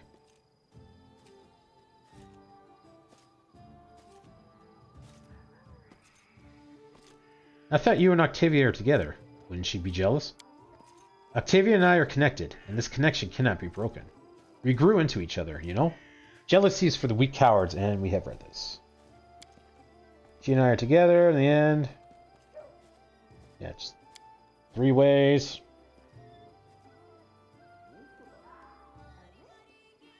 I don't want to hear this. Keep your compliments to yourself. That's a little, like, standoffish, but it's going to have the effect we want. Go easy, I'm only kidding.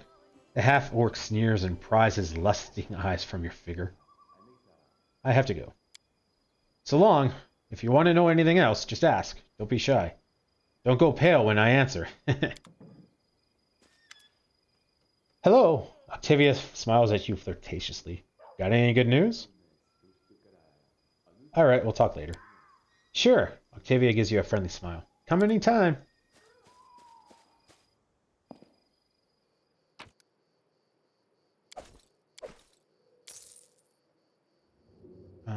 Prodigal Sons we have read. Let us be careful.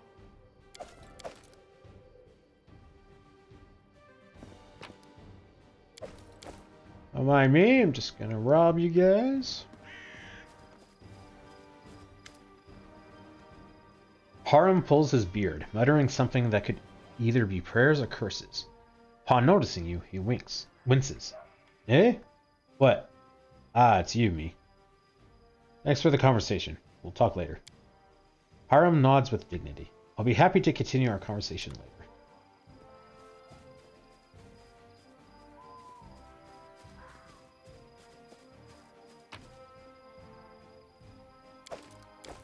The path is clear. Unidentified quarterstaff. +1.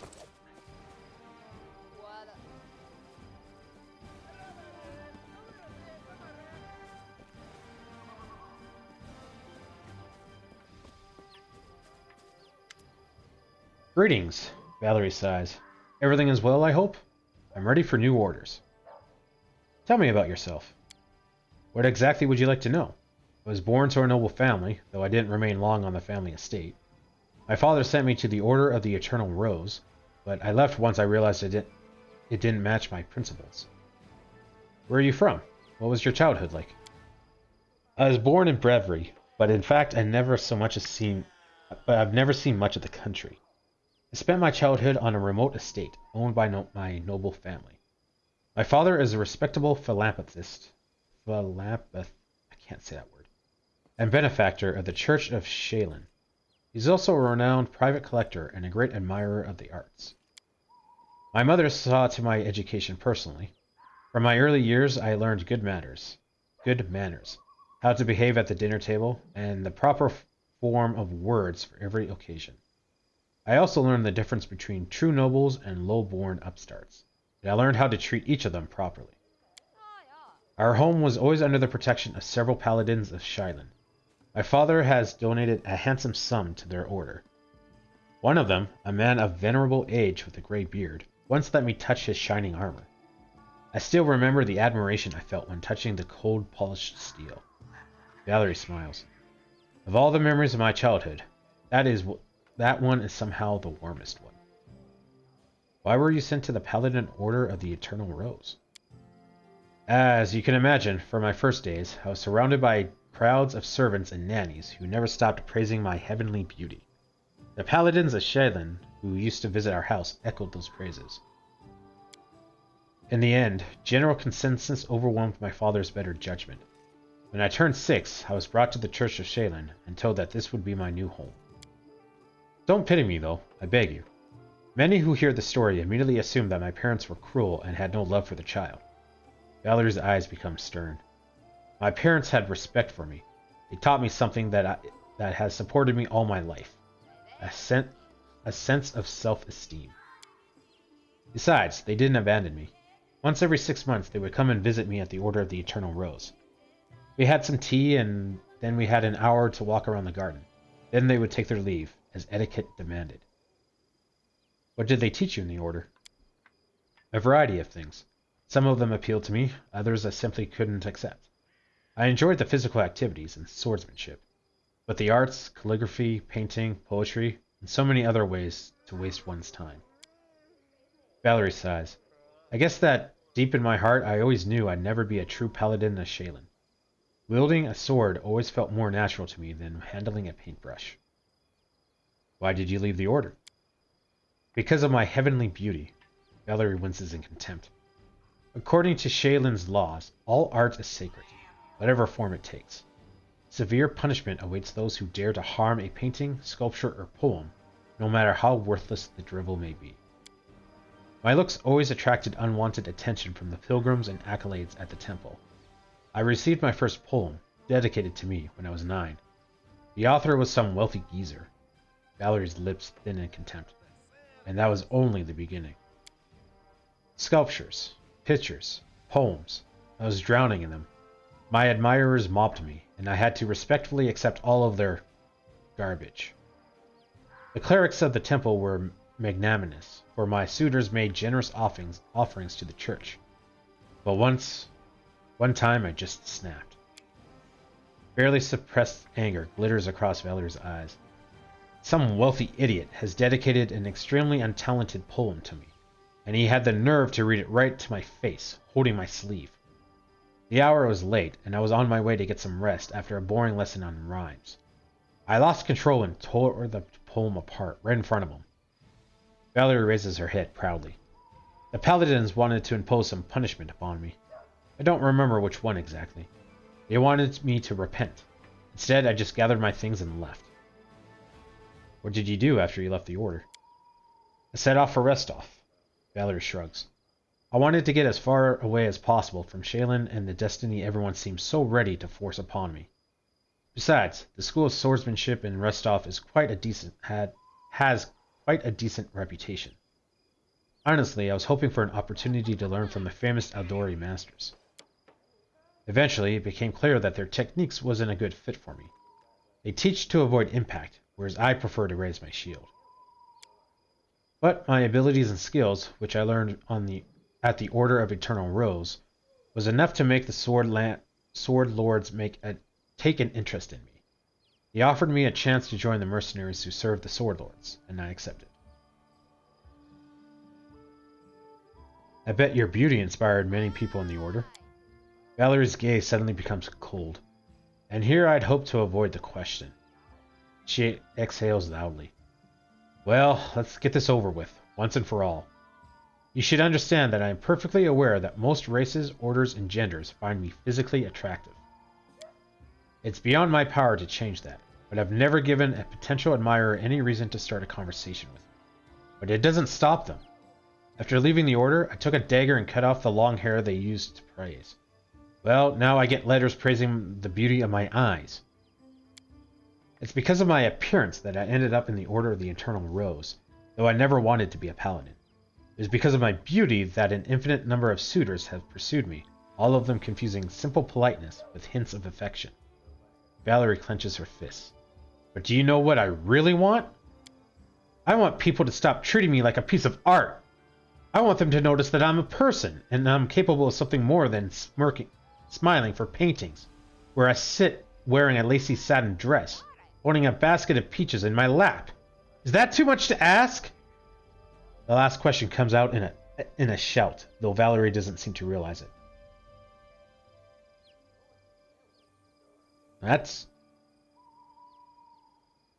We barely know these people. Why would we say that?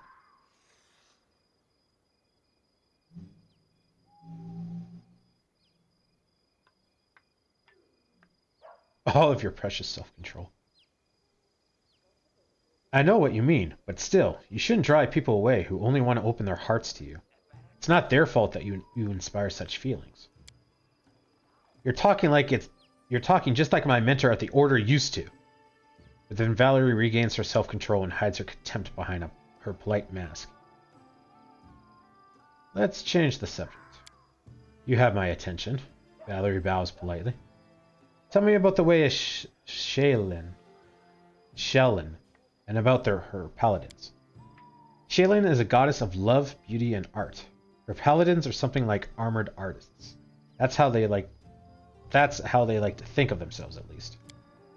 Valerie tries to contain her feelings, but her inner contempt bursts forth. They are fanatical defenders of worthless, inartistic paintings and meaningless opuses, if you care to know my opinion.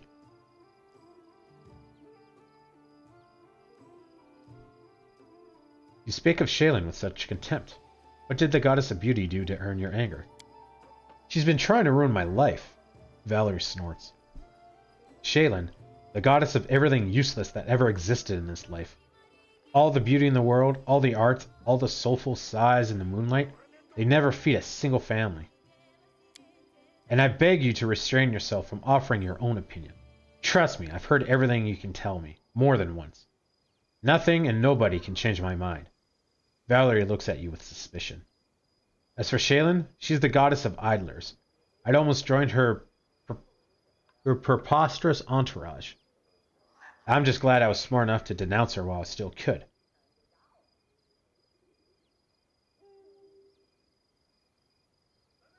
What do paladins like Shaylin usually do? They wander around, seeking the next pile of garbage. And when they find it, they call it an immortal piece of art and admire it until they're blue in the face. You may not believe this, but the paladins of Shaylin aren't allowed to slay their enemies if they beg for mercy. Can you guess why? Because a bandit, rapist, or murderer who has been put to the sword will never be able to create something beautiful in the future. So a paladin overpowers her enemy in battle, then inspires them to create a masterpiece. Valerie's face reflects some extreme disgust. It may sound hilarious if it weren't true. Plus, all of Shaylin's followers are obligated to practice some sort of art in his or her free time. Every single day, no matter what else is going on, even if you're feeling sick or hungry or sleepy. Otherwise, according to the clerics, you lose your connection with your goddess. A preposterous notion, wouldn't you agree?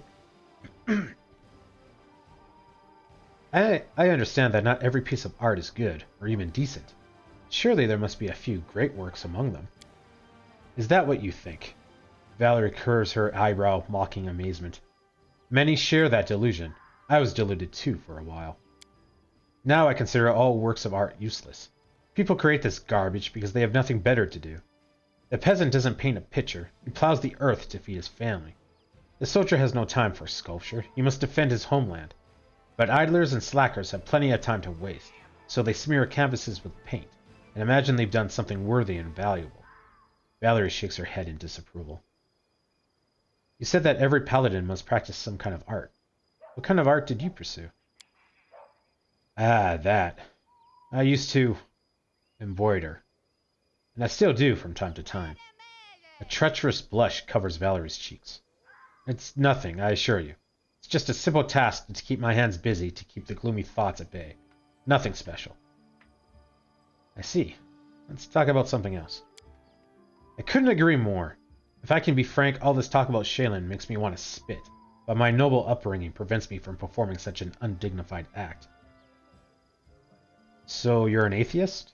You don't worship any deity? Right. I need no guidance from above. I have my own good conscience and my leader's orders to live by.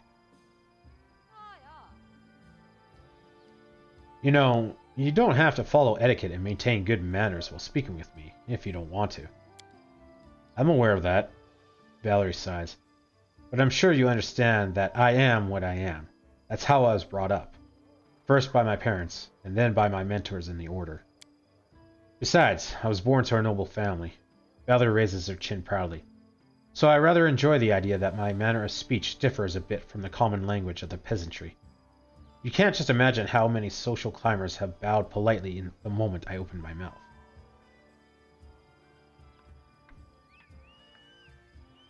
I guess you have plenty of suitors. Valerie rolls her eyes. Sadly, you're right to suppose that. Even here, in these remote lands, one can find offspring of many noble houses, and all of them consider it their duty to kneel before me, begging me to walk with them in the garden. Valerie's voice overflows with contempt. If words were poison, you'd be dying a horrible death. Oh, and don't forget about the village oaks. They understand the concept of nobility perfectly well, so they realize they will be punished if they dare make any advance towards me. So they prefer to stare from a distance, drooling. And believe me, I can very well imagine what they discuss in the taverns. Valerie shivers and jerks her shoulders, as if trying to shed the sticky, disgusting scares.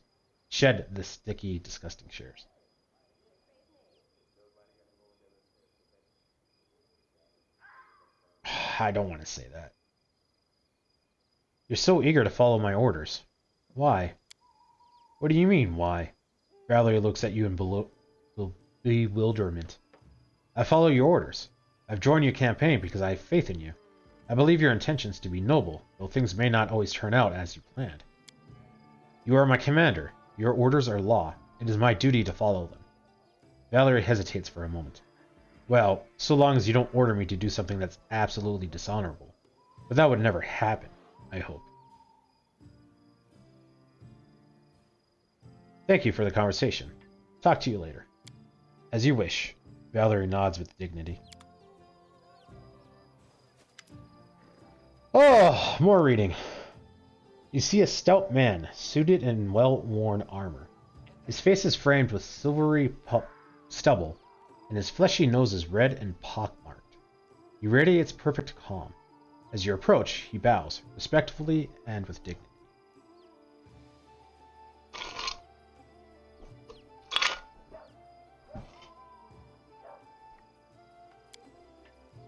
Highland, Your Grace, Captain of the City Guard.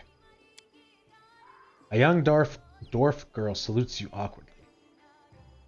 Dela, assistant to the captain. Happy to serve Your Grace. I don't remember hiring a guard captain. Or any guards, for that matter. I came here from Restov with a dozen of my best guards, by order of Lady Dramati Adori, Your Grace. I hired the rest from among the locals. Don't you worry, Your Grace. We are now the subjects of the barony. We've sworn to serve you faithfully and loyally, and you can count on us. Besides, we draw our salary from your chests. The captain looks at the female guard, raising his brow, then sighs and looks at you. Of course. Every one of us is ready to die to protecting Your Grace. But there's still some work to be done when it comes to discipline. You know that dwarven author Beldrick zebras? Garlic tundras? The name escapes me. My boneheads used to read his books about his guard duty right on guard duty. I'll have to teach them a lesson or two. I'd like to learn something about those who serve me. Of course, Your Grace. I've been a guard all my life. I started as snot-nosed runt in the night watch. Restov is famous for its fencing schools. Young people from all the river kingdoms come to study there. It seems every other person has a sword, and every third thinks they know how to use it better than all the rest. A misspoken word or a drunken fight can quickly lead to a stabbing rampage. That's why there's so many guards in the city, and they don't accept just anyone. Lady Jamadi took note of my achievements and marked me for advancement. That's why I'm here. As for Dela, I found her on the street. About a decade ago, I remember vividly. A tiny dwarf girl sitting on the temple steps. Dirty-faced, barefoot, feeding a piece of bread to a stray cat. I saw her and my heart missed a beat. The captain looks away. Where's she from? Who left her alone and why? Only Era still knows. As she grew, I tried to send her to learn a craft. But who can talk sense into a dwarf? She wanted to be a guard, and that's that. So now I'm teaching her myself. Luckily, she has a head on her shoulders and a fair bit of strength. Highland, do the guards have everything they need? There are sufficient munitions and supplies, Your Grace. The salary is fair. We've enough to buy toys for the kids and a jug of beer when the shift is done. Of course, the town is growing. It would be nice to expand the ranks, but we can manage that ourselves. I have to go. Have a quiet shift.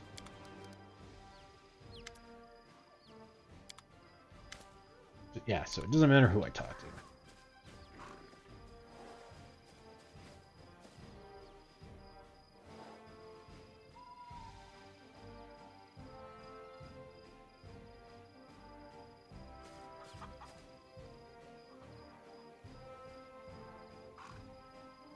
What's going on here?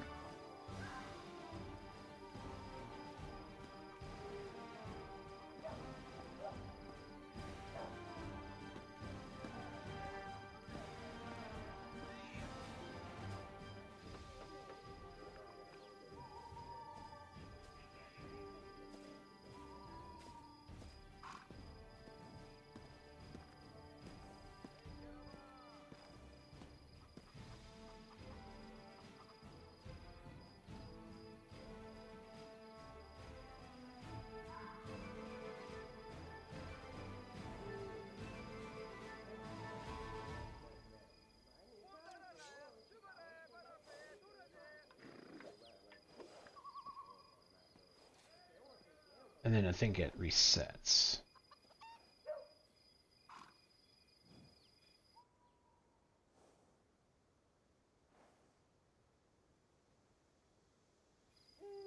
Ooh, that took a while to save.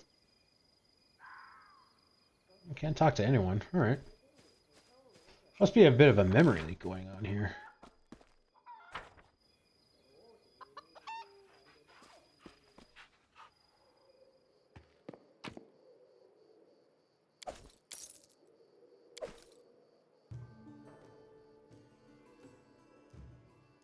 I'll go ahead. Tristan gives you a friendly nod. How may I help you, me? I should go. Tristan bows his head. A pleasure. How may I serve you, Your Grace? What role might you play in my government? Your Grace, if there's one thing I know, it is matters of faith, whether it is my own god or some other deity. If you appoint me as High Priest, I'd be able to do much good. On the other hand, politics or questions of trade, I know little of such things. Alright. High Priest. I can't. How do I spell? Priest. Johad.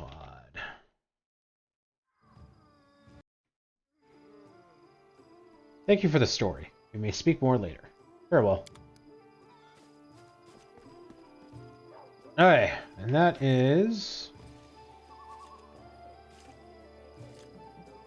What? The Capital Tavern. Oh, it's not an actual, like, building?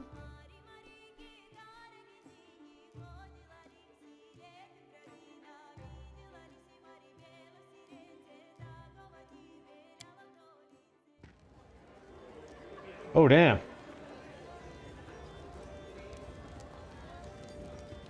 Let's head out. Someone's carved a body poem about the lore, origin name, the stag.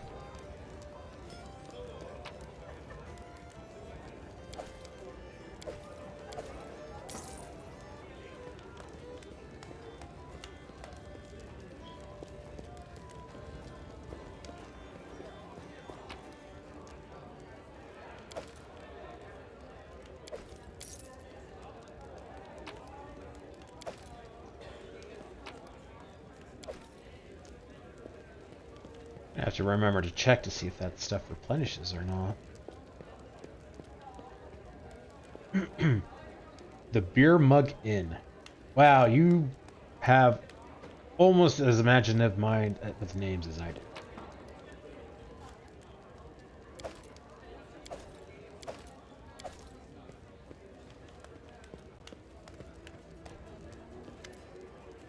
Behind the inn's bar stands a young woman with curly red hair, round face, and rosy cheeks. She gives you a friendly smile, fixing her cap. It's so nice of you to stop by, Your Grace. I'm Elena, the innkeeper. Tell me about yourself. I'd be happy to, Your Grace. I love to talk, especially about myself. Where are you from? What land? Which family? I hail from the River Kingdoms. Artum, to be precise. I'm from a farming family, just about everyone from around here. There's more fertile land and pasture there than anywhere in the River Kingdoms, except for maybe Seven Arches. The people who grow crops and tend cattle there are well respected there, but at the same time, they live in constant danger. There's too many bad people, too lazy to work all day, but don't mind taking other people's things.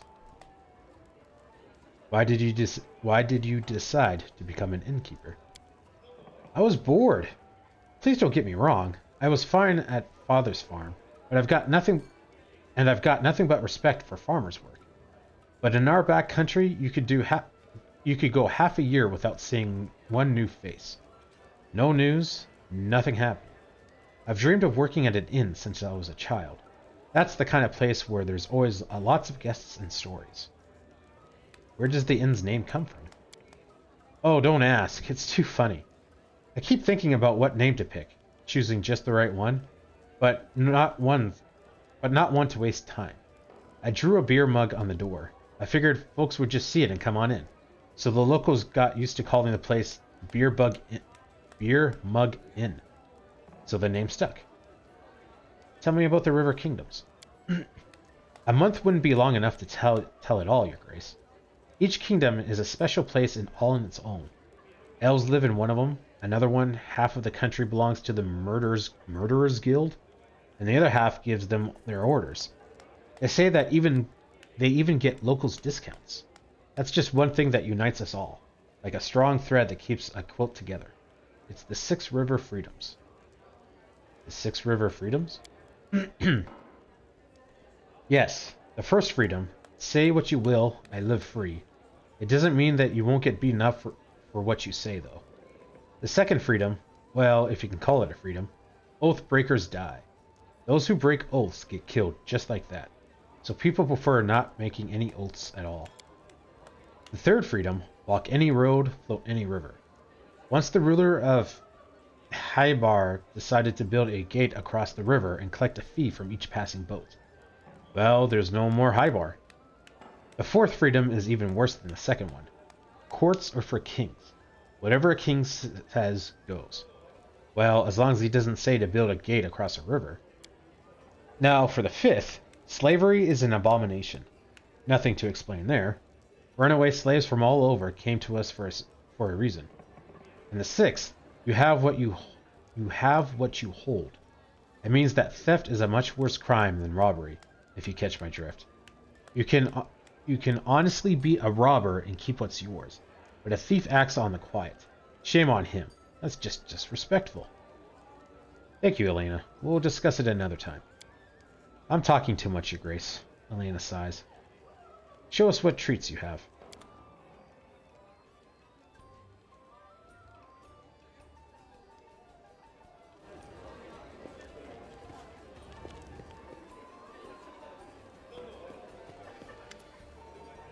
Hey, you're the local Baron now, right?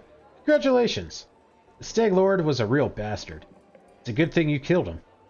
Sometimes justice still triumphs, right? For what it's worth, I've decided to move to the capital. Living at Oleg's is horribly boring. But here, look around. I can feel the rhythm of life. I have to go. Hey, Chief. Amari gives you a broad grin. What's on your mind? Thanks for talking with me. Let's speak again later. Talking. When will we do some monster killing instead? Amari sighs and turns away. Scattered ink stains suggest that Lindsay may have spent some time here.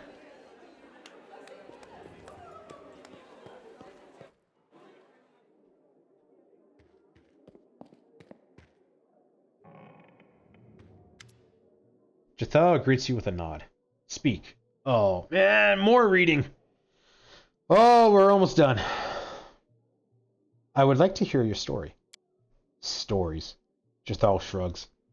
Stories are boring and a waste of time. I have killed. I was exiled from Kyrum. I died. I was raised by Ugathor's gift. That is my story. Who were you before your exile? It's rather amusing. I belonged to a wealthy family and held high position on the courts of Idara, the capital of Kyron.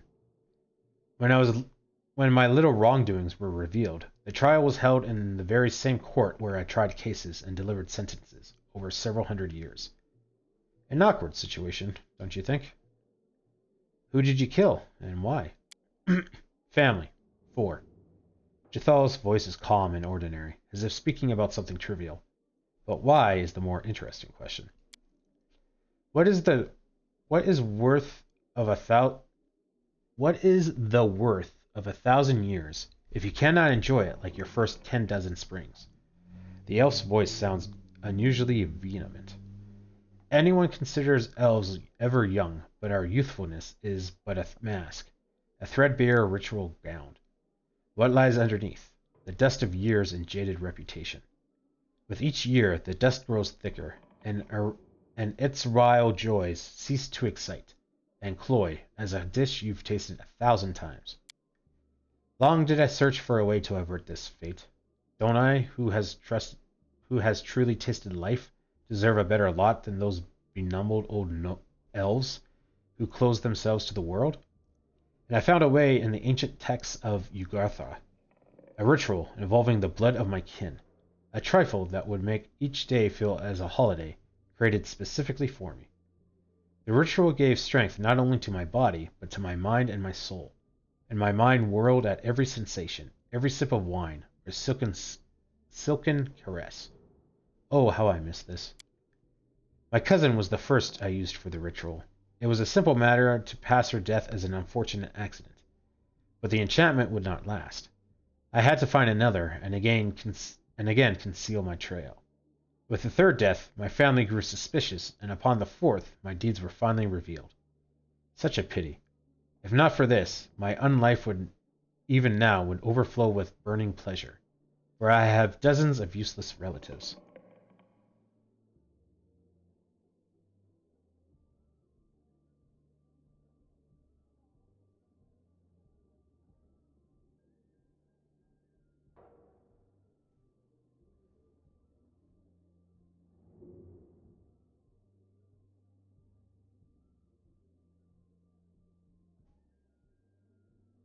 I hope you suffer fair punishment for your crimes. Righteous anger? How tedious. But if it worries you so much, then yes, I appeared before the court. It deemed exile a fair penance. Do you have family in Koyan? Anyone who is dear to you? Do you mean someone I would hesitate to sacrifice? Perhaps, my daughter. I would regret the wasted effort. The creature turned out quite well, like a properly trained dog or a well-managed horse. Is exile your only punishment for murder? For an elf, Jethel said pointedly. Exile is a serious punishment. There's no other Chiron in this world. Even I, who despises its hypocrisy, must admit as much. How did you die? And what happened after? Jethel frowns. I don't remember my death. I was stunned by the sentence of exile, and I admit I showed weakness. I wandered aimless, absorbed in despair, without concern for my safety or substance. And then... I remember desolate rocks, a stone I lay upon, a convulsion, passing not only through my whole body, but through my soul. Then I awakened. Cold, calm, my body overwhelmed with strength, but haunted by a strange internal silence. There were bloody prints of bone feet on the stone next to me, the sign of the goddess. A battle scythe lay nearby.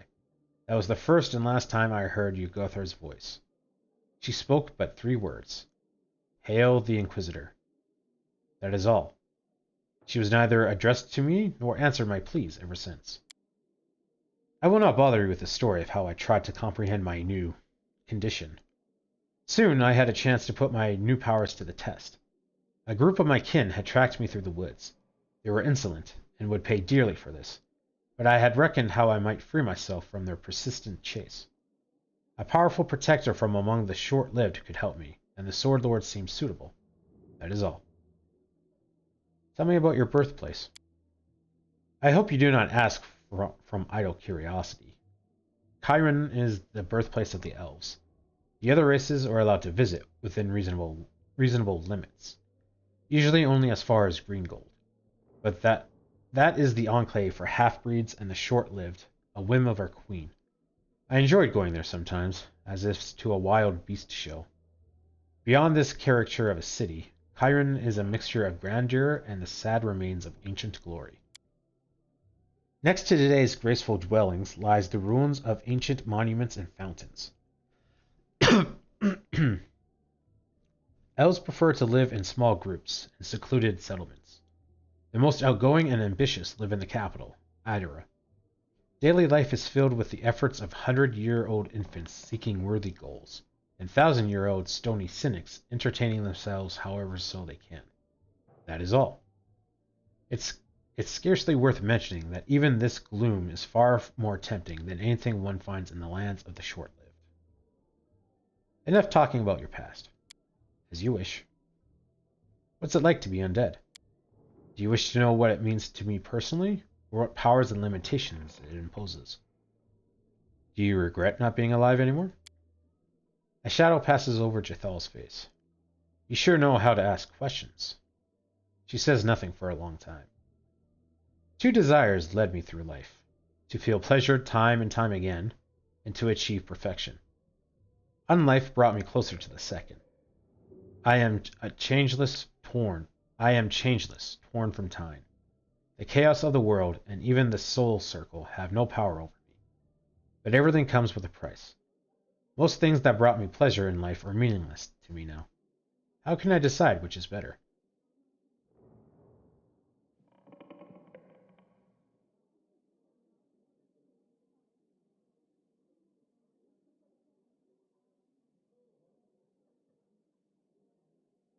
Oh, I'm losing focus here.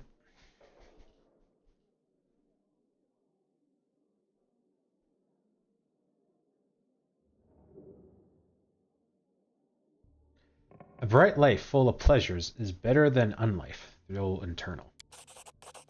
Perhaps, but the choice was made for me. I have nothing left but to follow the will of the goddess.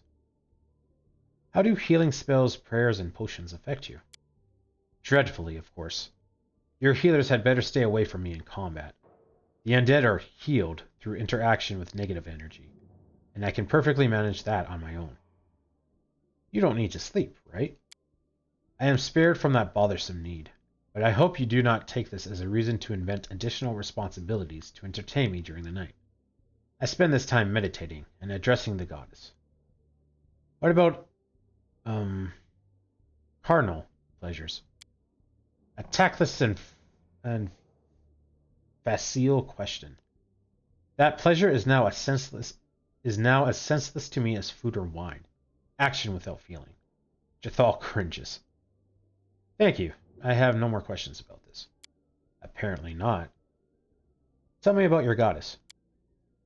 It might sound strange, but I know less about others than Yugatha and her faith. My transformation into her Inquisitor was unexpected, but I will answer to the best of my knowledge. What do you know about Yugatha herself? Oh, certainly. Yugathara was once a mortal woman, basking in life and all the pleasures it had to offer. Her passion was so strong that Yugatha rebelled against Pharisama, against death itself and its laws. After her own death, she escaped the power of the Lady of the Graves and returned to the world as a goddess, and the first undead. Since then, she has protected all who submit their souls to pleasure and passion, paying no heed to worn-out morals and the decrees of law. What does it mean to be an Inquisitor of Yugatha?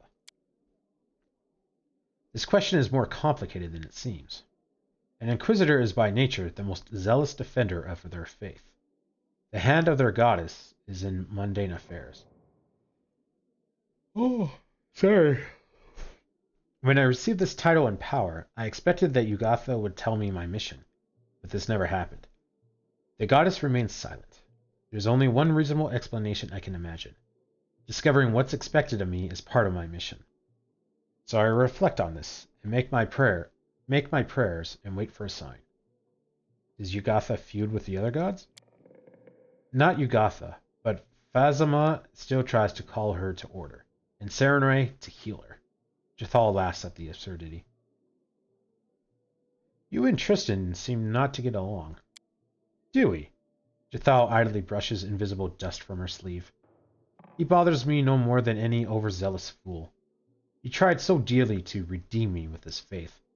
I know a few sweet ways to redeem him with mine. What does Yugatha require of her followers? To enjoy. To taste exquisite dishes. To feel the lover's caress. To drink the enemy's suffering. A wonderful religious obligation, isn't it? Why is the cult of Yugatha forbidden in much of Goloran? Because Goloran is plagued by narrow-minded cowards. Some tremble at the freedom granted by Yugatha.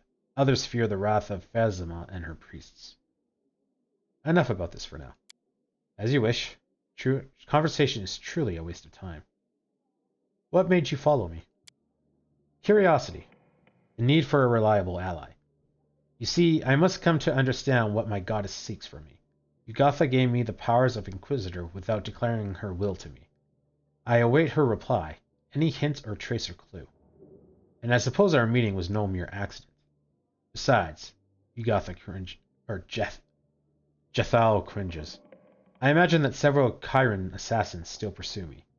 They never risk attacking me while I was under the patronage of the Adori. They are unlikely to attack me while I have reliable allies like you. But why do these assassins follow you? I don't know. They can't have been sent by the Queen. I am branded outlaw. But punishment was exile, and it's not custom for elves to contravene their own verdicts. My attackers shouted something about threats and blood. I suppose they are a splinter group of feeble-minded zealots, or someone on a quest for personal revenge. Thank you for the conversation. Farewell.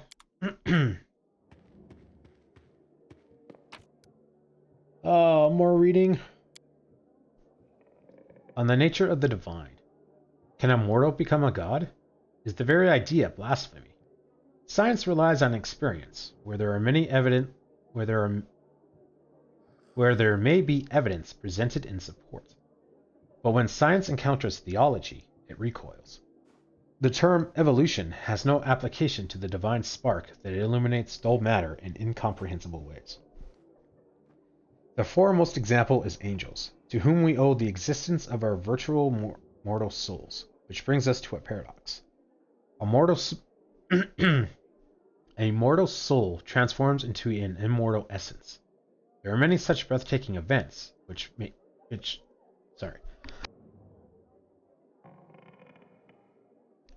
each promise a connection to the divine. Sunny Serenade is a perfect proof of this. The Starstone trial desecrated divinity, turned it into a god's exam, where any trickster with a handful of spells can avoid some traps in a deadly maze, may raise to divinity. Is the nature of divinity, then, so sacred indeed?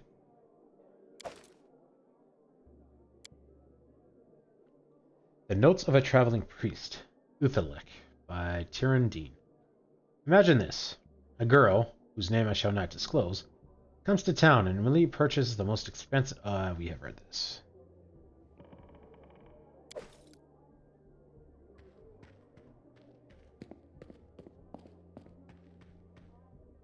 Writing on the wall, Adori, crossed out.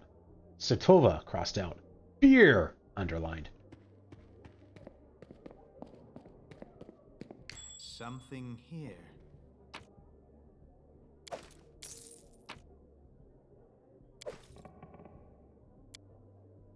The Curse of Ancient Iobara, by Hastif Enum. Tell us, O teacher, why would Belvroy call us barbarians in the books you give us? The gods became angry with our homeland, my son. This land has devoured so many great empires as if it was unwilling to bear life.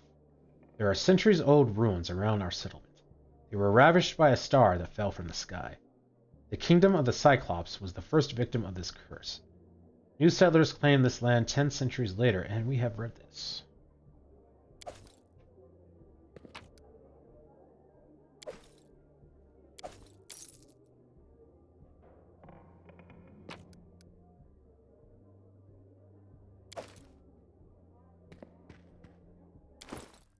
That'd be a +1 Dwarven Axe. Somewhere.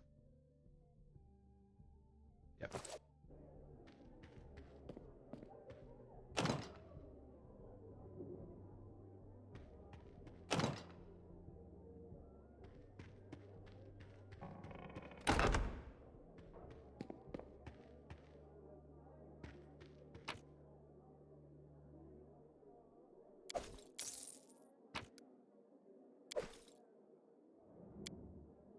Chronicles of Blades. The history of Rosland is known for its many mysteries. One of them is the story of Baron Cirion I. Cirion was a furious fighter, though not highly skilled. There were malicious rumors that he fled to Rosland to hide from the sneering public after he lost dozens of duels in his homeland. But his new home greeted him with yet more misfortune. He waged not a fistful of coins, but a whole settlement in a duel with a gang chieftain. But the Baron was broken again and left Rosland in shame. He dropped off the map for several long years, and quiet anonymity changed him completely. Not only did he return home bearing a new name, Cirion Adori, but he also acquired a new gift. He no longer had any equal in sword fighting. Cirion challenged the chieftain who had once disgraced the young Baron and slew him in the blink of an eye. Afterwards, he announced a reward of 100,000 gold coins to anyone strong enough to defeat him in battle. Holy crap, that's a lot of money. The Battle in the Valley of Fire, by Lucis Aldori. Argon was knocked flat. He lay grasping, his arms spread, a lump of rage rising in his throat. He remembered his dream. Black soil, red ravens in the empty sky, their coarse croaks ringing in his ears like a taunt. Charl would never take Rosland. Never! Adori sprang to his feet, as if the blood-soaked soil was driving him forward. With a cry of rage, the Sword Lord rushed into the battle. The sky turned scarlet with blood as he fiercely chopped off his enemies' heads. The scarlet horizon drew closer, and his roar nearly drowned out the sound of battle. Argon looked to the sky, and a fiery blast descended upon him. These were no ravens that circled above him. The fearsome breath of the red dragons of coral melted the soldier's armor, turning living flesh to ash and dust. Cooking Alamac of the Inner Sea, by Gerbalist Nartheropol. It is perhaps Avestian's most popular dish. In the capital of Chivex, it is baked in a cheese crust and sprinkled with lemon juice. The local farmers use a different cooking method in Quadra, which is on the opposite end of Aveston. There you'll find finely chopped and mixed cold ingredients. The exact origin of the dish remains unknown, but is generally believed to have been invented in Andorian and spread around the globe by seafarers and pilgrims. It's served as plain pate on its most basic version. I think we've read this. Pretty sure we have read that. Okay, back to the map.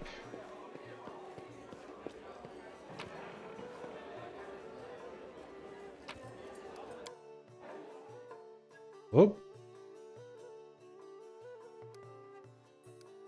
Hang on. Oh, okay.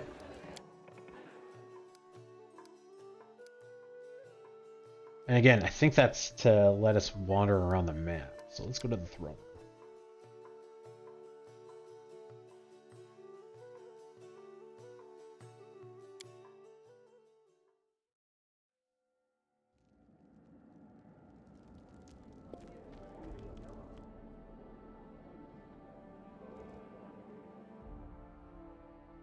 Got to assign our advisors.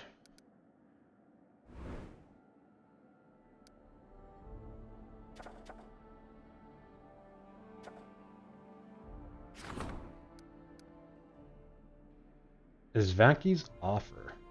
Isvanki K, High Priest of Estrel from Rostov, has a strong interest in spreading the Stag God's faith across the region. He's eager to build a shrine dedicated to Estali on your lands, but at his own expense. Accept his offer if you wish to gain a useful ally and place a worship for Estreli. Choose an advisor to handle this event, yada yada yada. Next one. Pillage the Temple of the Elk. Plunder the Temple of the Elk and rob it of all remaining treasure. Plus 150 BP. Prevents future restoration of the temple.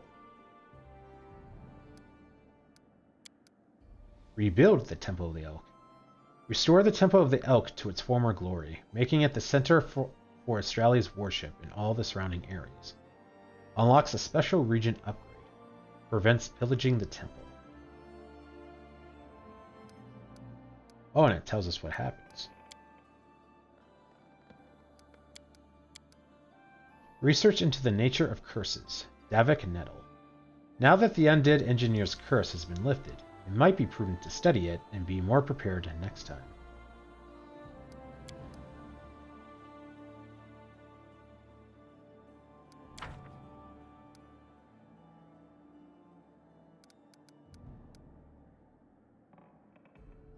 Oh, I guess this lets me filter?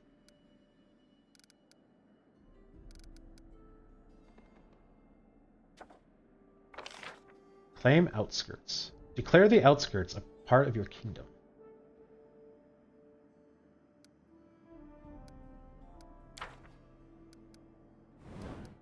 Advisors.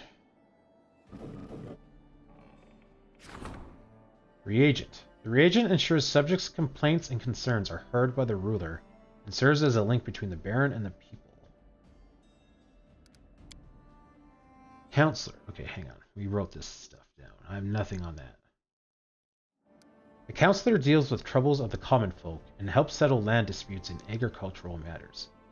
This advisor ensures citizens remain loyal to the throne. General. The general is the highest ranking officer in the army of the barony and is responsible for watching the borders and protecting the realm.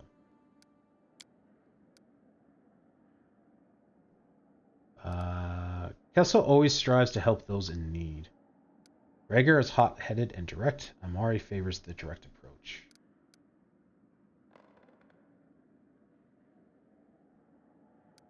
Let's go with Kessel, because that's what you had mentioned before. Don't know what this is going to do. We're going to be finding out this stuff. The treasurer's duty is to keep the coffers of the barony full and ensure any gold spent is spent wisely. Don't have anything for you. High Priest. No matter what deity he serves, the High Priest strives to satisfy the spiritual needs of all citizens in the barony. Harim favors unusual but effective solutions. Johad does his best to solve problems without disrupting local traditions.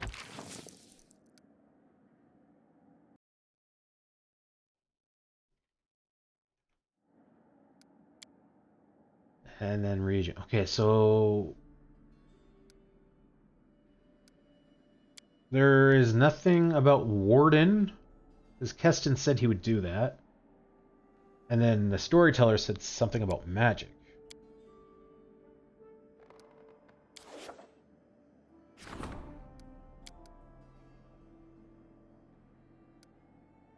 Valerie strives to follow the letter of the law. Octavia always strives to solve problems peacefully. None of those are good, according to the numbers. Counselor Tristan. Tristan cares for the people over all other concerns. No candidates are available. That's it. Okay.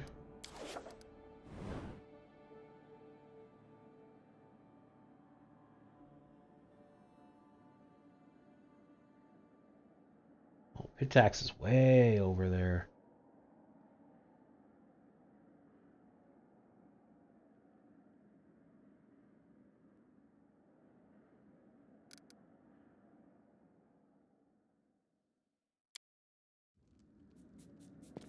How may I serve you, Your Grace? I believe I can manage to uphold the law. Yeah, being a warden. Being a warden would suit me well. Alright, see you later.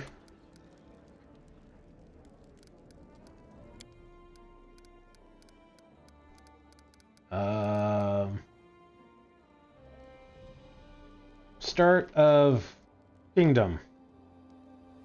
Save.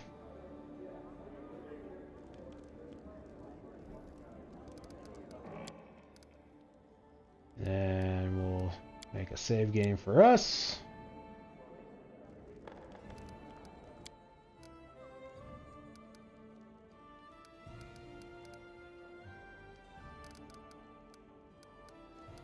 All right. I think.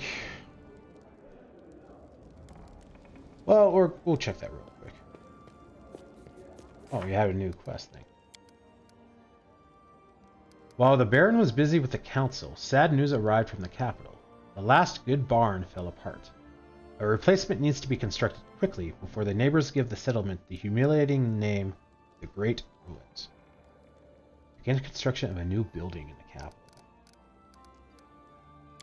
Loyal servants. No country, either Adorian or Chelex, could last a month without loyal and reliable leaders. It's time to appoint the right people to our government positions. Some people would say the most important position is that of the treasurer. The applicant for this position must be smart, well-educated, keen, honest beyond a doubt. Do such mortals even exist?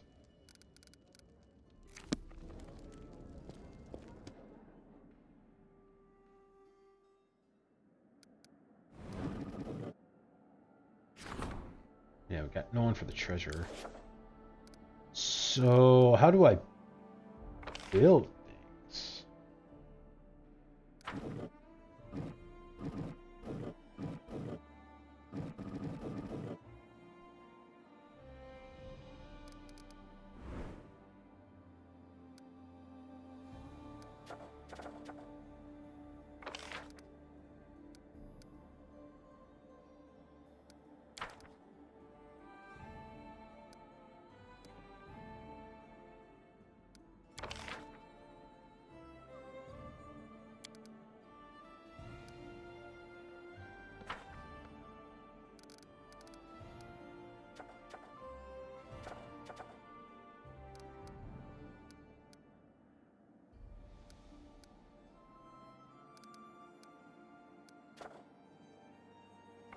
Why does that have an X on it?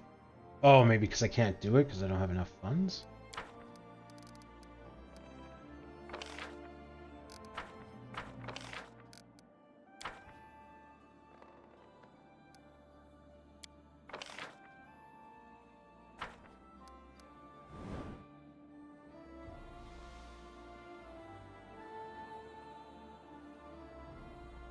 How?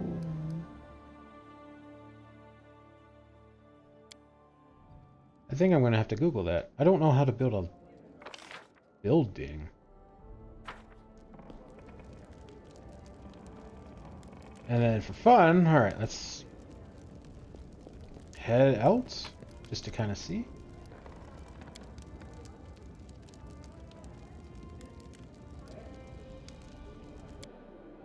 We're just kind of we're just checking some stuff out right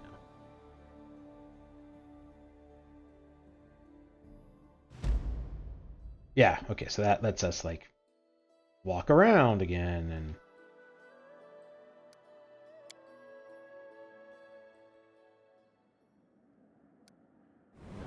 oh. I'm curious if we can do that anywhere, or if we can do that simply because we're at Tuskdale. Begin construction of a new building in the capital. Point one of the advisors to the treasurer.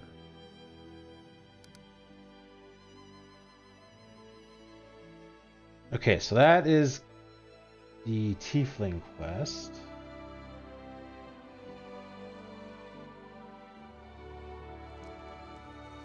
Oh.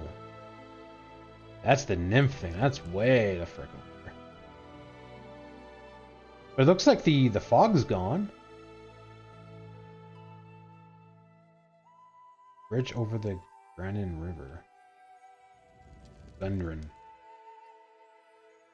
I almost speak English good, like, oh man.